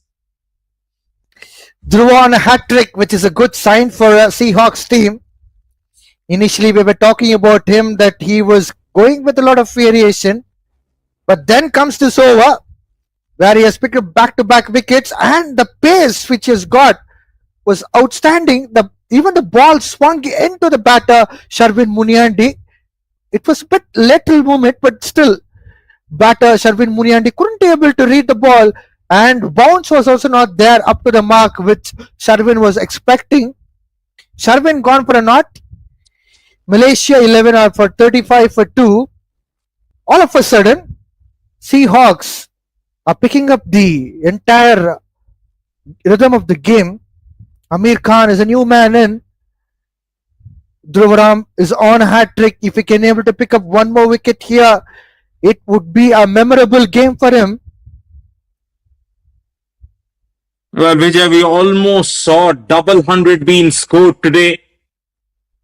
It was Nirmal who missed out on that milestone.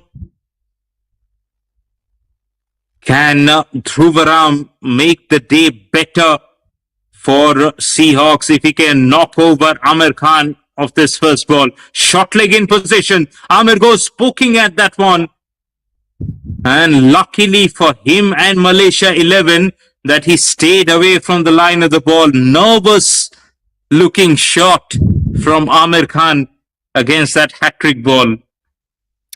Let's keep away those nervousness, but I guess few batters are struggling to get onto the line of the ball, which is always a concerning part. Not just this game, even in the previous game, which I've noticed clearly and closely, batters are not going onto the stump line.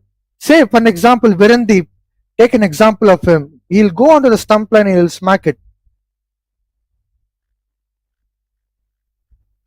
Oh, trying to do a little too much right now, Dhruva. Looking to bowl the effort ball. Once again, he's pushed the white line. So it will be a free hit. Otherwise, that would have been the end of the over. One step forward, two steps backward. Dhruvaram bowled really well, conceded just 2 runs, single and each, respectively, in the first two balls. And then he got on a hat trick, a couple of wickets back to back, and a dot ball, and this no ball was completely unnecessary.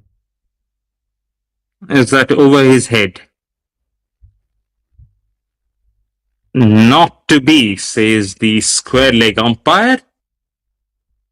7 overs are done. Double strike for Dhruva in that over. 2 down for 36. Suddenly in a spot of bother, Malaysia 11.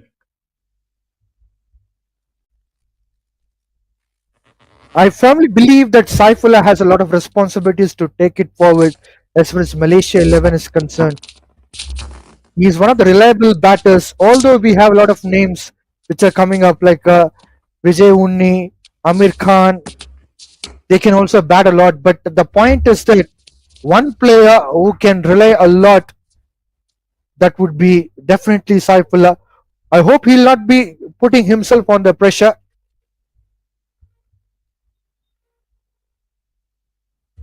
Here is Hariharan then.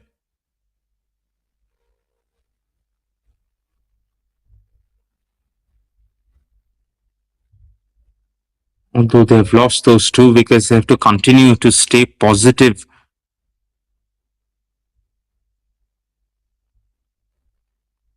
Arm ball finishing on middle stump therein. Good fielding from inside the circle, keeps it down to just another dot.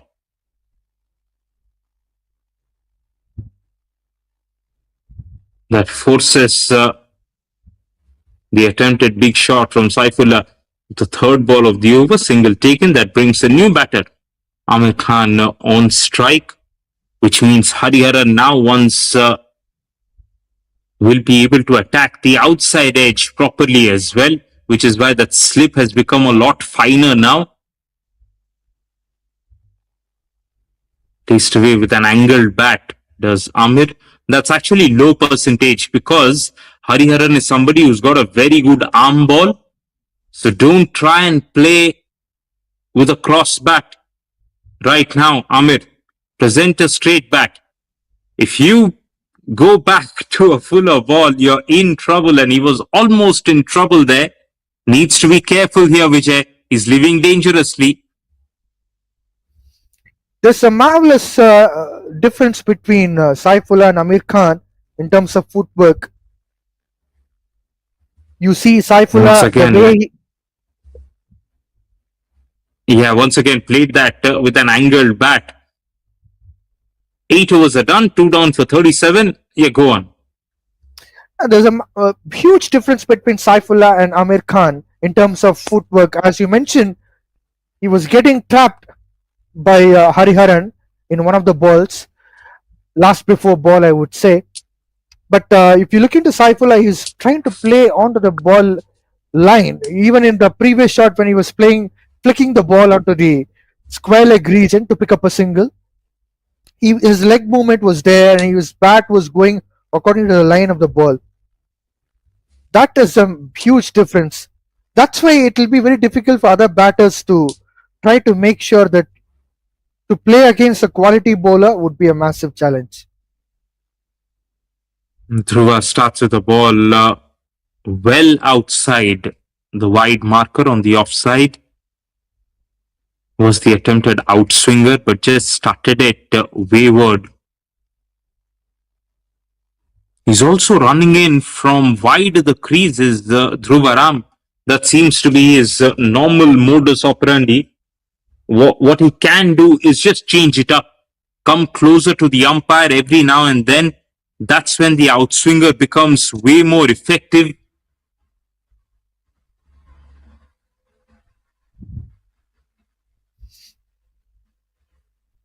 You're on a point, Babashish. That would be another very good thing which a bowler can do on coming closer to the stumps and the umpire, where he can create that kind of an angle, and also he can try to pitch up the ball onto the stumps. Also, Vijay, normally it's the case. I'm not saying it's the case with Dhruvaram, but normally when you go so wide of the crease, you tend to lose pace in your bowling action as well, because not all of the momentum that you build will go towards the batter. So if you I can guess just straighten that run up ever so slightly, I think he'll increase his pace by a yard or two. I guess it's an impact of T20 cricket, because off late you have seen that return crease no balls which are coming up as one of the peculiar cases which we haven't seen in the late 90s and early 2000s. If you look into Alan Donald, Dale Steyn, Brett Lee, they all come straight and they keep bowling. Even Wakar Yunis used to come straight.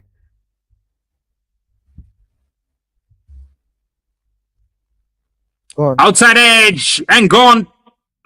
Because of that wide-ish angle, Saifullah was dragged onto playing squarer. And Dhruvaram now reeling fire. Got a couple of wickets in the previous over. He's got one more.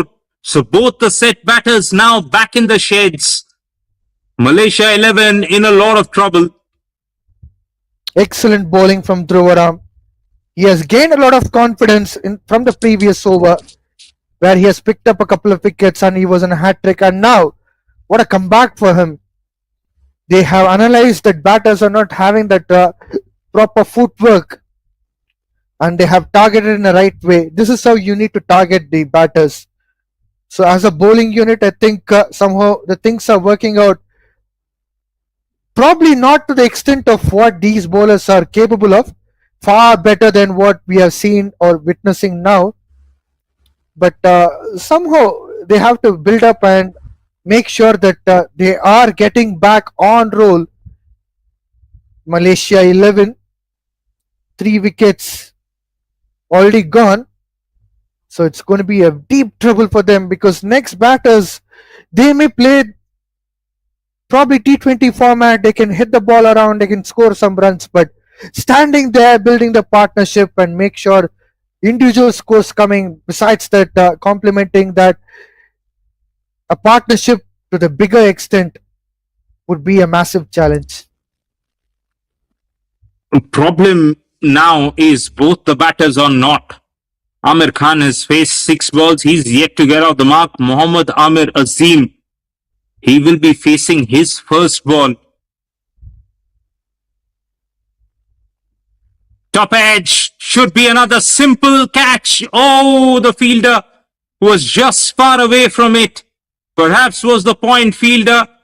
Couldn't come in. Maybe he was looking at the bowler. Bowler thought it was the fielder's catch. Someone should have taken it. Could have been the first ball dismissal once again for another Malaysia batter. Amir Azim survives. An opportunity miss is always a costly affair in terms of bowling unit. Probably if I'm a bowler, I wouldn't like this kind of a thing. As soon as you come onto the play, it should be all about attacking the new batter, and somehow the communication should be there. If it's fielder's catch, they should go for a call mine. Nothing as such we have seen now. There's a big confusion out there. Left it as an afterthought. Living dangerously now, Malaysia 11 against Dhruvaram, who's got figures of 3 for 21 after 4 overs. Malaysia 11, 3 for 38 after 9.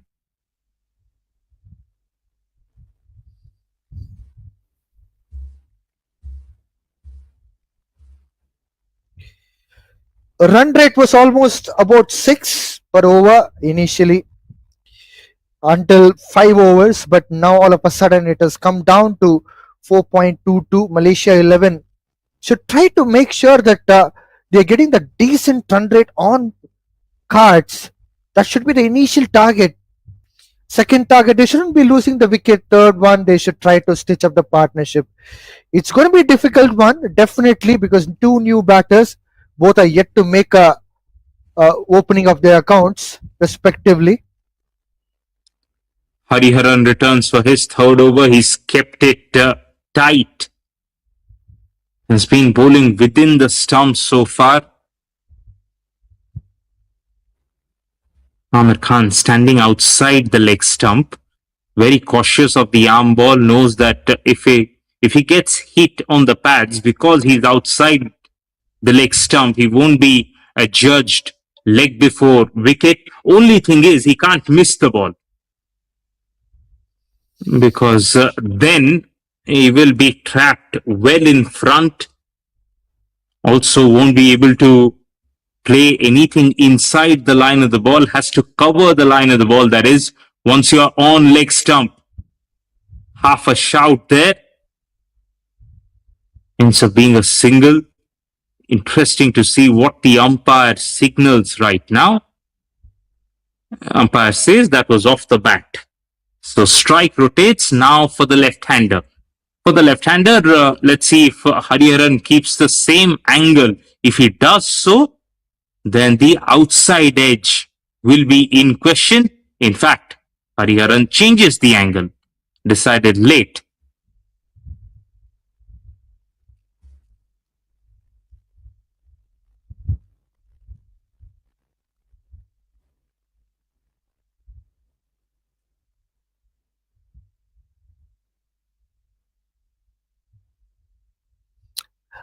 Just a single. Until there was an edge in the previous before ball, I felt like Malaysia 11 are playing defensive cricket, but now they can able to convert these dot balls to singles that can put down their pressure.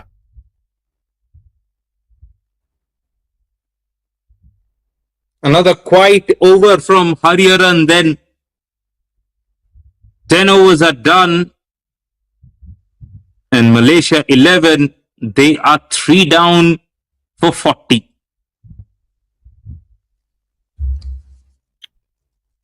At the moment, looking at the possibilities, Malaysia 11 would be relying a lot on Amir Khan. Umpire signals end of the mandatory power play. So now the field would be widespread. Mohammad Amir Azim is also a one who can capable of playing for a longer innings. They should try to make sure that they are getting that run rate back. All of a sudden, in Hariharan's over, half of the over, the previous over especially, they were getting those singles and they were somehow managing to pull up their socks. That's how the intent should be. Nishok Kumar will be the new bowler introduced into attack. Azim Khan, left-handed batter, will be on strike.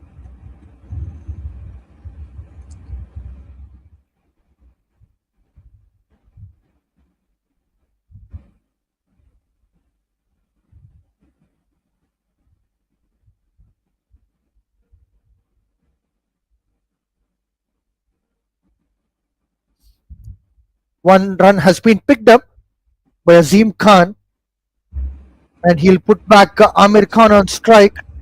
Nishok Kumar has bowled really well in the previous match.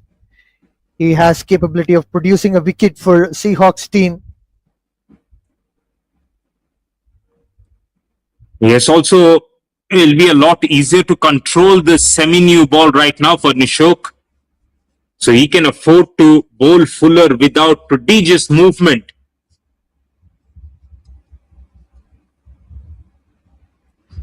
Well, it was surprising for Amir Khan that he was not expecting even slight bounce.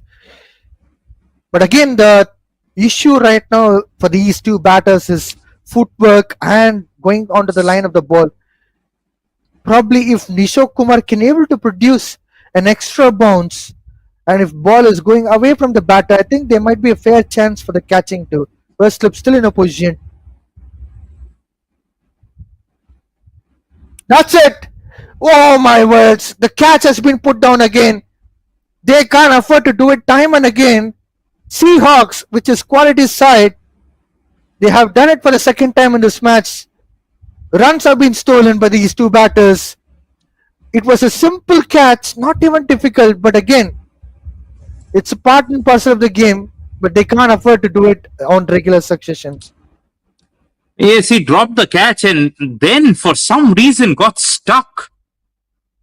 Had he been aware, there was also a run out opportunity as soon as he dropped the catch, but yeah, that's poor feeling.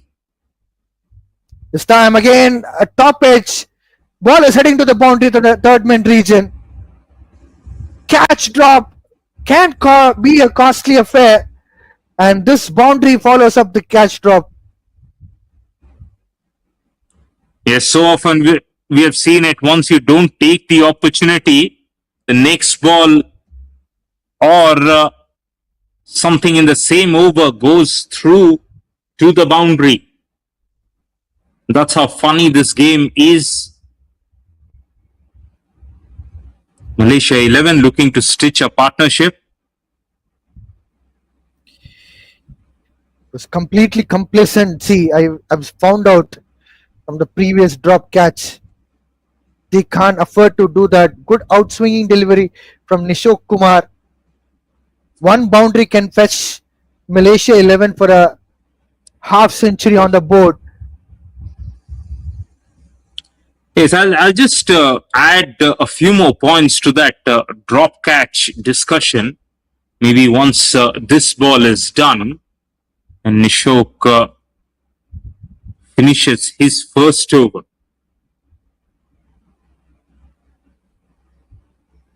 Ball him! Nishok Kumar! Oops! That missed out by the whisker. Oh my words, this can't be so much unlucky for Seahawks. That was almost kissing the bail of the stumps. Malaysia 11 are quite lucky, I would say. It could have been a curtains for Amir Khan. What was he doing there? No footwork at all. 11 overs gone, 47 for 3. Yes, that looked unplayable from Nishok Kumar. The thing I was mentioning in terms of drop catches, I just, with the amount of cricket that I see all over the world, I think the number of drop catches they've just increased. We're yet to exactly find out why that is happening, but it seems to be so contagious that no matter what international series or any form of cricket that I'm watching these days, there are too many drop catches. Yes, batters are a little too proactive, so they're playing their shots just like that one from Mohammad Amir, who went on the back foot and cut that one away for 4. But even then, while batters are playing too many lofted shots, I don't know if you have noticed this as well, Vijay. Too many fielders are getting into good positions, but the ball is just popping out of their fingers. Well, after this ball, if I would like to add on one point, I'll do so. This time, once again, a cut shot from Muhammad Amir Azim. If I'm allowed to say about my experience from my recently work with a team, I'll continue with that.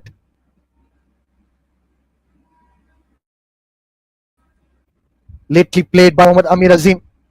A quick single has been picked up. Wonderful batting from Malaysia 11. I worked recently with the Pondicherry Premier League with one of the teams, and as you mentioned, like a lot of catch drops happened.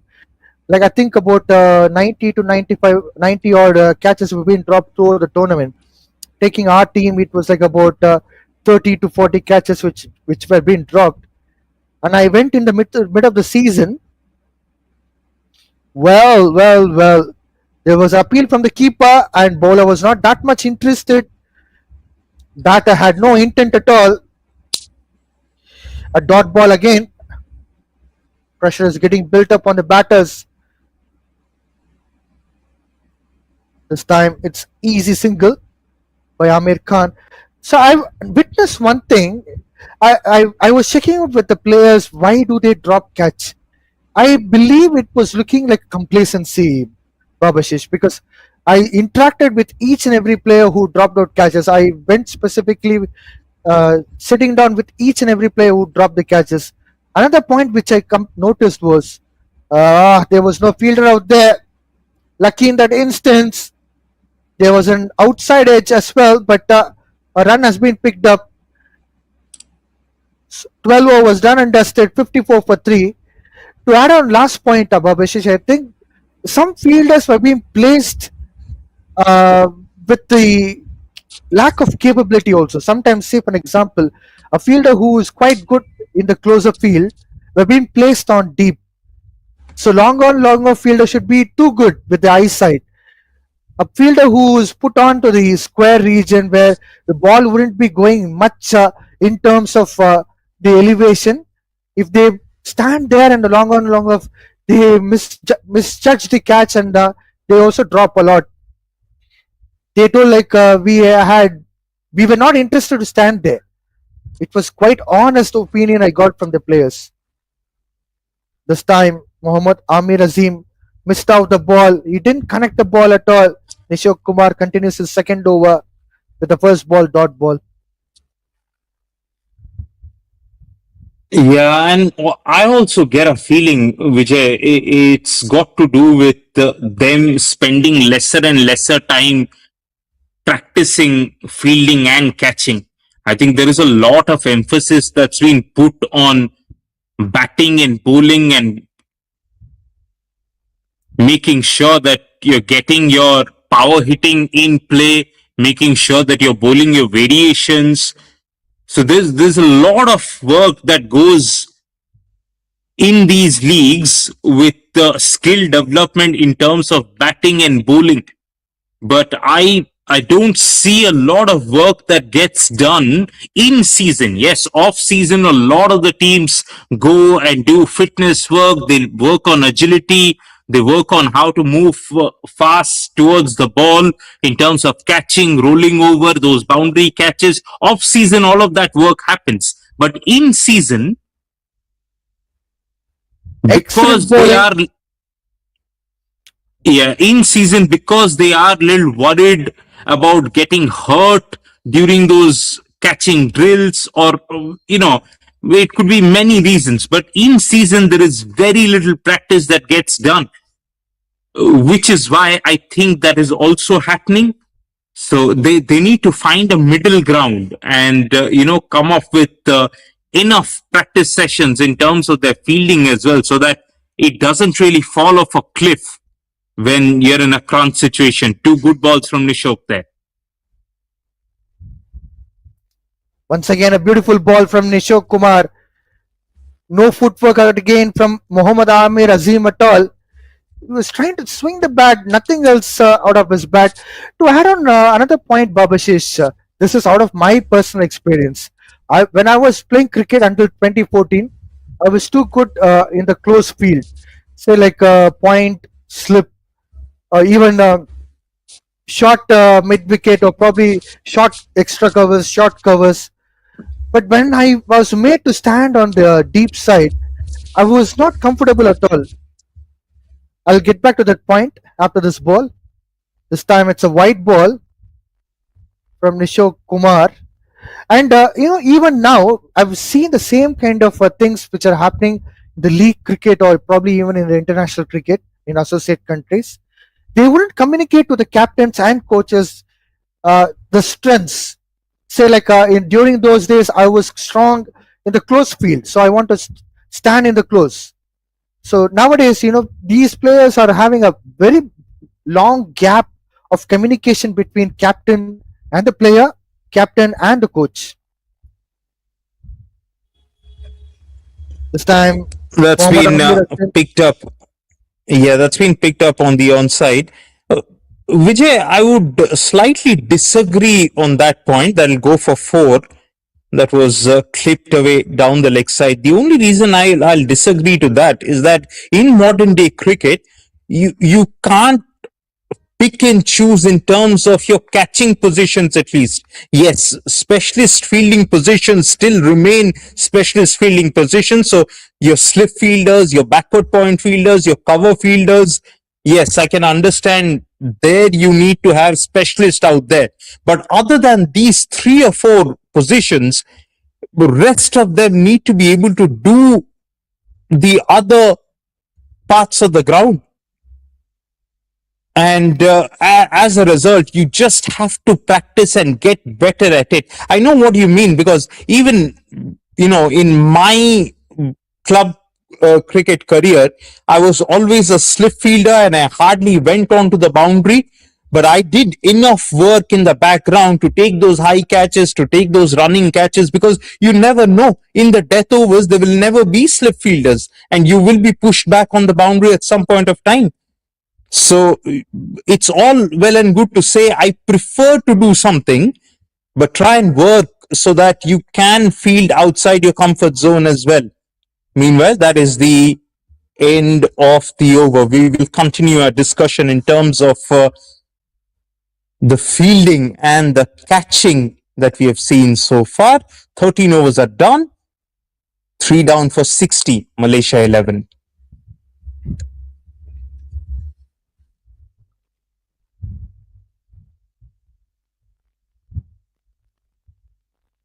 Probably the change of era. I completely understand what you're trying to say. Athleticism and the fielders running and moving around fast on the outfield, or again, uh, uh, reflexes in terms of close field will be coming into the play. Hariharan to continue his fifth over. Wonderful bowling from him. He's not giving away anything easy to these batters. Amir Khan is still on verge to get a lot of runs under his belt.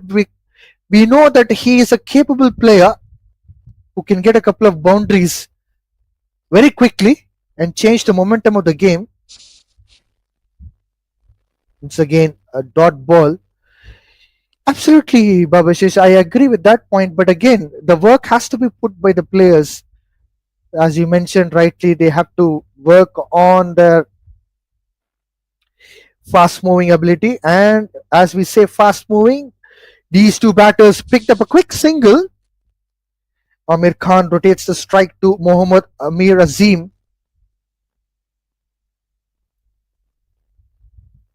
Matchup in favor for Muhammad Amir Azim, who's been out there for 14 balls. Let's see if he can take on Hariharan. That's a good cut shot from Amir Azim. And he'll be getting that boundary. This is what he was searching for the last one over. He was trying to go for that cut shot to get that boundary. Eventually, he found that in this over. This would release his nerves. He would be trying to get that momentum from here on.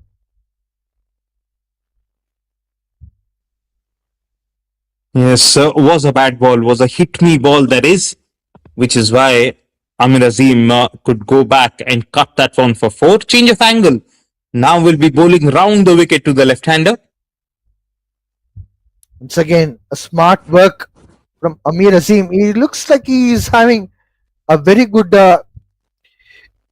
back foot shot towards square leg region and third man region. Sorry, point region and third man region.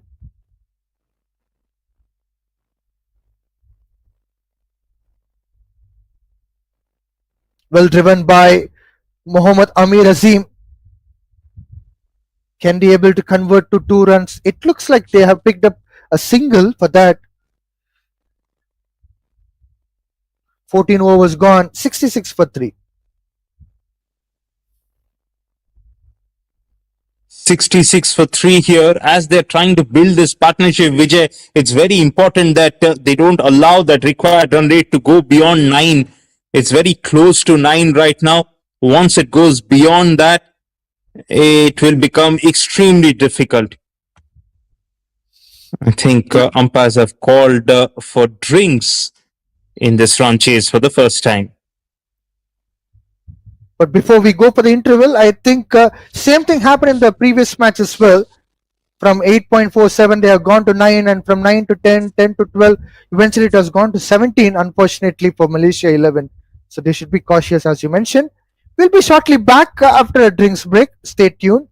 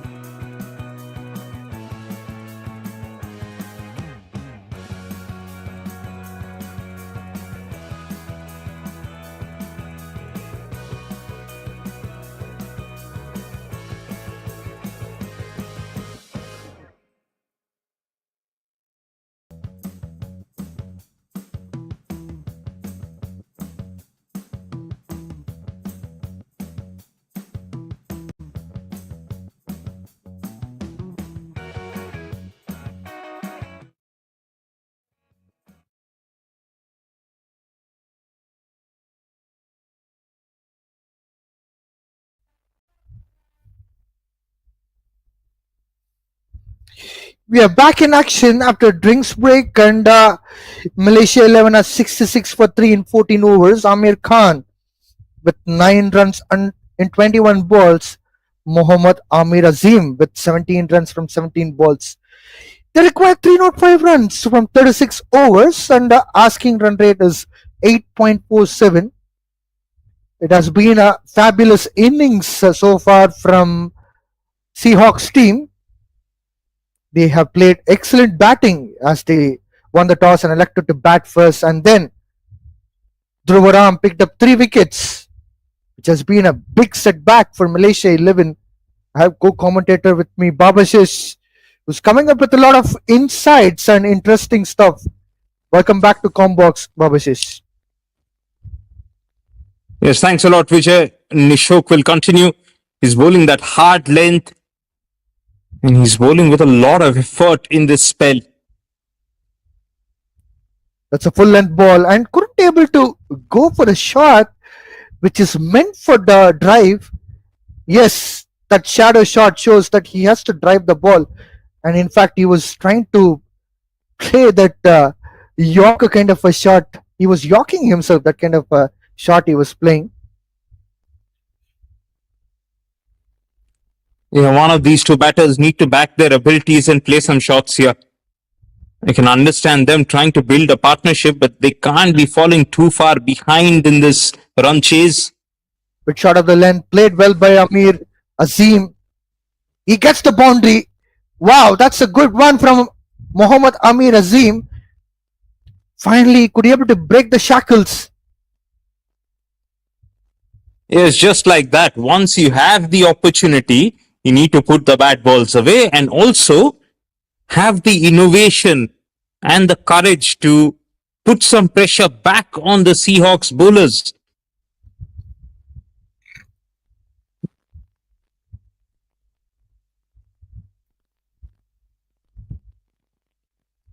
Good shot from Amir Azim. The fielder has been well set. So they'll be picking up a single. This brings back Amir Khan on strike. Amir Khan is a highly capable player who can play attacking cricket. After loss of 3 wickets, we need to wait and watch if he can able to continue his own game.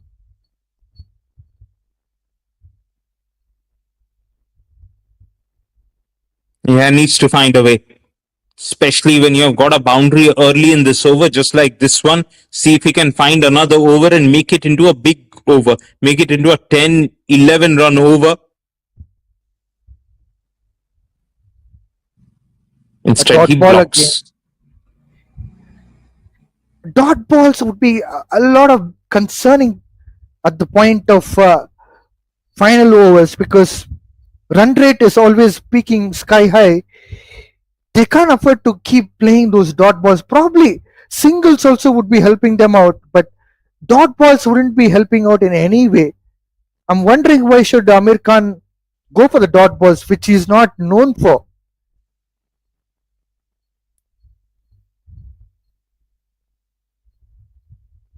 Once again, he blocked the ball. No run coming into an account. Too many dot balls coming in last 3 overs. Yes, and especially it's not even he's starting the innings. He's been out there for 23 balls now. So once you're out there for 15, 20 balls in this format of the game, you need to be proactive. The sun is out. This is now a really dry, good surface to bat on.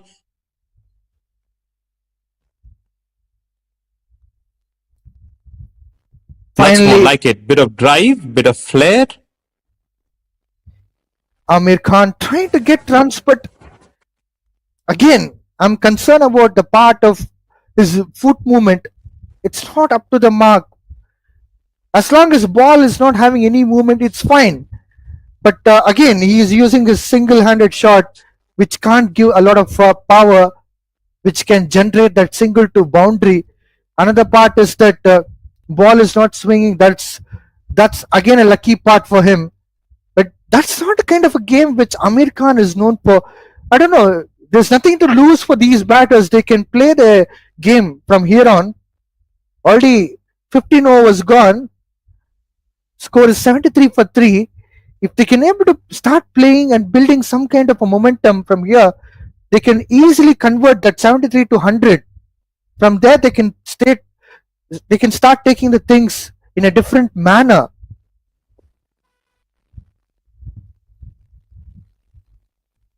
Another change in the bowling then. It's Sanjay M.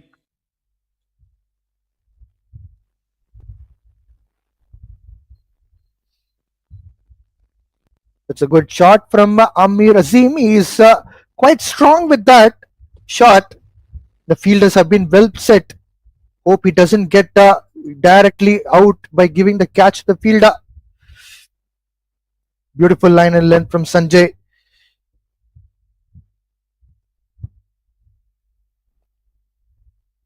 He's once again bowling with a good rhythm. And they have discussed what is the right pace you ought to be bowling as a spinner on the surface, and they're sticking to it. But Once slower, you bowl with that pace, you will be able to get some purchase as well. We saw what Hamza did time and again. He bowled so quick that there was hardly any turn. Even the wicket that he got was off the delivery that was angled back in.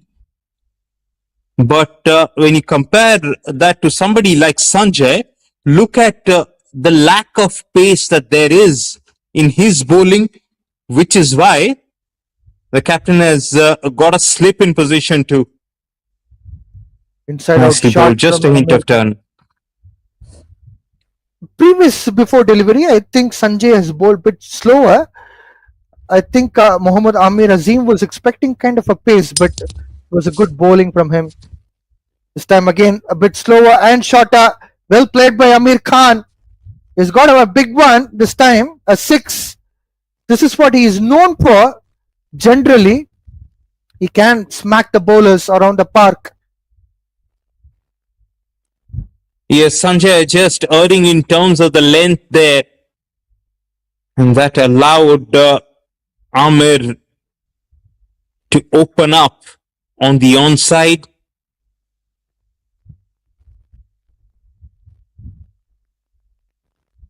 Amir Khan got 17 runs from 26 balls. Required run rate is 8.52. Still gettable one.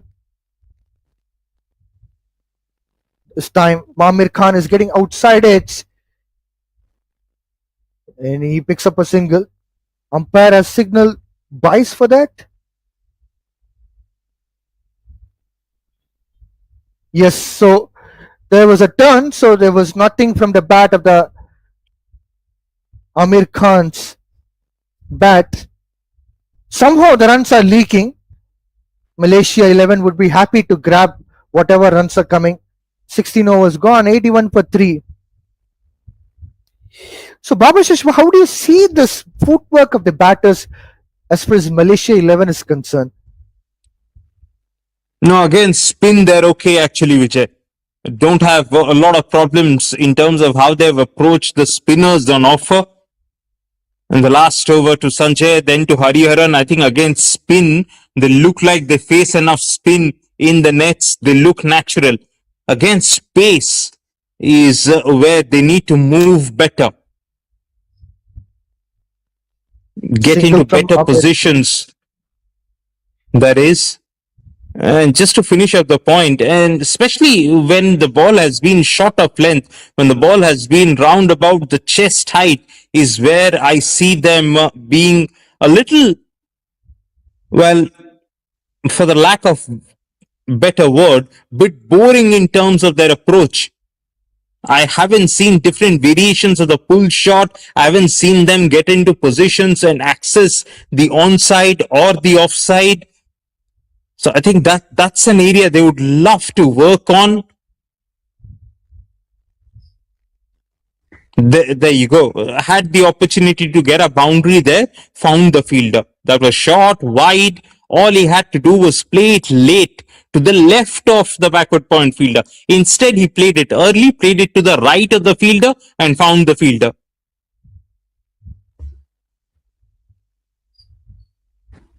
That's right. Mohammad Amir Azim will be on strike facing Nishok Kumar.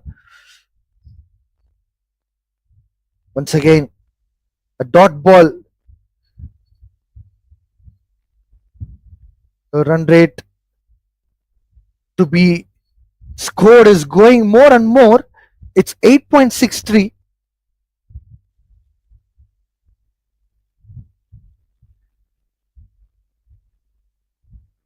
Yes, once it touches 9, there could be real panic.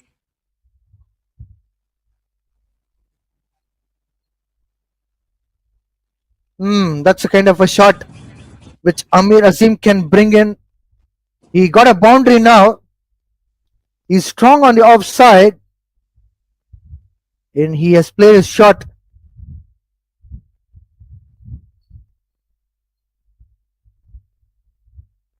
He has just over that cover fielder as well. Important shot about that particular effort was the elevation that Azim got down on his knees and ensured that he got the elevation right. Welcome boundary for this partnership.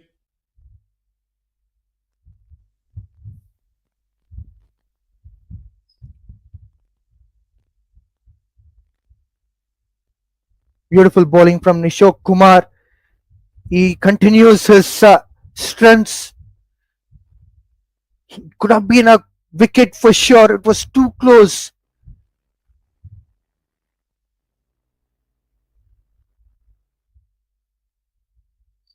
This could have been a wicket. It was very close to the inside edge, to the leg stump. Last ball of this over. 5 runs have come so far.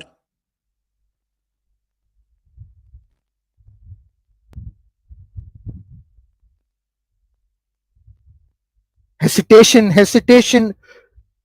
Mohammad Amir Azim was thinking twice or thrice. Should he go for run or not? And it's a dot ball to wind up. 17 overs gone. Malaysia 11 are 86 for 3.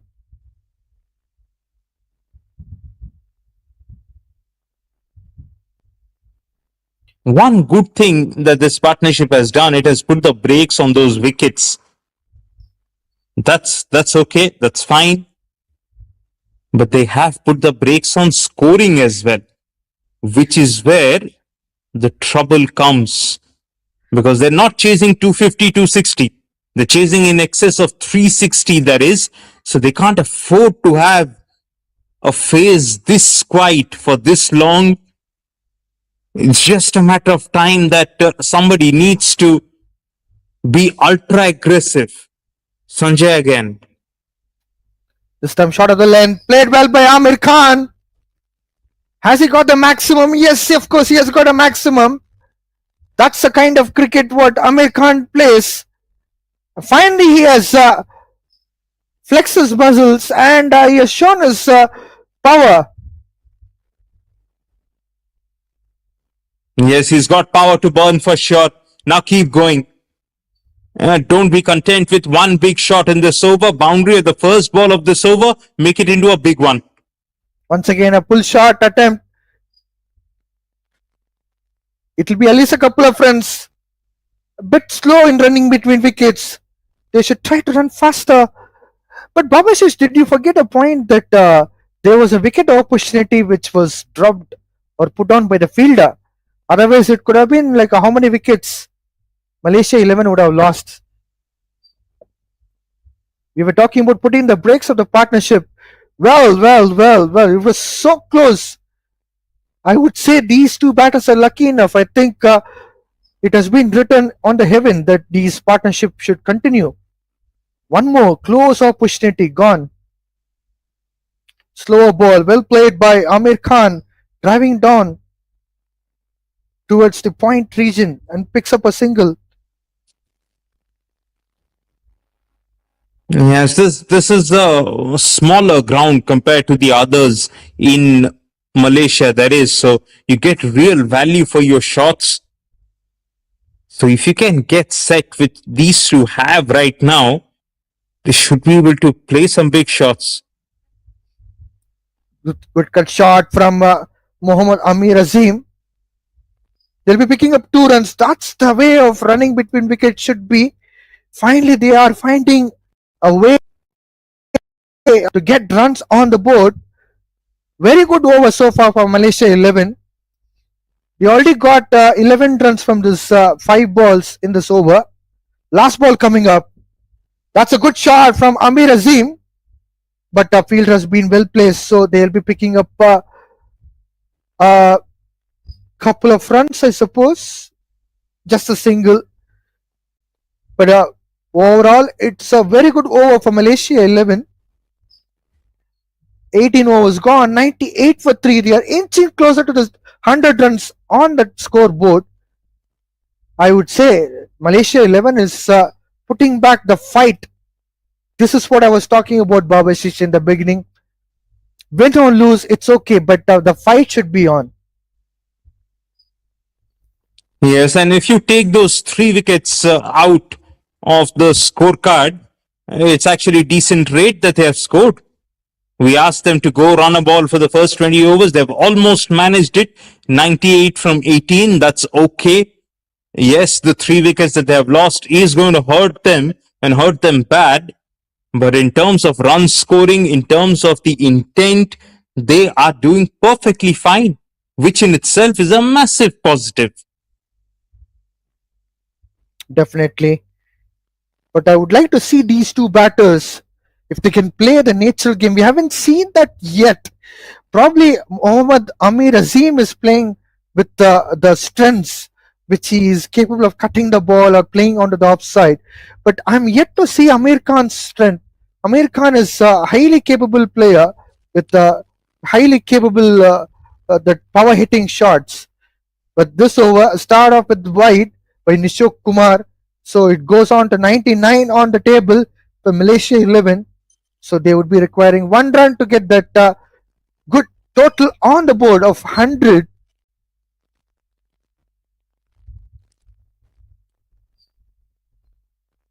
Long spell for Nishok Kumar. Just feels like he's getting a little tired out there. And it's bound to happen. It's been a hot day so far, humidity on the higher side as well. Now he'll change the angle with ball over the wicket to the left-hander. Stepping down the wicket, Mohammad Amir Azim plays amazing shot, gets the boundary again. He is playing a stupendous knock here for Malaysia 11. The fight is still on as far as Malaysia 11 is concerned. He's also came down the track one step, which is also an indicator that he is feeling confident right now. That shot will give the dugout a lot of confidence too. 100 up for Malaysia 11. 1 not 3 for 3. If you would have noticed, Babashish, all these milestones of hundreds and fifties are all coming with those boundaries. Classic cover drive shot, but I guess the fielder has been well placed, so no run at all. But it looks quite gracious to see that drive shot. Yes, plenty of use of the bottom hand there, though. That's the only thing that he would like to correct, in fact. It's a shot that can be dominated with the top hand so that you get the placement right. Bit short of the length and well negotiated by Mohammad Amir Azim. No run coming into the game, but the run rate is still lesser than the 9 as per the current run rate required, which is a positive sign.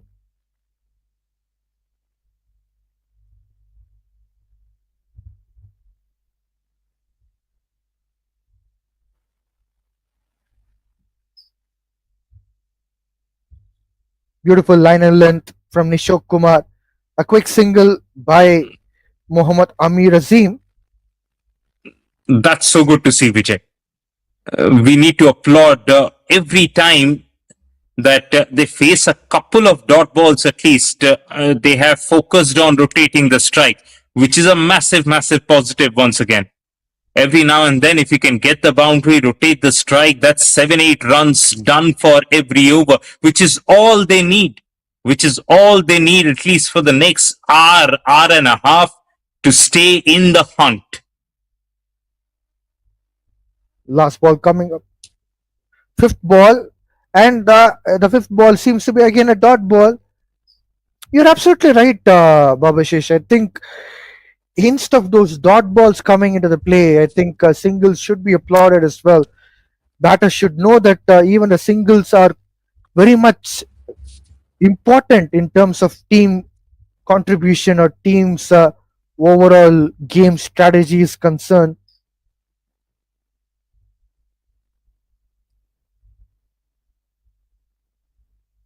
Now the last ball coming up from Nishok Kumar. This time again a dot ball. So 4 dot balls in this over from Nishok Kumar. He's just conceded 6 runs in this over. 19 overs gone. 104 for 3.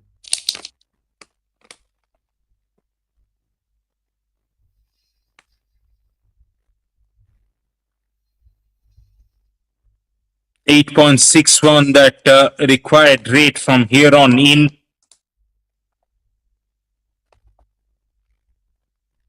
Which means they're still searching for that big over, that 15-20 run over, which can bring that run rate down. And it can happen with the left-hander on strike. Mohammad Amir Azim tries to cut the ball, but finds the fielder there. No run taken. Sanjay continuing his third over, bowling his second ball now. Inside edge, onto the onside, and a single has been picked up. They were shy out of stumps as far as throw was concerned.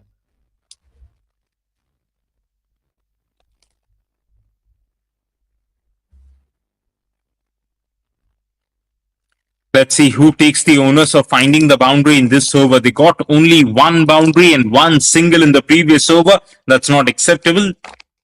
Can they find a couple of boundaries to make up for the previous over? That will push that required run rate further below. Smart Amir bowling. Khan. Amir Khan couldn't able to connect the ball. Sanjay getting 2 dot balls in this over so far. 3 balls bowled.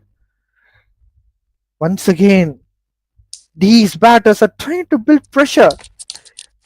They require at least one boundary, as you mentioned, Babashesh, per over. You should try to figure it out, like how to get that, if not singles. Well fielded by On Sanjay in his own bowling. Yes, nifty footwork indeed. He also had the non-striker in his eye line, so almost had to guess where the ball would be. This time bowling down the leg side. Amir Khan tries to flex the ball onto the fine leg region and it does not touch the bat. So leg bias has been signaled by the umpire.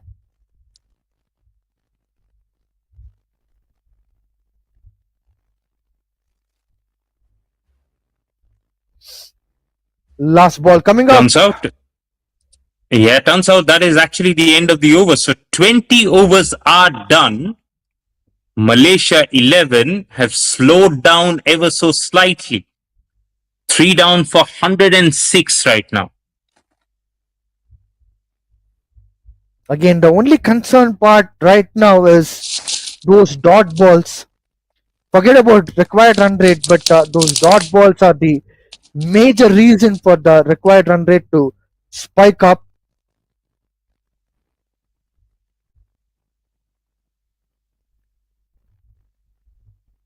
Comes down the track this time. The pressure now telling on these two batters, and it's bound to happen.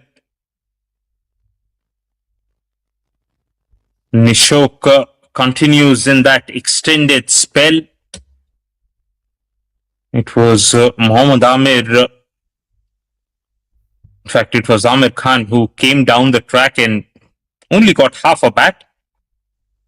Now it's Amir Azim, the left-hander, who's on strike.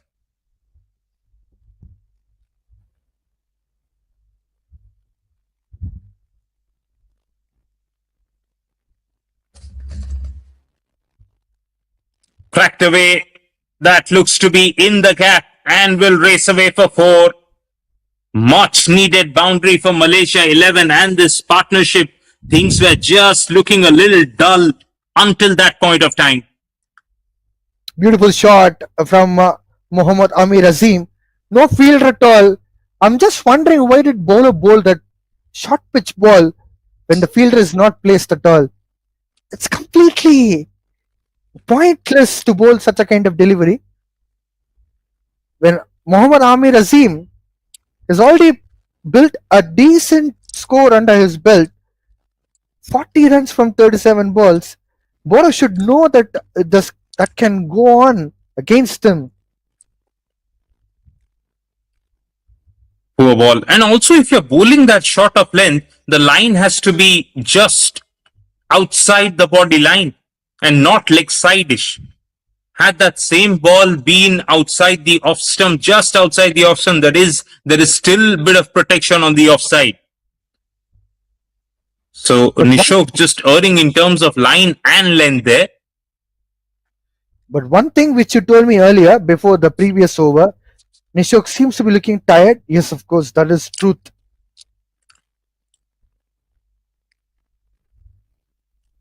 Yes, they've got so many bowling options, Vijay. They can easily throw the ball to other pacers. Maybe Dhruva can come back for another spell. But instead, they're bowling Nishok for the 6th over here. I think they have Karthikeyan who can also bowl well. The previous match he was bowling well. It could be very much effective to bring in a spinner who can complete the over quickly too. This time Nishok followed the batter. That's gone to the rib cage of the left-hander. Thankfully, it didn't hit him straight away. It was off the bat and then onto the body. So he seems to be okay. Now Of he's course, feeling it ever so slightly. He's bound to feel it, of course, because Nishok bowls with some pace. that's what I was telling you, Babash's footwork is something which these lads are lagging.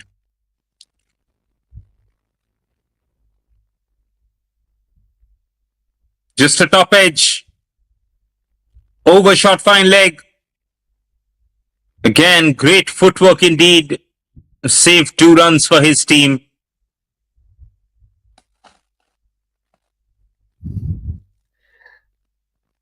We all reckon that drop catch would be expensive one. Rightly so. I don't think this partnership would have been this much if the catch was taken in the earlier part of the game. Now look at that number of runs which these guys are getting in the center.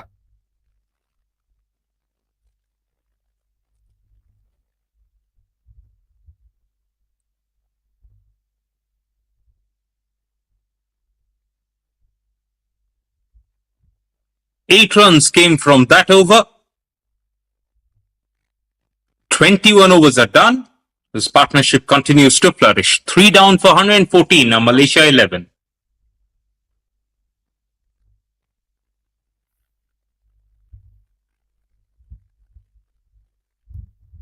Logically, chasing the score is highly possible because they have 7 wickets in the hand. 257 runs from 29 overs is very much possible as long as they play a planned inning. I don't think the score is going to be a difficult one. Say like about a couple of boundaries and the singles in an over for the next 5 overs can put down the pressure onto the bowling side.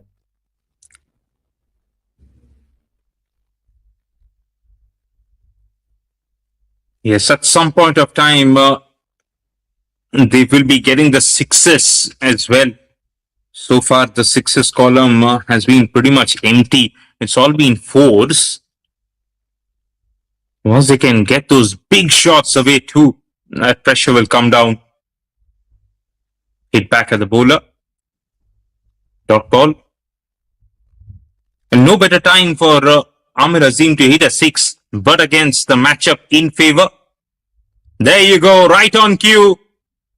Takes the aerial route and hits it out of here. Fantastic shot from Mohammad Amir Azim. Just in time when it's required for Malaysia 11 to get those bigger ones. He has got it at the right time because the run rate seems to be looking like it may cross beyond 9. The 6 can cut down that kind of a pressure in terms of piling run rate.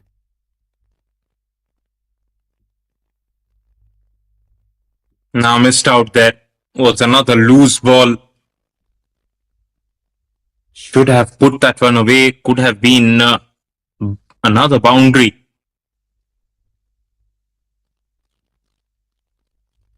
He's hit a six and then played 2 dot balls. That's not acceptable. Generally, from the dugout, we say to the players that after getting a 6, at least try to get a single.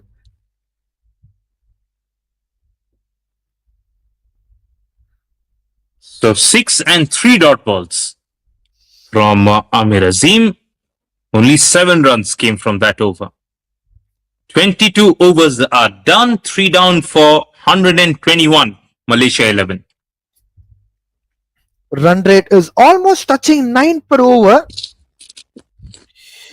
Mohammad Amir Azim was struggling at the point where he was trying to figure out the gap between the fielders.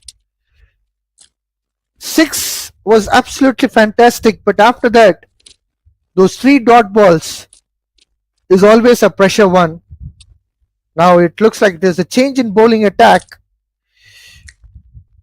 Although these two batters are well established, they are finding difficult somehow or other to pick up those singles. They should try to play that attacking cricket again. But now, I think Seahawks realized that pace bowling would be something which Malaysia 11 batters wouldn't be liking much. They're not feeling comfortable. Already we have seen Mohammad Amir Azim got hit on his abdomen in previous over. There's no change in Loose bowling. shot there from loose shot there from Amir Khan, not getting to the line of the ball and just a wild swing over long on. Nishok into his 7th over. What a marathon spell this is. Maybe it's a lot pleasant out there. The wind seems to have picked up. It's consistently breezy, and that's why he can just go through this spell. Much better.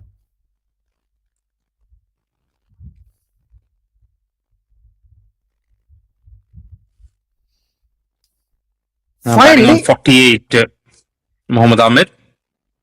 exactly. So finally, he has an opportunity to get that 50 runs under his name, which can release the nerves. I'm sure that it would be a massive confidence overall for the team. A single player getting those kind of bigger runs on the board would be a massive sigh of relief too.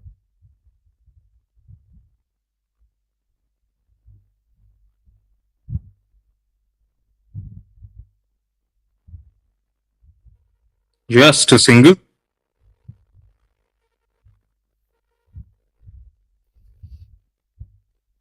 Amir Khan should make sure that he's rotating the strike, perhaps not hitting the bigger ones.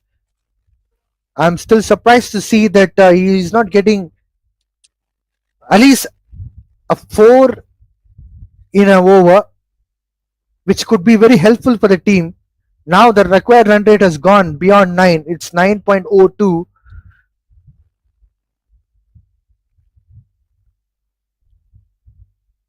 Another effort ball. Oh, that's a little harsh, perhaps. And looked like that was a margin call, but the umpire has gone in favor of the batter. Again, it looked like Amir Khan was late onto that shot.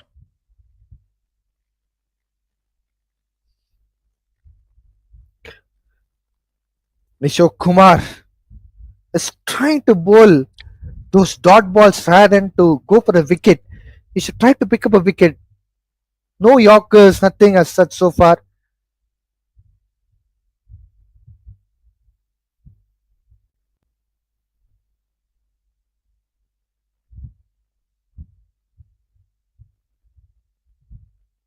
Mohammad Ahmed Azim now batting on 49 from 47. Yes, the required run rate now has gone up to 9, but it's his innings along with Amir Khan that has kept Malaysia 11 in this run chase. They will be looking to get a boundary at some point of time in this over. Good looking shot, straight to the sweeper, and they will run through. Half century of the highest order for Mohammad Amir Azim.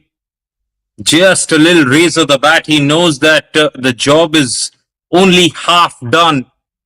Needs to bat on and go big.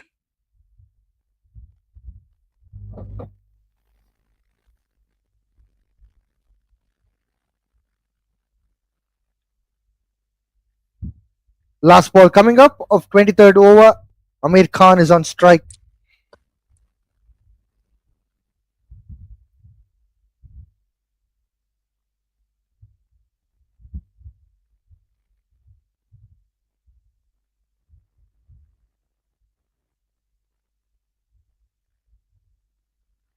"23 overs are done, 3 down for 127 on Malaysia 11.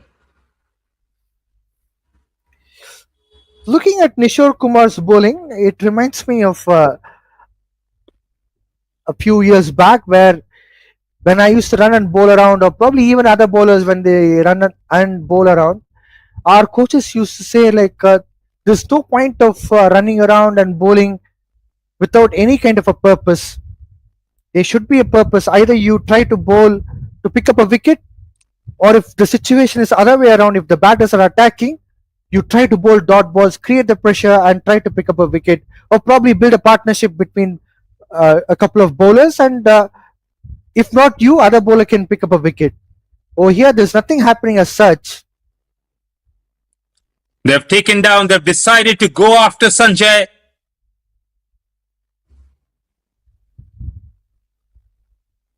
And has he found the fielder?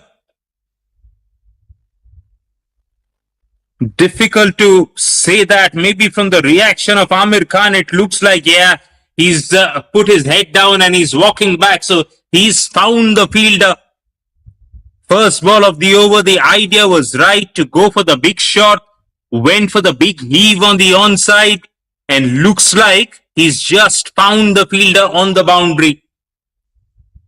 Wonderful bowling from Sanjay. He has a good variation of the pace.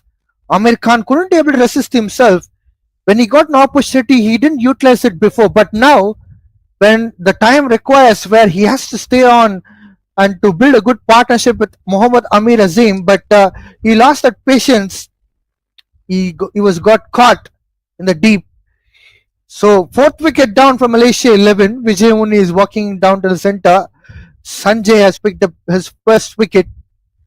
As I was talking about intention of picking up the wickets, eventually Sanjay has picked up a wicket. Now the time has come where Seahawks team have to work on by picking up next couple of wickets, because new batter, you can build pressure and try to make sure that he is making a mistake and this partnership is not getting set.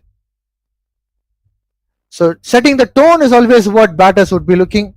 You should try to get those things on your words by attacking the batters. I hope they do it this time. Sanjay has the ball in hand, so he has already been bowling really well.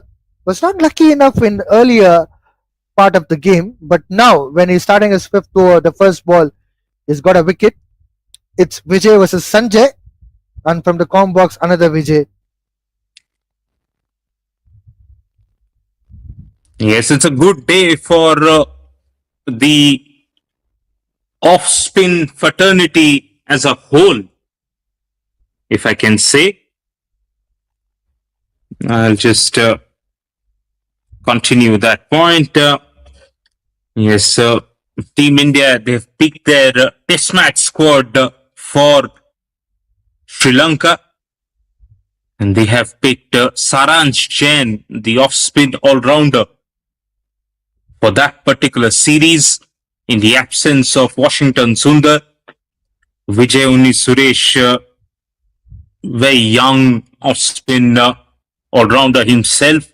So we'll be hoping he can contribute with the bat in hand. Starts with 3 dot balls though. Absolutely, Vijay Uni has capability of building a beautiful innings. In the previous match, he's got back-to-back boundaries and sixes.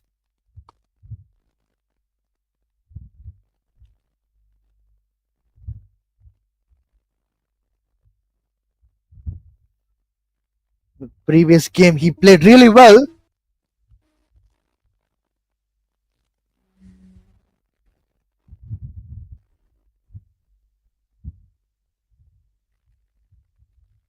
Looks like he's just gotten off the mark there. Successful over for Sanjay M.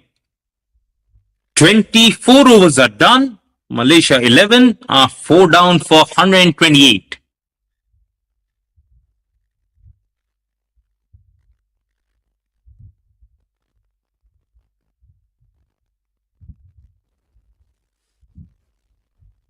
Babashesh Saransh Jain, I think he's played really well in the previous season of Ranji Trophy. He has bowled really well and he's picked up a lot of wickets. He got even picked up in a zonal team too. Then he was even called for India A.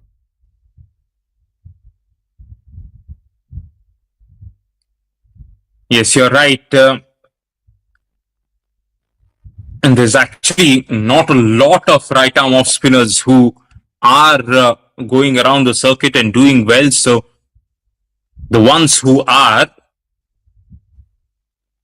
need to be rewarded so that that craft just continues to prosper. We continue to see a lot of left arm off spinners coming up the ranks, and that is due to plenty of T20 cricket, white ball cricket that is being played all over the world. But in terms of right arm off spin, it's very much a dying art, even in international cricket. Lofted shot from Vijay Unni, good looking lofted square drive as well. Misfield from Sanjay allows a couple of runs being taken. Finally, that marathon spell of Nishok has come to an end, and it's Dhruvaram who started the collapse with 3 wickets. He's been brought back.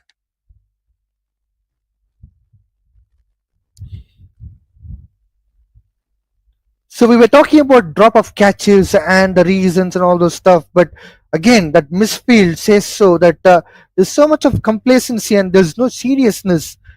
Maybe I might be a bit rude, but yet there's a point which I can make sure, and there's a boundary out here.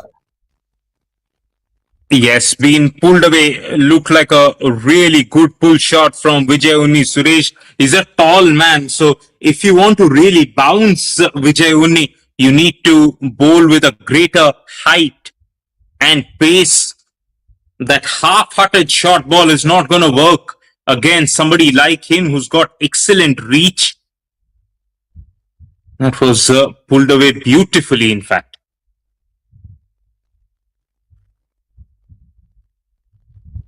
Now stays away from the line of the ball and gets beaten.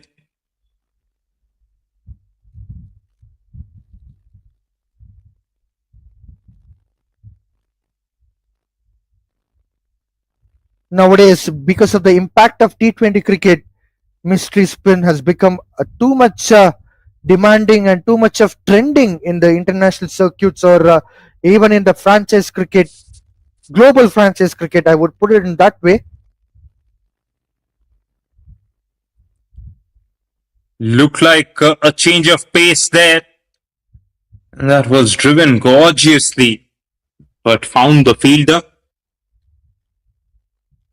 Since the time Vijay Unni has come out to bat, he's played some lovely shots. Yes, they haven't yielded him runs so far in every other ball, but just looks to be in good hitting form altogether.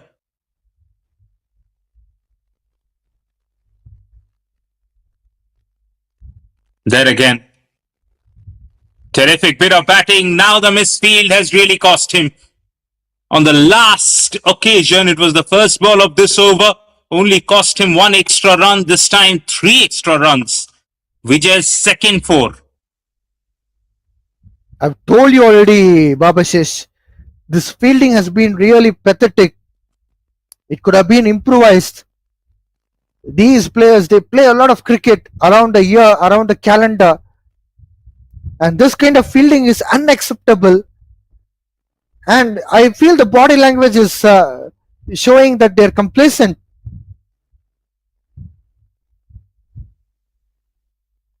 Yeah, you don't want that. And it's gone to the same fielder once again, Sanjay. So after a long time, they've got an over that's gone into double digits of scoring. At the halfway mark, Malaysia 11, 4 down for 139. They still need 232 runs, so they need to actually double their score as well, which is almost what the Seahawks did in that first innings after the halfway mark.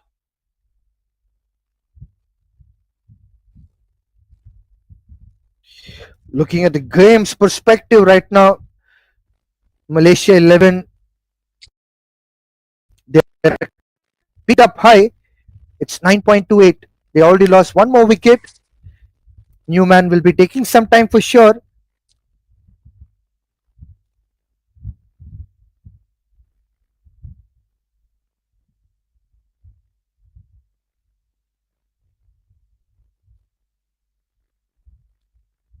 It is Sanjay M. who was the fielder down at deep cover region, who made those couple of misfields. So now has the opportunity to cover up for those. He was also the bowler who broke the partnership.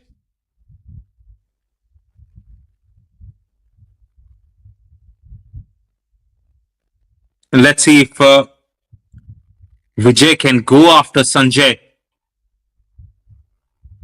Previous one was a good one for Malaysia 11. They need another big over here. Trying to chase that wideish line, unable to get any connection whatsoever.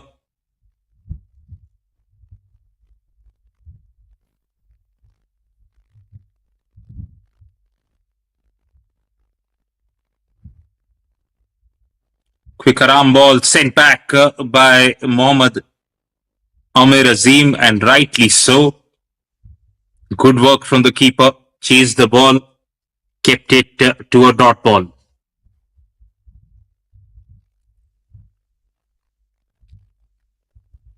That there was very much up towards the bat and could have gone for the big shot.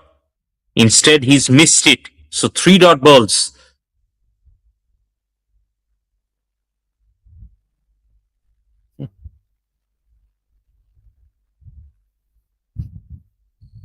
A boundary and a 4 dot balls. This would be very difficult for Malaysia 11 to get back on roll.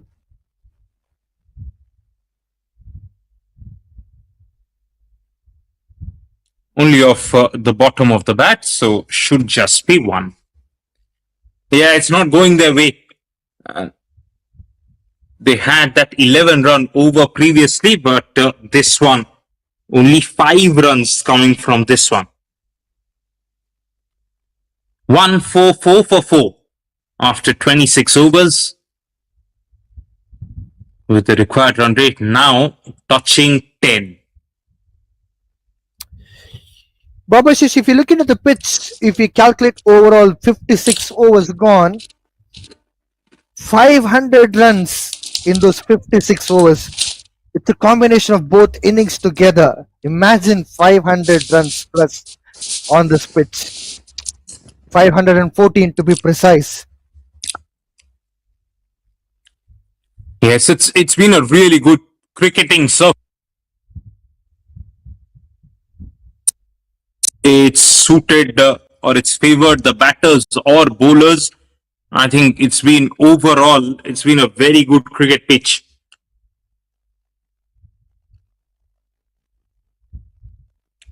For batters who can apply themselves properly, it has yielded runs, and for bowlers who have hit the deck hard, like Dhruvaram in that opening spell, it has given them wickets. So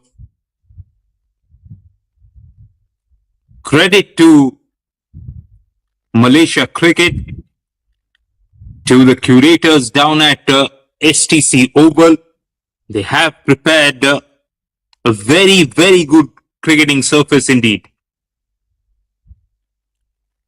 No ball. Time and again, we have seen that every time Dhruva has tried to bowl the quicker ball, the effort ball, he has erred on that white line. Will be a free hit now to the left-hander, who's been actually off strike for a while. And let's see if that actually has affected his batting rhythm or not.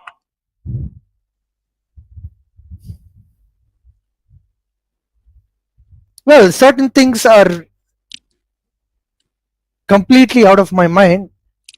First thing is the snowballs thing. Second, wides. Third thing is that misfields, drop off catches. Another one is dot ball.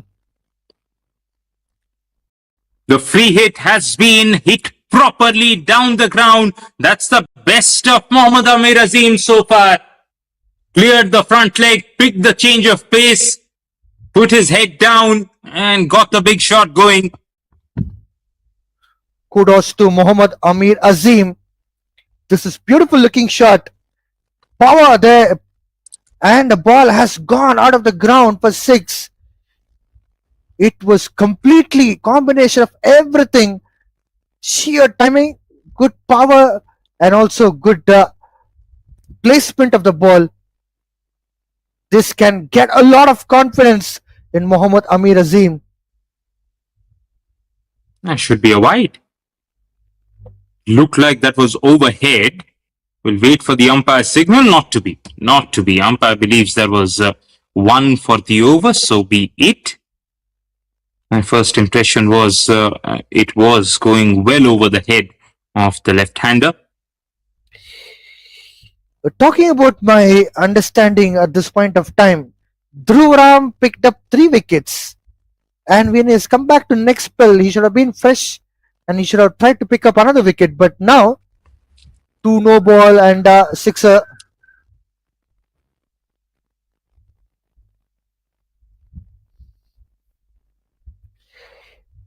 Talking in point of view as a coach, I would say picking up 3 wickets in 2 overs consecutively shouldn't be looking like a fluke.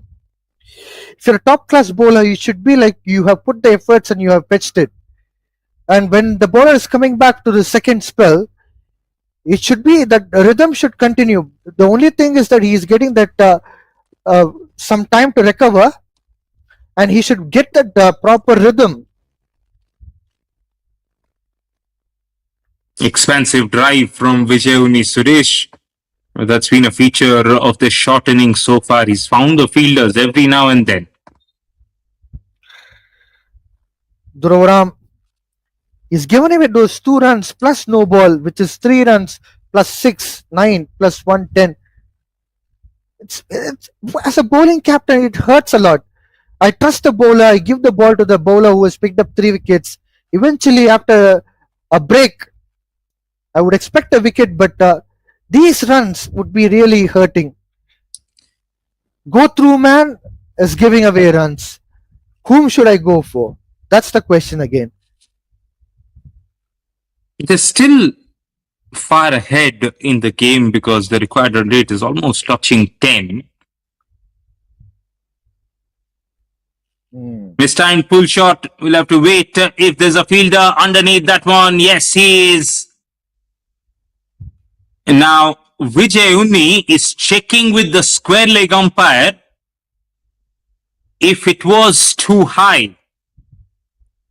Because there was a no ball already, there was an attempted bouncer. That's why he was checking with the square leg umpire. But I think that's been adjudged as a wicket. So fall of the 5th wicket, half the side back in the hut. Dhruv Ram in his return spell has bounced out Vijay Unni Suresh. Finally, Dhruv Ram has listened to the words and he has picked up a wicket. Now, it's very important as a man who has picked up 3 wickets to come back stronger. An important wicket of Vijay Unni. He could have been very, very dangerous. Perhaps he stands there and plays for a while. Already he was in good nick. He got 18 runs from 20 balls. Seahawks can't afford Vijay Unni to be there in the center and score these runs and stitch the partnership. Finally, Dhruv Ram has picked up another wicket. So 4 wickets in the column so far. He has a wonderful opportunity to get a fifer because he has just bowled 6 overs so far. Now the new man, Mohammad Akram, left-handed batter, will be coming into the center. From here on, Seahawks have to look into the picking up a wicket. New man, so target him, try to attack and try to pick up a wicket. Drop of catch or probably misfield or fumbles wouldn't help out anyway because this team is known for a standard team. Even opposition are on back foot when they are playing against such a classy team. They should try to make a point here. They should be in an authorized position, but unfortunately, certain things are trying to make an opportunity for opposition, which is Malaysia 11, to step up and utilize those opportunities.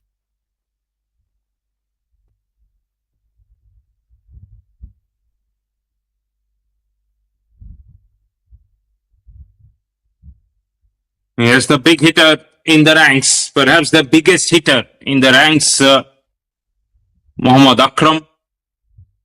I'm surprised he didn't bowl after that opening spell. Hopefully, they're just trying to manage his workload every now and then.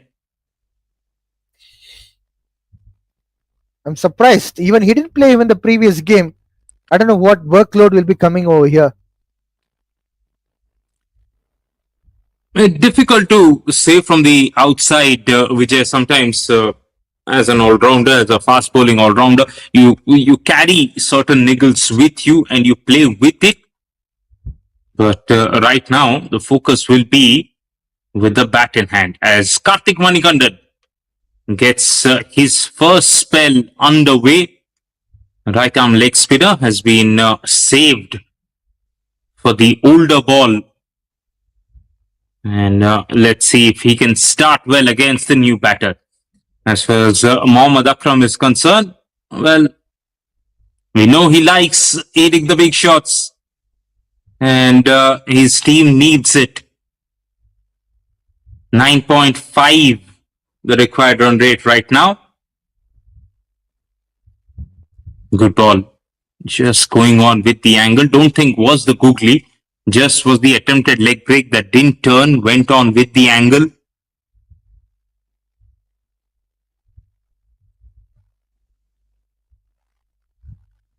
That was the attempted googly, which was hit down the ground for a run. So Mohammad Akram off the mark. Karthik Manikandan played really well in the previous game and he was very effective indeed in picking up the wickets. This time, Amir Azim goes with the spin on offer and just beats the fielder in the deep. Much needed boundary. This is absolutely treat to watch when Mohammad Amir Azim is hitting the ball out of the park or probably even getting a boundary. The intent is also quite impressive from this young lad. Although the wickets are falling on other end, 5 wickets down, Mohammad Amir Azim still fights back. He scored 62 runs from 54 balls. Now again, they are looking forward to get one more partnership here. If Mohammad Akram can able to get few big shots, like about a couple of sixes and a couple of boundaries, I think Mohammad Amir Azim will be slightly away from the pressure. Then the game would be balanced.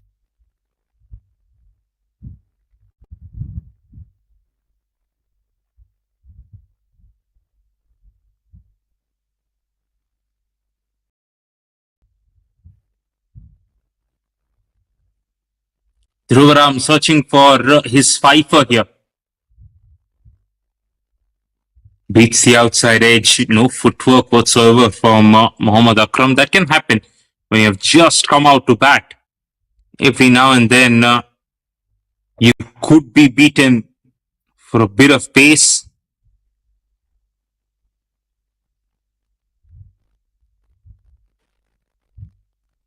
Dhruvaram, although he was a little bit expensive, but the wickets what he has picked up will give a massive story.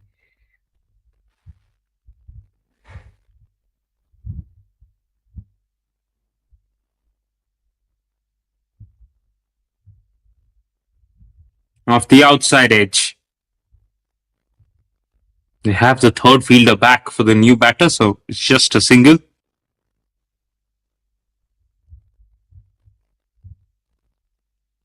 Once again, it will be interesting to see what Mohammad Amir Azim has on his plate.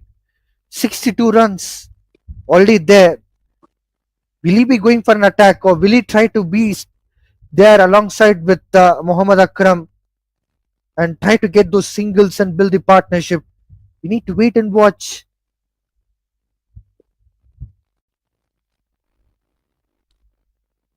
He's been good on that pull shot. As Mohammad Amir gets another run to the tally.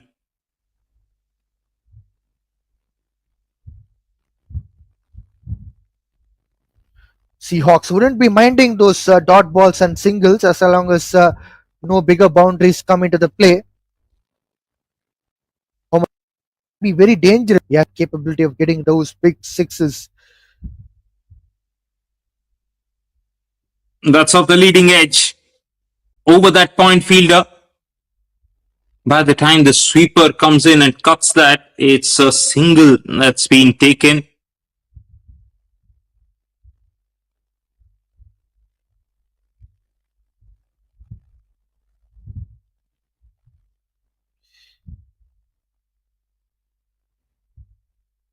$162 runs on the board for Malaysia 11. That was a good fight from these batters, especially the one who is on the screen, Muhammad Amir Azim. Is trying to make sure that run rate is coming down. Now the intent has completely changed from the previous past overs.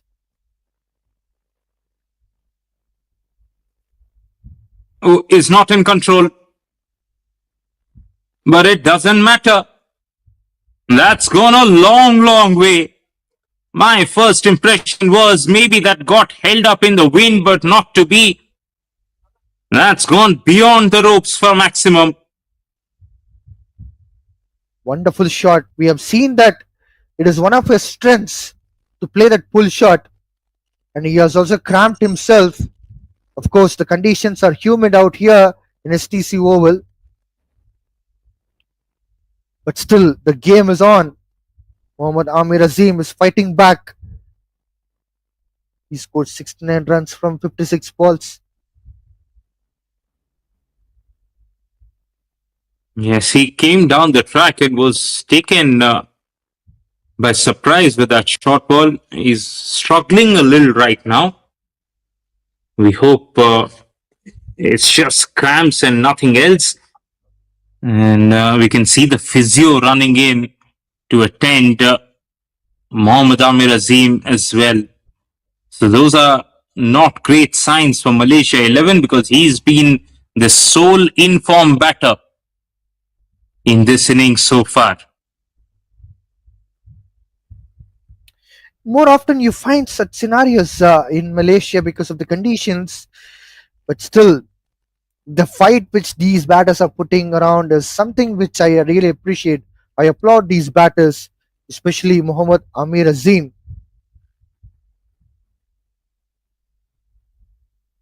Dhruv Ram has completed his 7th over, conceded 51 runs and picked up 4 wickets.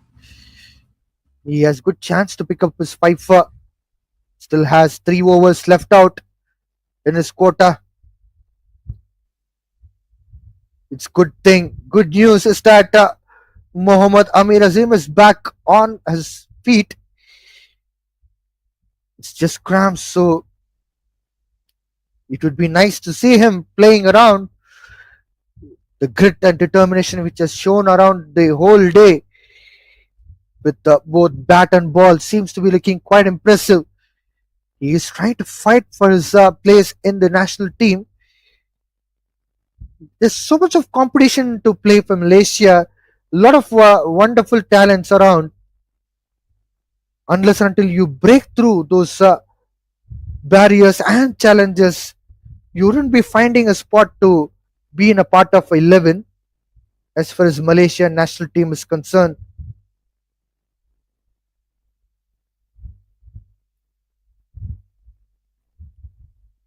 Once again, wanting to play the big shot right at the start of the over, and you can understand why. They know that required run rate is hovering around 10, and if you can attack the first couple of balls, then the likelihood of you getting 10 runs in that over just becomes bigger. Akram just getting set right now. We know he can play the big shots, but the next 50 odd runs or so, it will be on Mohammad Amir Azim. And then you can expect Mohammad Akram to perhaps play the big shots. He's gone for it straight away, but hasn't timed it properly because he had just walked out to bat. That's why I suggested that right now he just needs to take a bit of time. Instead, He sprayed the big shot and perished. Well, one wicket fall leads to another. This is a prime example.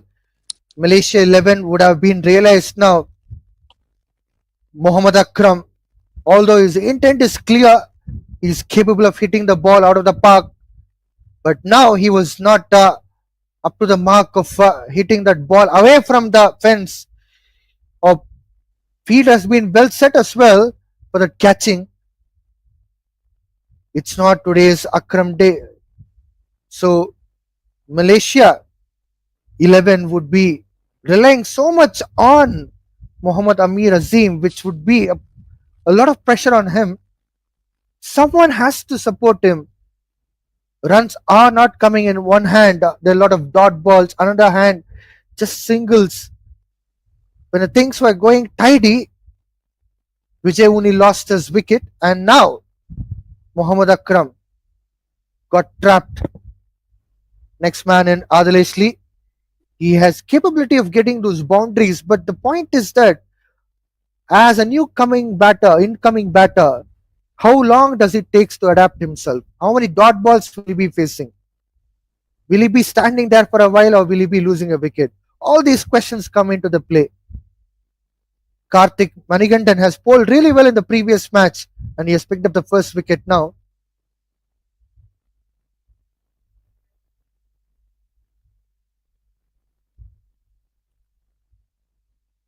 It's not a magical ball from Karthik Manikandan, just a length ball on the stumps. It's the lack of timing from the left-hander that brought the wicket.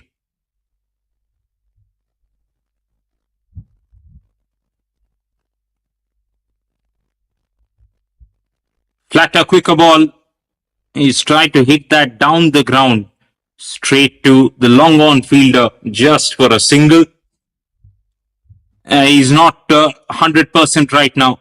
In fact, far from 100% is Mohammad Amir Azim. He's struggling after every ball. He's almost feeling that right leg.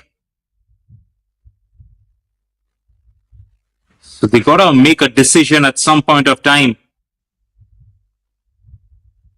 that is he fit enough to carry forward, carry on, or will they perhaps replace him with another batter?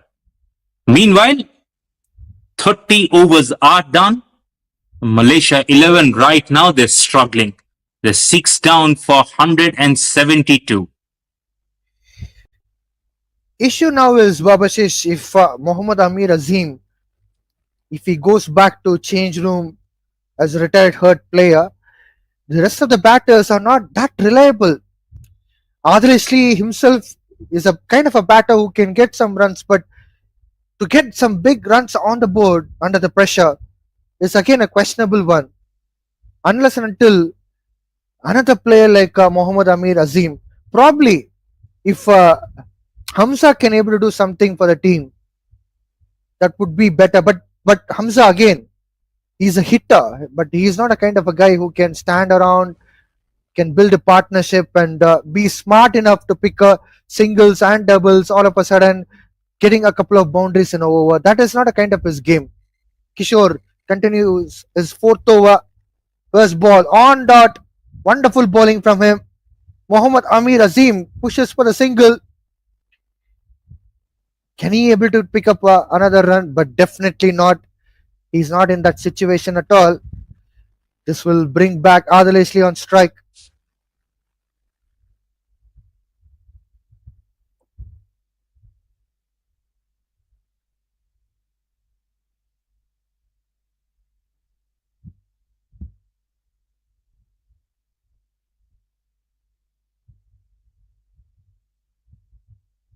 Well bowled by Kishore. Attempted Yorker. He knows that Adil Isli can't sustain for long if he tries to build the pressure. Very good ball for Adil Isli by Kishore. Is Kishore just keeping the stumps in play against the new batter, which is always advisable.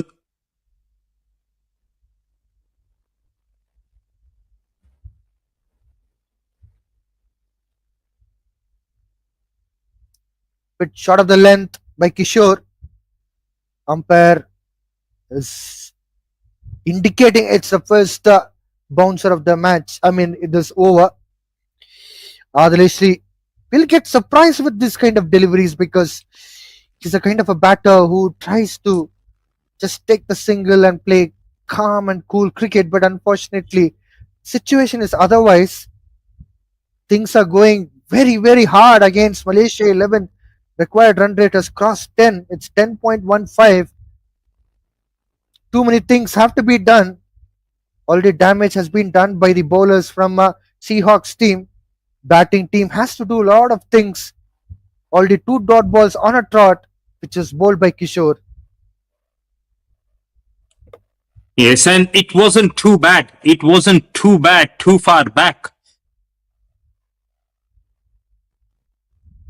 Slower ball, well It's played by Dileshri. Slashed it towards covers region, picks up a single. yes, Vijay. I was saying it's only in the last 10 overs that they have lost the plot. I thought for the first 20 overs in this run chase, Malaysia 11 were actually going okay. Yes, they had lost 3 wickets, but they were just scoring run a ball. They were making sure that that required run rate was hovering around eights. It's only when they lost Amir Khan Malik and then Vijay Unni Suresh that this required run rate has now gone over 10. And it now makes the job incredibly difficult for only one batter, for Mohammad Ahmed to take care of the striking all by himself. You're absolutely right, Babashish. First 20 overs were in the hands of Malaysia 11. I don't think even Seahawks would have realized that situation, but now Seahawks realized that there's always an opportunity for them to pick up another wicket here. That's why they brought in Kishore. Already two dot balls were being bowled. Singles were coming.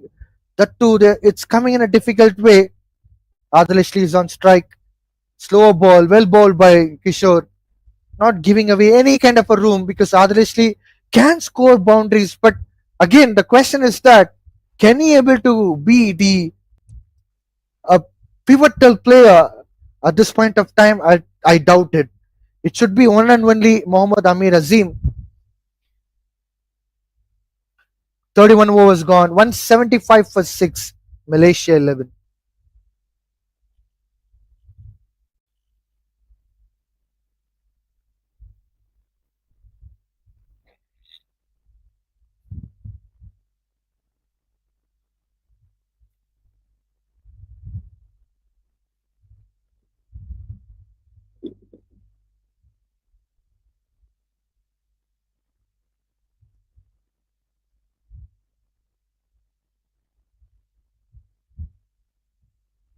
Yes, and looks like we've gone into a drinks break here.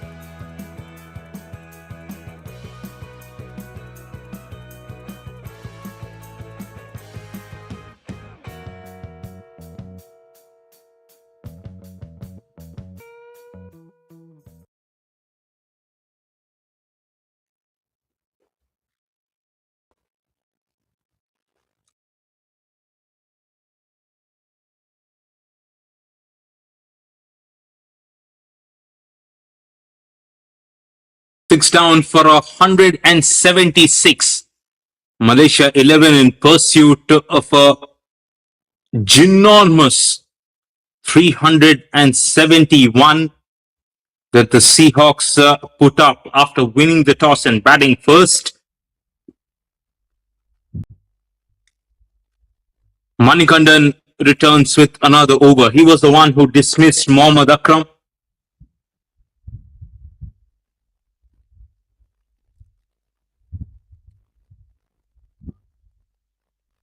That's a good pull shot from Mohammad Amir Azim. And it's gone to 6 miles away from this STC oval. What a lovely shot from him. Yes, he's been the lone warrior for Malaysia 11. That takes him on to 80 from 62 balls. He's got no other option actually. With the way the game stands right now, he needs to be hitting a 6 or a 4 very much in the early part of every over from here on in.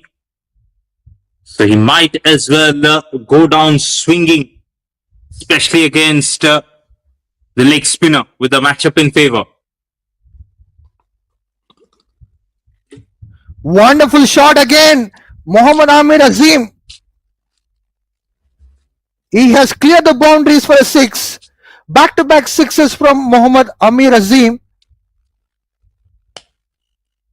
It looked like there was a catching opportunity down at the deep mid-wicket fence, but it's just gone with the wind perhaps over that fielder.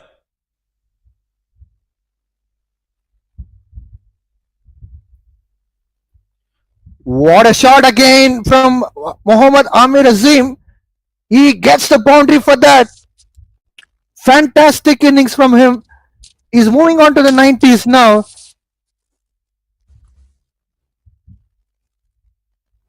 Yes, this is special ball striking indeed from the left-hander. Right after the drinks break, he's decided to take on the leg spinner. And he's gone 6-6-4. This one was through the offside. How he waited for the ball, cleared the front leg.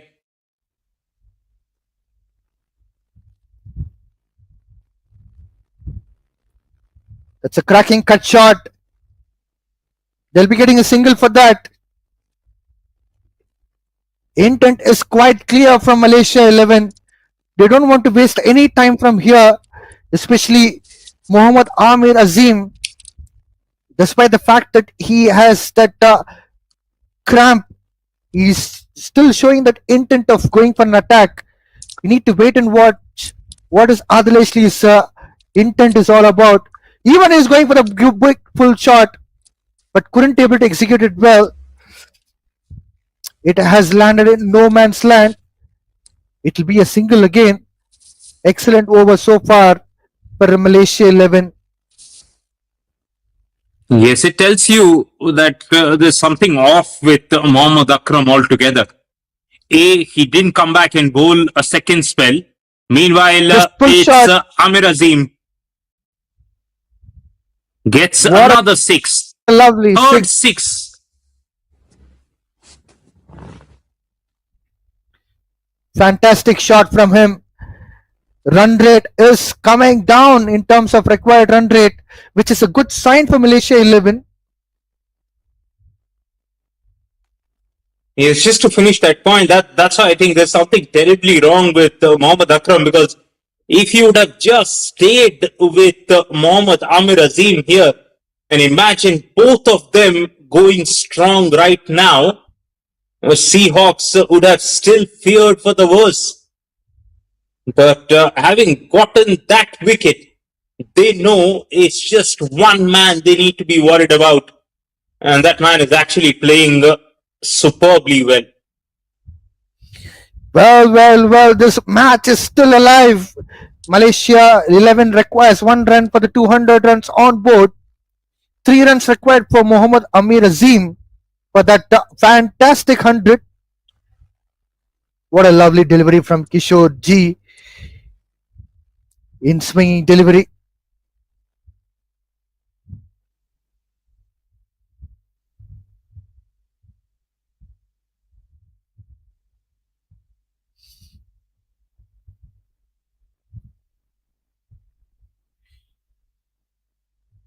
These dot balls could be a costly affair. Just pick up a single and put back Mohammad Amir Azim on strike. The way this lion is roaring right now, he can bring the required run rate down, which will be again a doable one. That's the way to go. 200 runs on scoreboard for Malaysia 11. What a beautiful fight back from Malaysia 11. They have put so much of efforts, especially the runs scored by Mohammad Amir Azim is something we need to talk about for a long while. And now he's on strike. If he can able to get the ton with the amazing boundary, it would be interesting and applaudable one. Driven well towards covers, wonderful shot. They got 2 runs for that. He's on 99 now.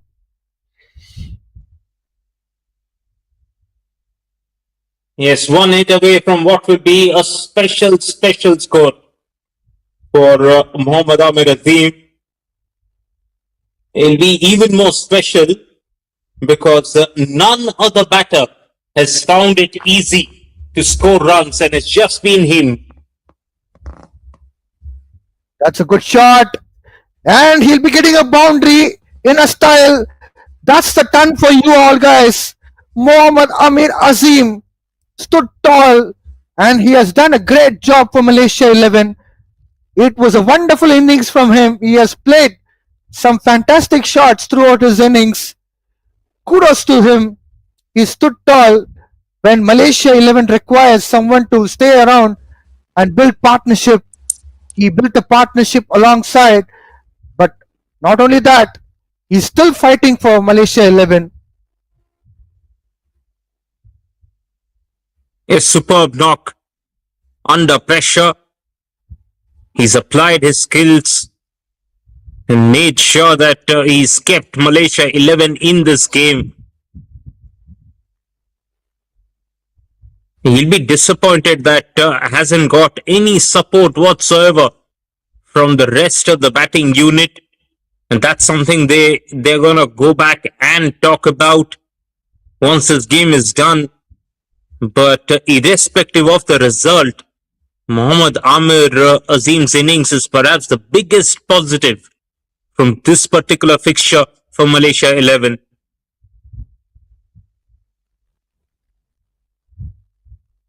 That will be a single and smart way to put himself on strike. Mohammad Amir Azim, 33 overs gone, 207 for 6.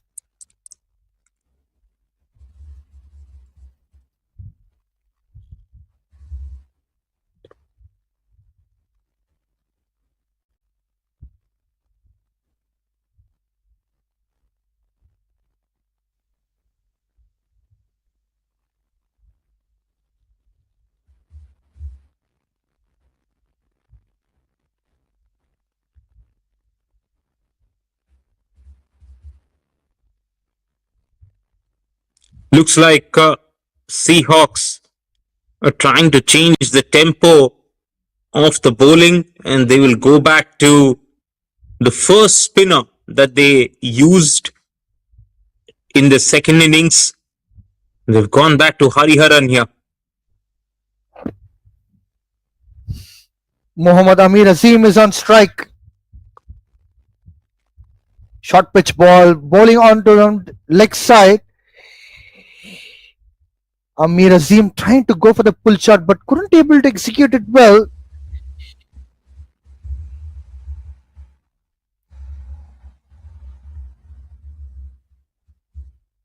This time he connects well. Will it be a 6? It is a handsome one. We need to check out if it's a 6 or a boundary. Definitely it was too big. And it was a fantastic shot from him. and it's a 6. He continues to roar for Malaysia 11. Now required run rate has come down to 9.48. Still, it's a doable one. What do you say, Babashish? Oh, just the way Mohammad Amir Azim is going, you don't want to side with the Seahawks here because he is taking them to the cleaners. This time, straightly he hits the ball, and he'll be picking up a single. Will he go for 2? Yes, of course he does. Wonderful running between wickets. Fantastic one. Despite the fact that he has cramps, he has completed a second run. He is giving 100% of his commitment for this game. Hats off to Mohammad Amir Azim. That's a big shot. Definitely a big shot. And it has gone to the 6. This is a marvelous innings from him. Yes, it seems like Hariharan and Seahawks, they have no clue right now how to stop the left-hander. They went to the experienced option of Hariharan, who went from round the wicket to over the wicket, but the length has been wrong as far as the bowler is concerned. It's very much in the hitting arc. And Amir Azim is hitting them clean right now. 14 runs already from this over. Once again, change of angle. Goes to round the wicket. Oh, that's a miscued shot. He's lucky enough. There's no fielder out there. Definitely he'll be getting a couple of runs. Once again, beautiful running between wickets. Runs are leaking out in terms of Seahawks. They would be concerned about this. It's a massive over. 14 runs so far from 5 balls of Hariharan's comeback over, which is apparently 6th over for him. Last ball. There's That should be the plan. That should be the plan, Vijay. Again, somebody who's struggling with cramps, you ought to be bowling far wide away from his batting reach and not bowl in his arc.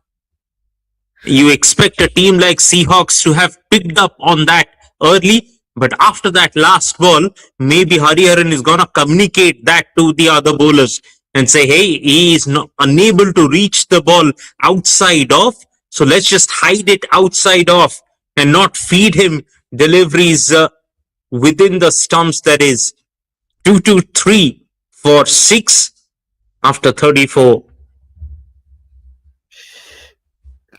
Absolutely. The last ball would be an ideal strategy for Seahawks team.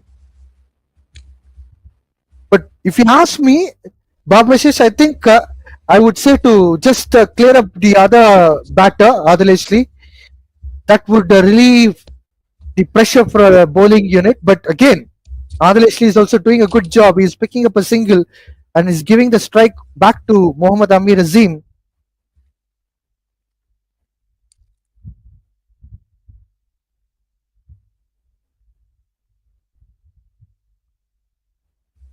For how long, though?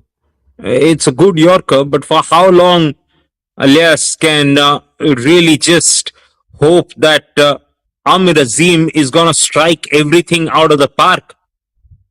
He's out there with a bat in hand. He has to make sure that he's got a plan in place to, if not find boundaries, at least find gaps, so that Mohammad Amir Azim gets some time at the non-strikers end to recover as well.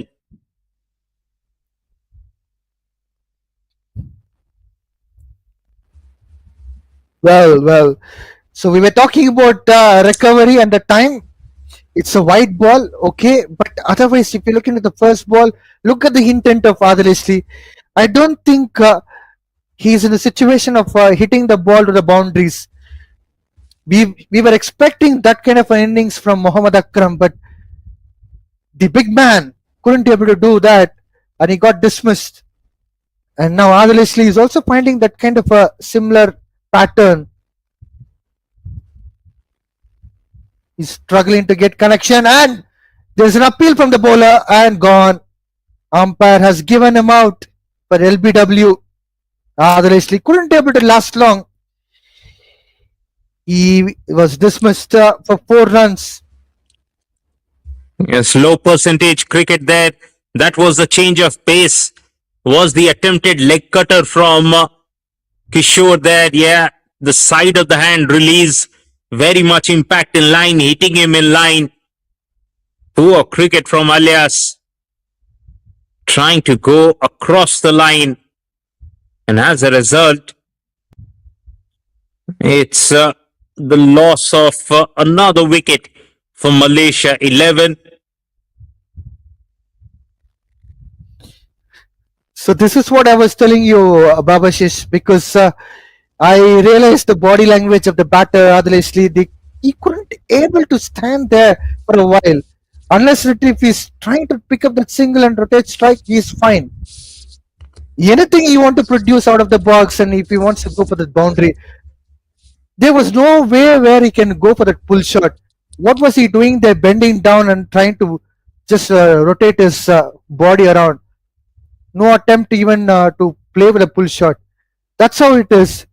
I felt he could have rotated the strike, but again, the match is poised towards Seahawks.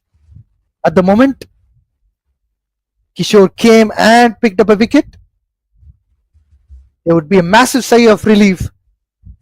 Hamza, again, he can also be a good hitter. He'd be on strike now, facing Kishore. First ball, he picked up a single onto the onside.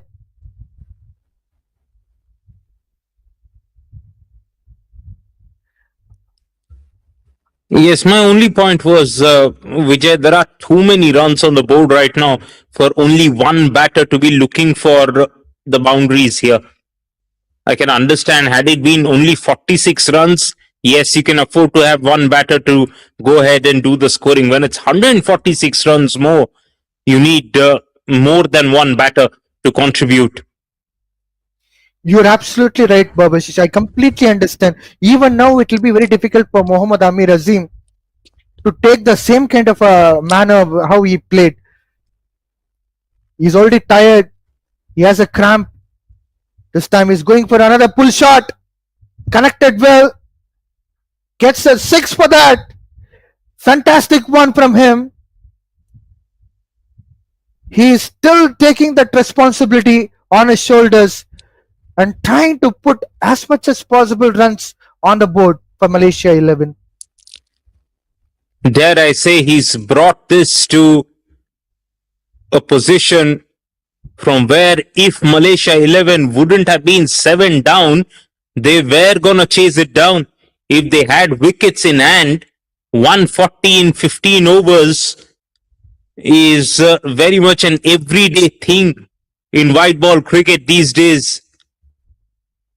It's just that they are 7 down, they don't have proper batters, which is why Seahawks are ahead in this contest. Otherwise, had it been 231 for 3, 231 for 4, then you would have still backed Malaysia 11 from here on in. That's how well Mohammad Amir Azim has batted.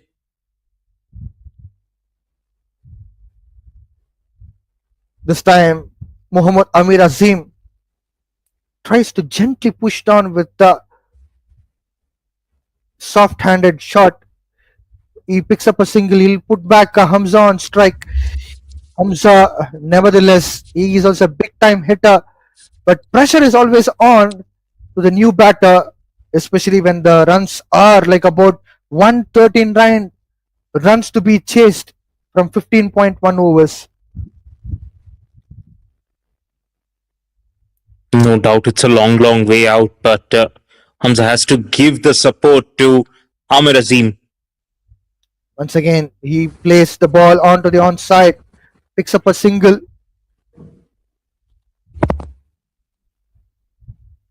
"35 overs gone, 232 for 7.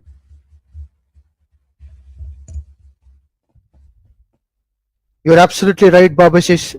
Three more wickets is always something which would be poking around in the head of Malaysian 11 batters. But what if they had like about 6 to 7 wickets in the hand? Definitely the things would have been different. The approach would have been different. Yes, then the pressure, even though the required run rate would have been over 9, the pressure would still have been on Seahawks for them to do something out of the ordinary, come up with attacking field placements, try and pick up wickets. Now they don't have to do all that.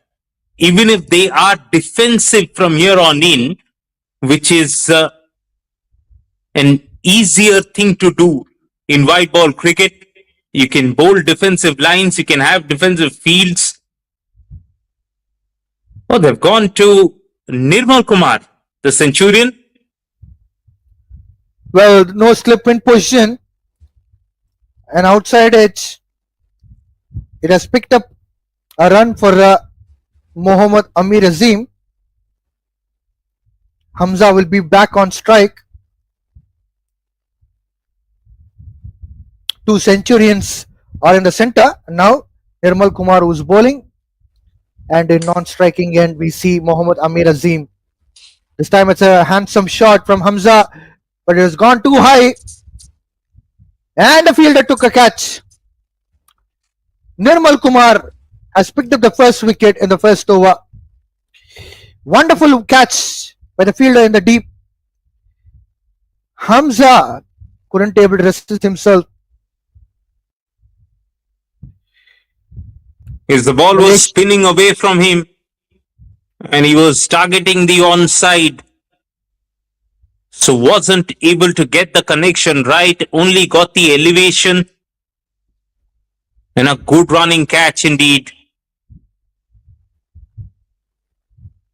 So Nirmal, with all those runs with the bat, has got a wicket to show for as well. That has got Malaysia 11, 8 down for 233. And it looks like it's going to be Prashant who will join Amir Azim. Talking in terms of Malaysia 11, I'm pretty much happy with the fight back. I was expecting this kind of a fight back in the initial phase of the game. Either I thought Aslam Khan or Ahmed Zubairi, not Ahmed Zubairi by the way, I beg your pardon. It was the other opener who would be putting up a lot of runs I was expecting. But now it comes to Mohammad Amir Azim, and he has played some incredible cricket, which gives immense satisfaction that Malaysia 11 is learning this context of the game, how to take the things around, irrespective of whatever opposition are. So it's a massive learning. I think selectors are watching out Mohammad Amir Azim. Once he gets picked up in the national team, I'm sure that if he continues this kind of a form, Malaysia would be glad to have him in the middle order.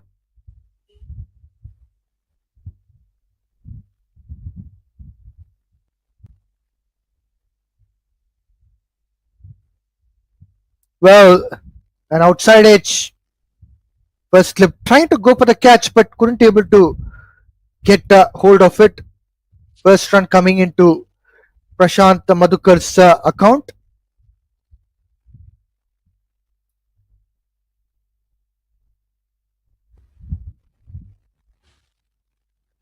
He's a very good top order option. Is Amir Azim. Look like he's extremely comfortable against the Pacers as well. He's got a good game against spin. Seems like he's a batter with tremendous temperament as well. So good all-round batting prospect for Malaysia. Let's see how far he can stretch this innings though. And we should not forget about his bowling. He bowls really well. The previous game, he has picked up a crucial wicket.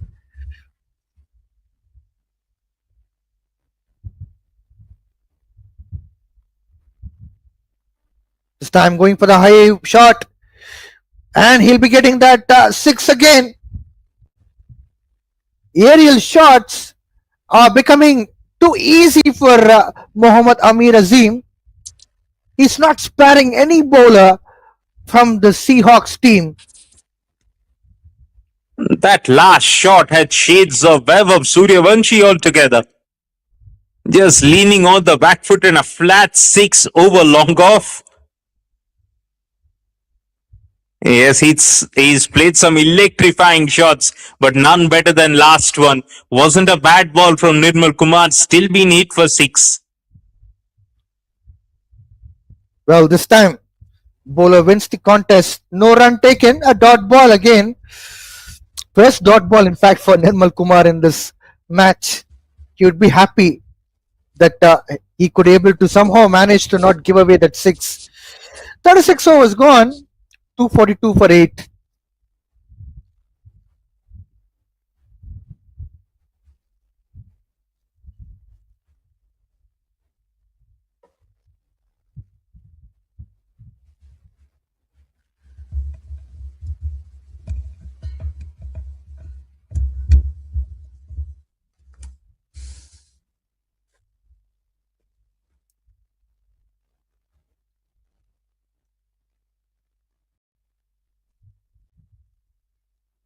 This could have been such a close game.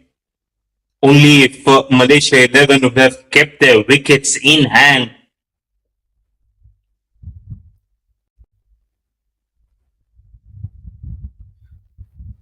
Dhruv Ram has been brought back into attack. He has picked up 4 wickets. He has a lovely opportunity to pick up a 5 for. Prashant Madhukar is on strike. That's a slower and a lower delivery from Dhruv Ram. Also, Vijay, do you think this game was actually won by Seahawks with the bat in hand? Because Malaysia 11 looked actually lackluster with the ball in hand. And they just gave away too many boundary balls, that is. Which is why they are being forced to chase such a massive score. To add on with that, drop of catches, fumbles, extras.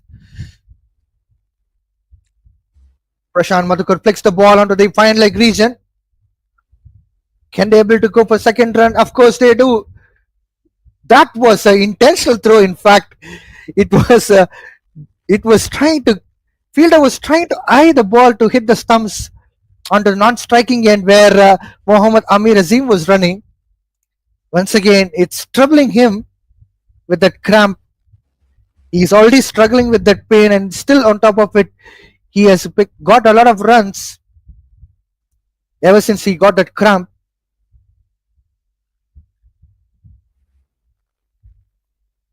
Beaten. No run again. Prashant Madhukar. Maybe he's waiting for auspicious time to start up the things. The things were being built with the hard work of Mohammad Amir Azim. It would have been nice if the batters support him. Probably the single. I completely understand he has built a lot of runs on the board. But again, rest of the batters are failing to get those boundaries, at least get that single and put back Amir Azim on strike. There's an appeal from the bowler, Dhruv Ram. Has umpire given him out? Of course, yes, and he has got a 5 for. Dhruv Ram has picked up a 5 for in this innings. What a lovely bowling from him. Prashant Madhukar Yes, Vijay, that looked out. From the time that ball hit the pads, because Prashant Madhukar was shuffling in front of the stumps, that looked like that was crashing onto leg stump.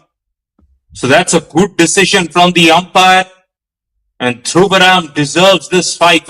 He's running quick with the new ball, picked up 3 wickets in that opening burst. And then with the older ball, he's picked up a couple of wickets. Which means it will be the last batter in for Malaysia 11. It will be Arif. walking in to join Mohammad Amir Azim.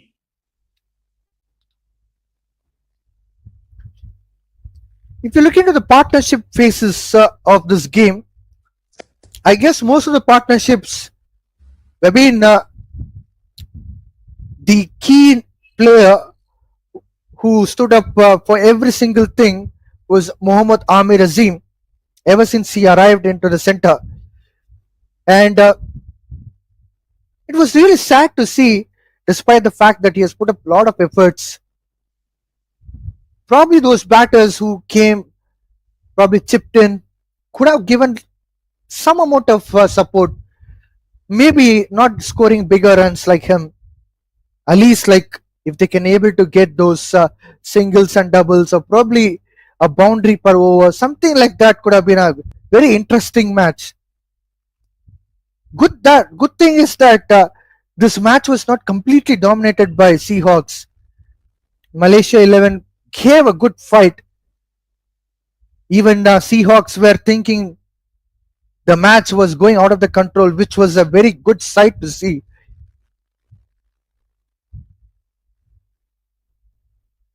Yorker attempt, delivery from Dhruvaram.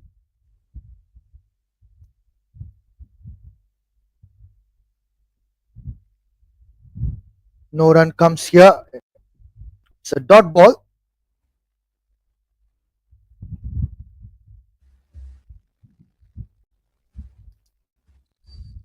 Seahawks are attacking with the number 11 on strike. They have a slip in position.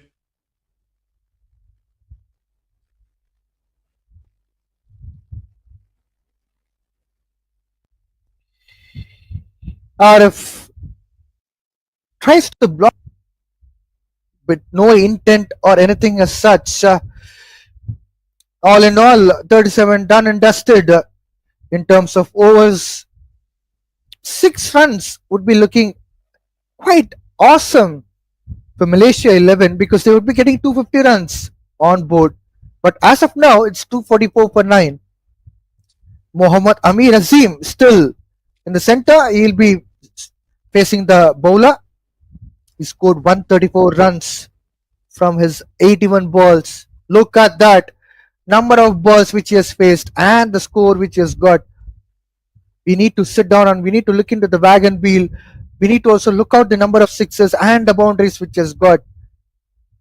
If we start to analyze inch by inch, his innings was completely outstanding one.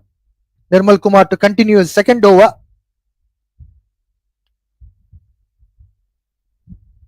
Wild swing of the bat from Mohammad Amir Azim. He got beaten. No run taken there.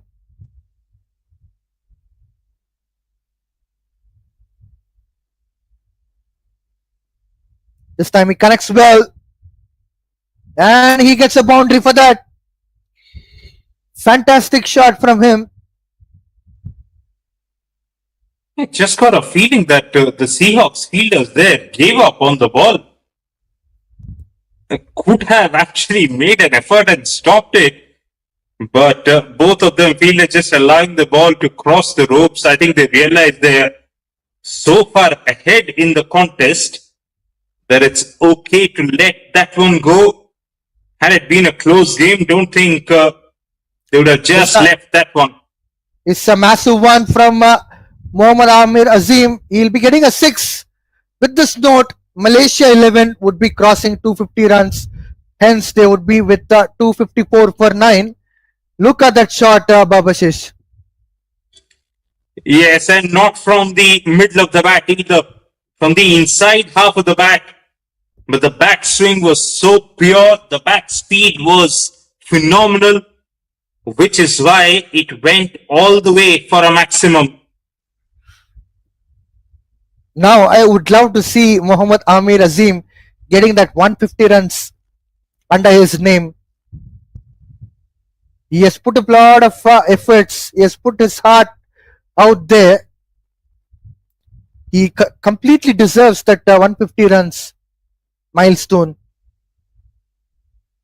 This time he got beaten. No run taken.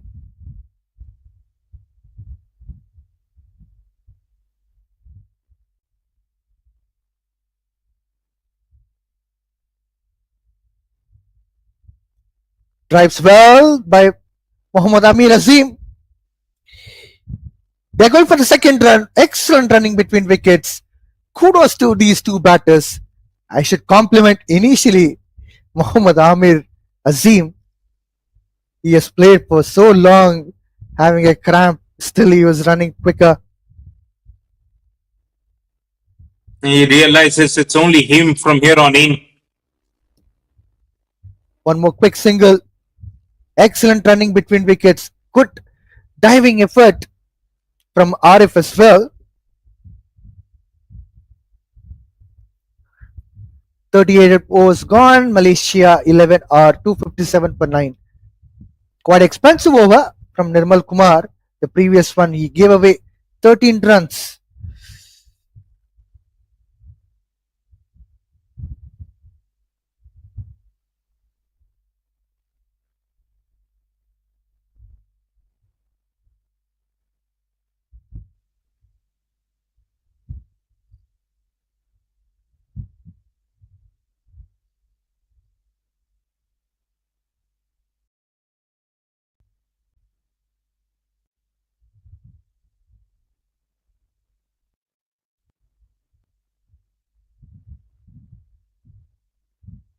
Kishore to continue his 7th over.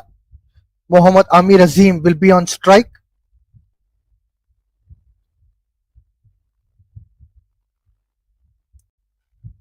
That's a good shot again from Mohammad Amir Azim. He has just picked up a single for that. He'll be moving on to 148.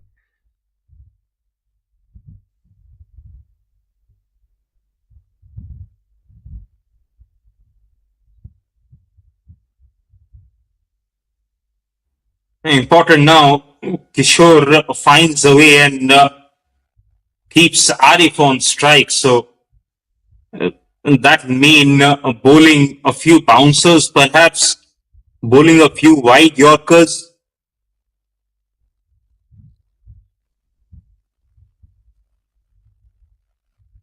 Arif is on strike. First slip in position. Slip in the position. That's it. Nice way to rotate the strike, which brings back Mohammad Amir Azim on strike. He's got 148 runs.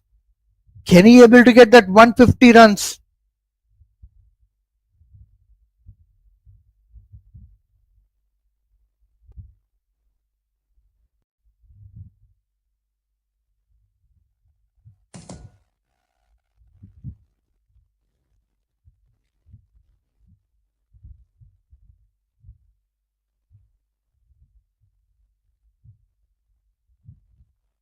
Well, that ball missed out, hitting the stumps by a whisker. An edge as well. A boundary which brings 150 runs for Mohammad Amir Azim. Apparently, he is 152 runs under his name. What a lovely innings. A champion knock so far. Irrespective of the result of the game, this is a knock we will remember for a long, long time.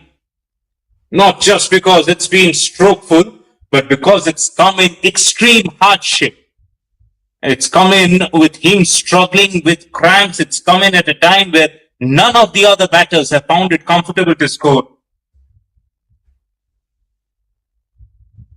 Well bowled by Kishore. What a comeback after conceding that boundary. These kind of dot balls which Seahawks would be expecting and looking forward to.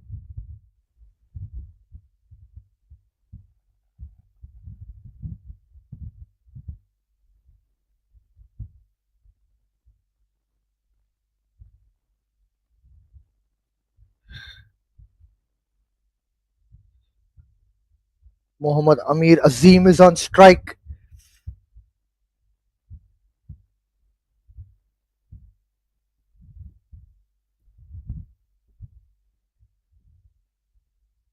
Well, this time it's going to be a wide ball for Kishore. Already the pressure has been built a lot on the bowlers.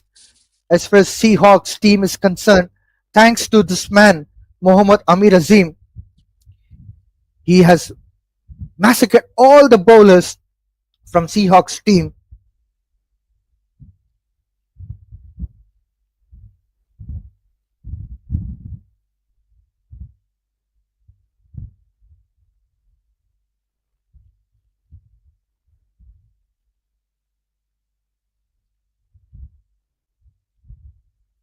Well, inside edge.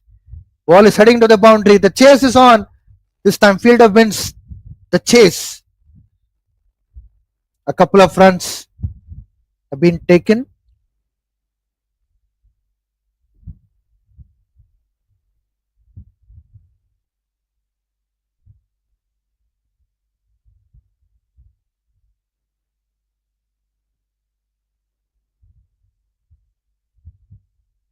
$152 from 90. This has been a Herculean effort from Amir Azim here.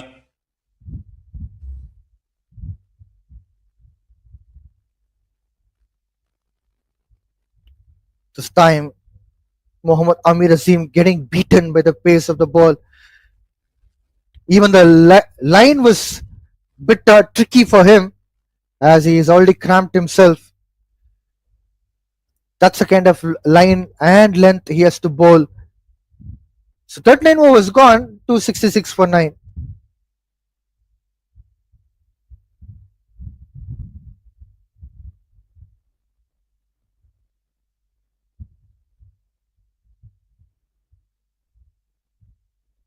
Seahawks team has a wonderful opportunity to pick up a wicket here to wind up this game. Arif will be on strike. They can't get much better opportunity than this.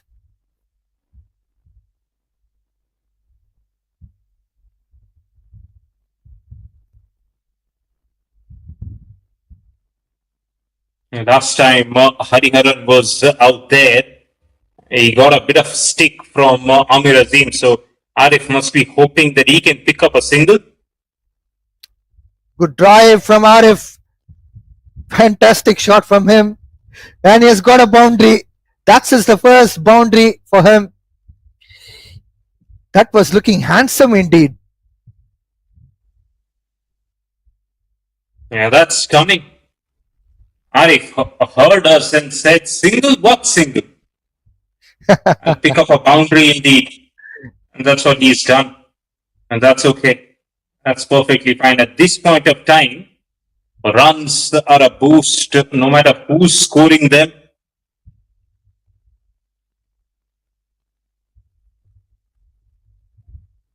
Well, once again, no footwork at all from Arif. I always wonder why one step forward, two steps backward. This kind of a thing happens for the players. Slower delivery, an appeal from the bowler. Umpire lifts up the hand. Gone. Arif gone for the 5. Malaysia lost their final wicket for 270 runs. Wonderful bowling from Hariharan. Yes, and spare a thought for Mohammad Amir Azim, who's remained undefeated out there. He ran out of partners, eventually finishing with 154 from 92 balls. That is a knock of a lifetime. It's a knock that will give his young career a lot of boost for selectors in the region to look at the abilities that this young left-hander has to give. And it's the Seahawks who have won the second 50-over fixture by 100 runs. Well set up by Nirmal, who got the runs going. And then, of course, it was Dhruva who got a fifer. That's why they're just asking Dhruva to lead the way. Dhruva is asking Nirmal to lead the way. But eventually, perhaps both of them will allow Amir Azim to walk out of the ground with a round of applause. To anybody who's watched this contest, here at the Selangor Turf Club. They will stand up and applaud the efforts of the left-hander who's actually finished unbeaten right now. Handshakes all around Malaysia 11. They will know with the ball in hand, they were perhaps a little too short in terms of length, bowled too many boundary balls, and then with the bat, the top order didn't really live up to the expectations, which is why it's the Seahawks who have registered another win on this trip to Malaysia, winning this particular contest by 100 runs. 370 for 7, remember? And Malaysia now bundled out for 270 for 7. If you take a look at the batting effort, it's just one man fighting for them. Mohammad Ahmed Azim, 154 from 92. He got just little bit of support from Amir Khan Malik, who finished with 32, but nothing else from nobody else. And as a result, they fell 100 short eventually. And if you look at the bowling effort from the Seahawks, it's the Pacers who did the damage up front. Dhruva in that opening spell finished with picked up 3 wickets in fact, and then came back and picked up 2 wickets. So he finished with a 5-er and he got good support from some of the spinners there. 5 for 53 for Dhruva Ram. Wicket apiece for Sanjay, Karthik, Nirmal and Kishore Gurunath. As a result, an all-round bowling performance from the Seahawks have ensured that they have got the second game of this 50-over fixture in the bag too. So all to play for when these two sides meet again for the third 50-over fixture.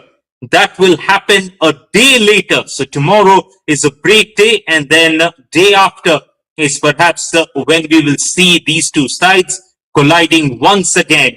You will have Vijay for that game as well. For now, from Vijay, from Babashish, from the entire production crew here at the Selangor Turf Club, we bid you a goodbye. We hope you have a great day from here on in. Thank you for joining us.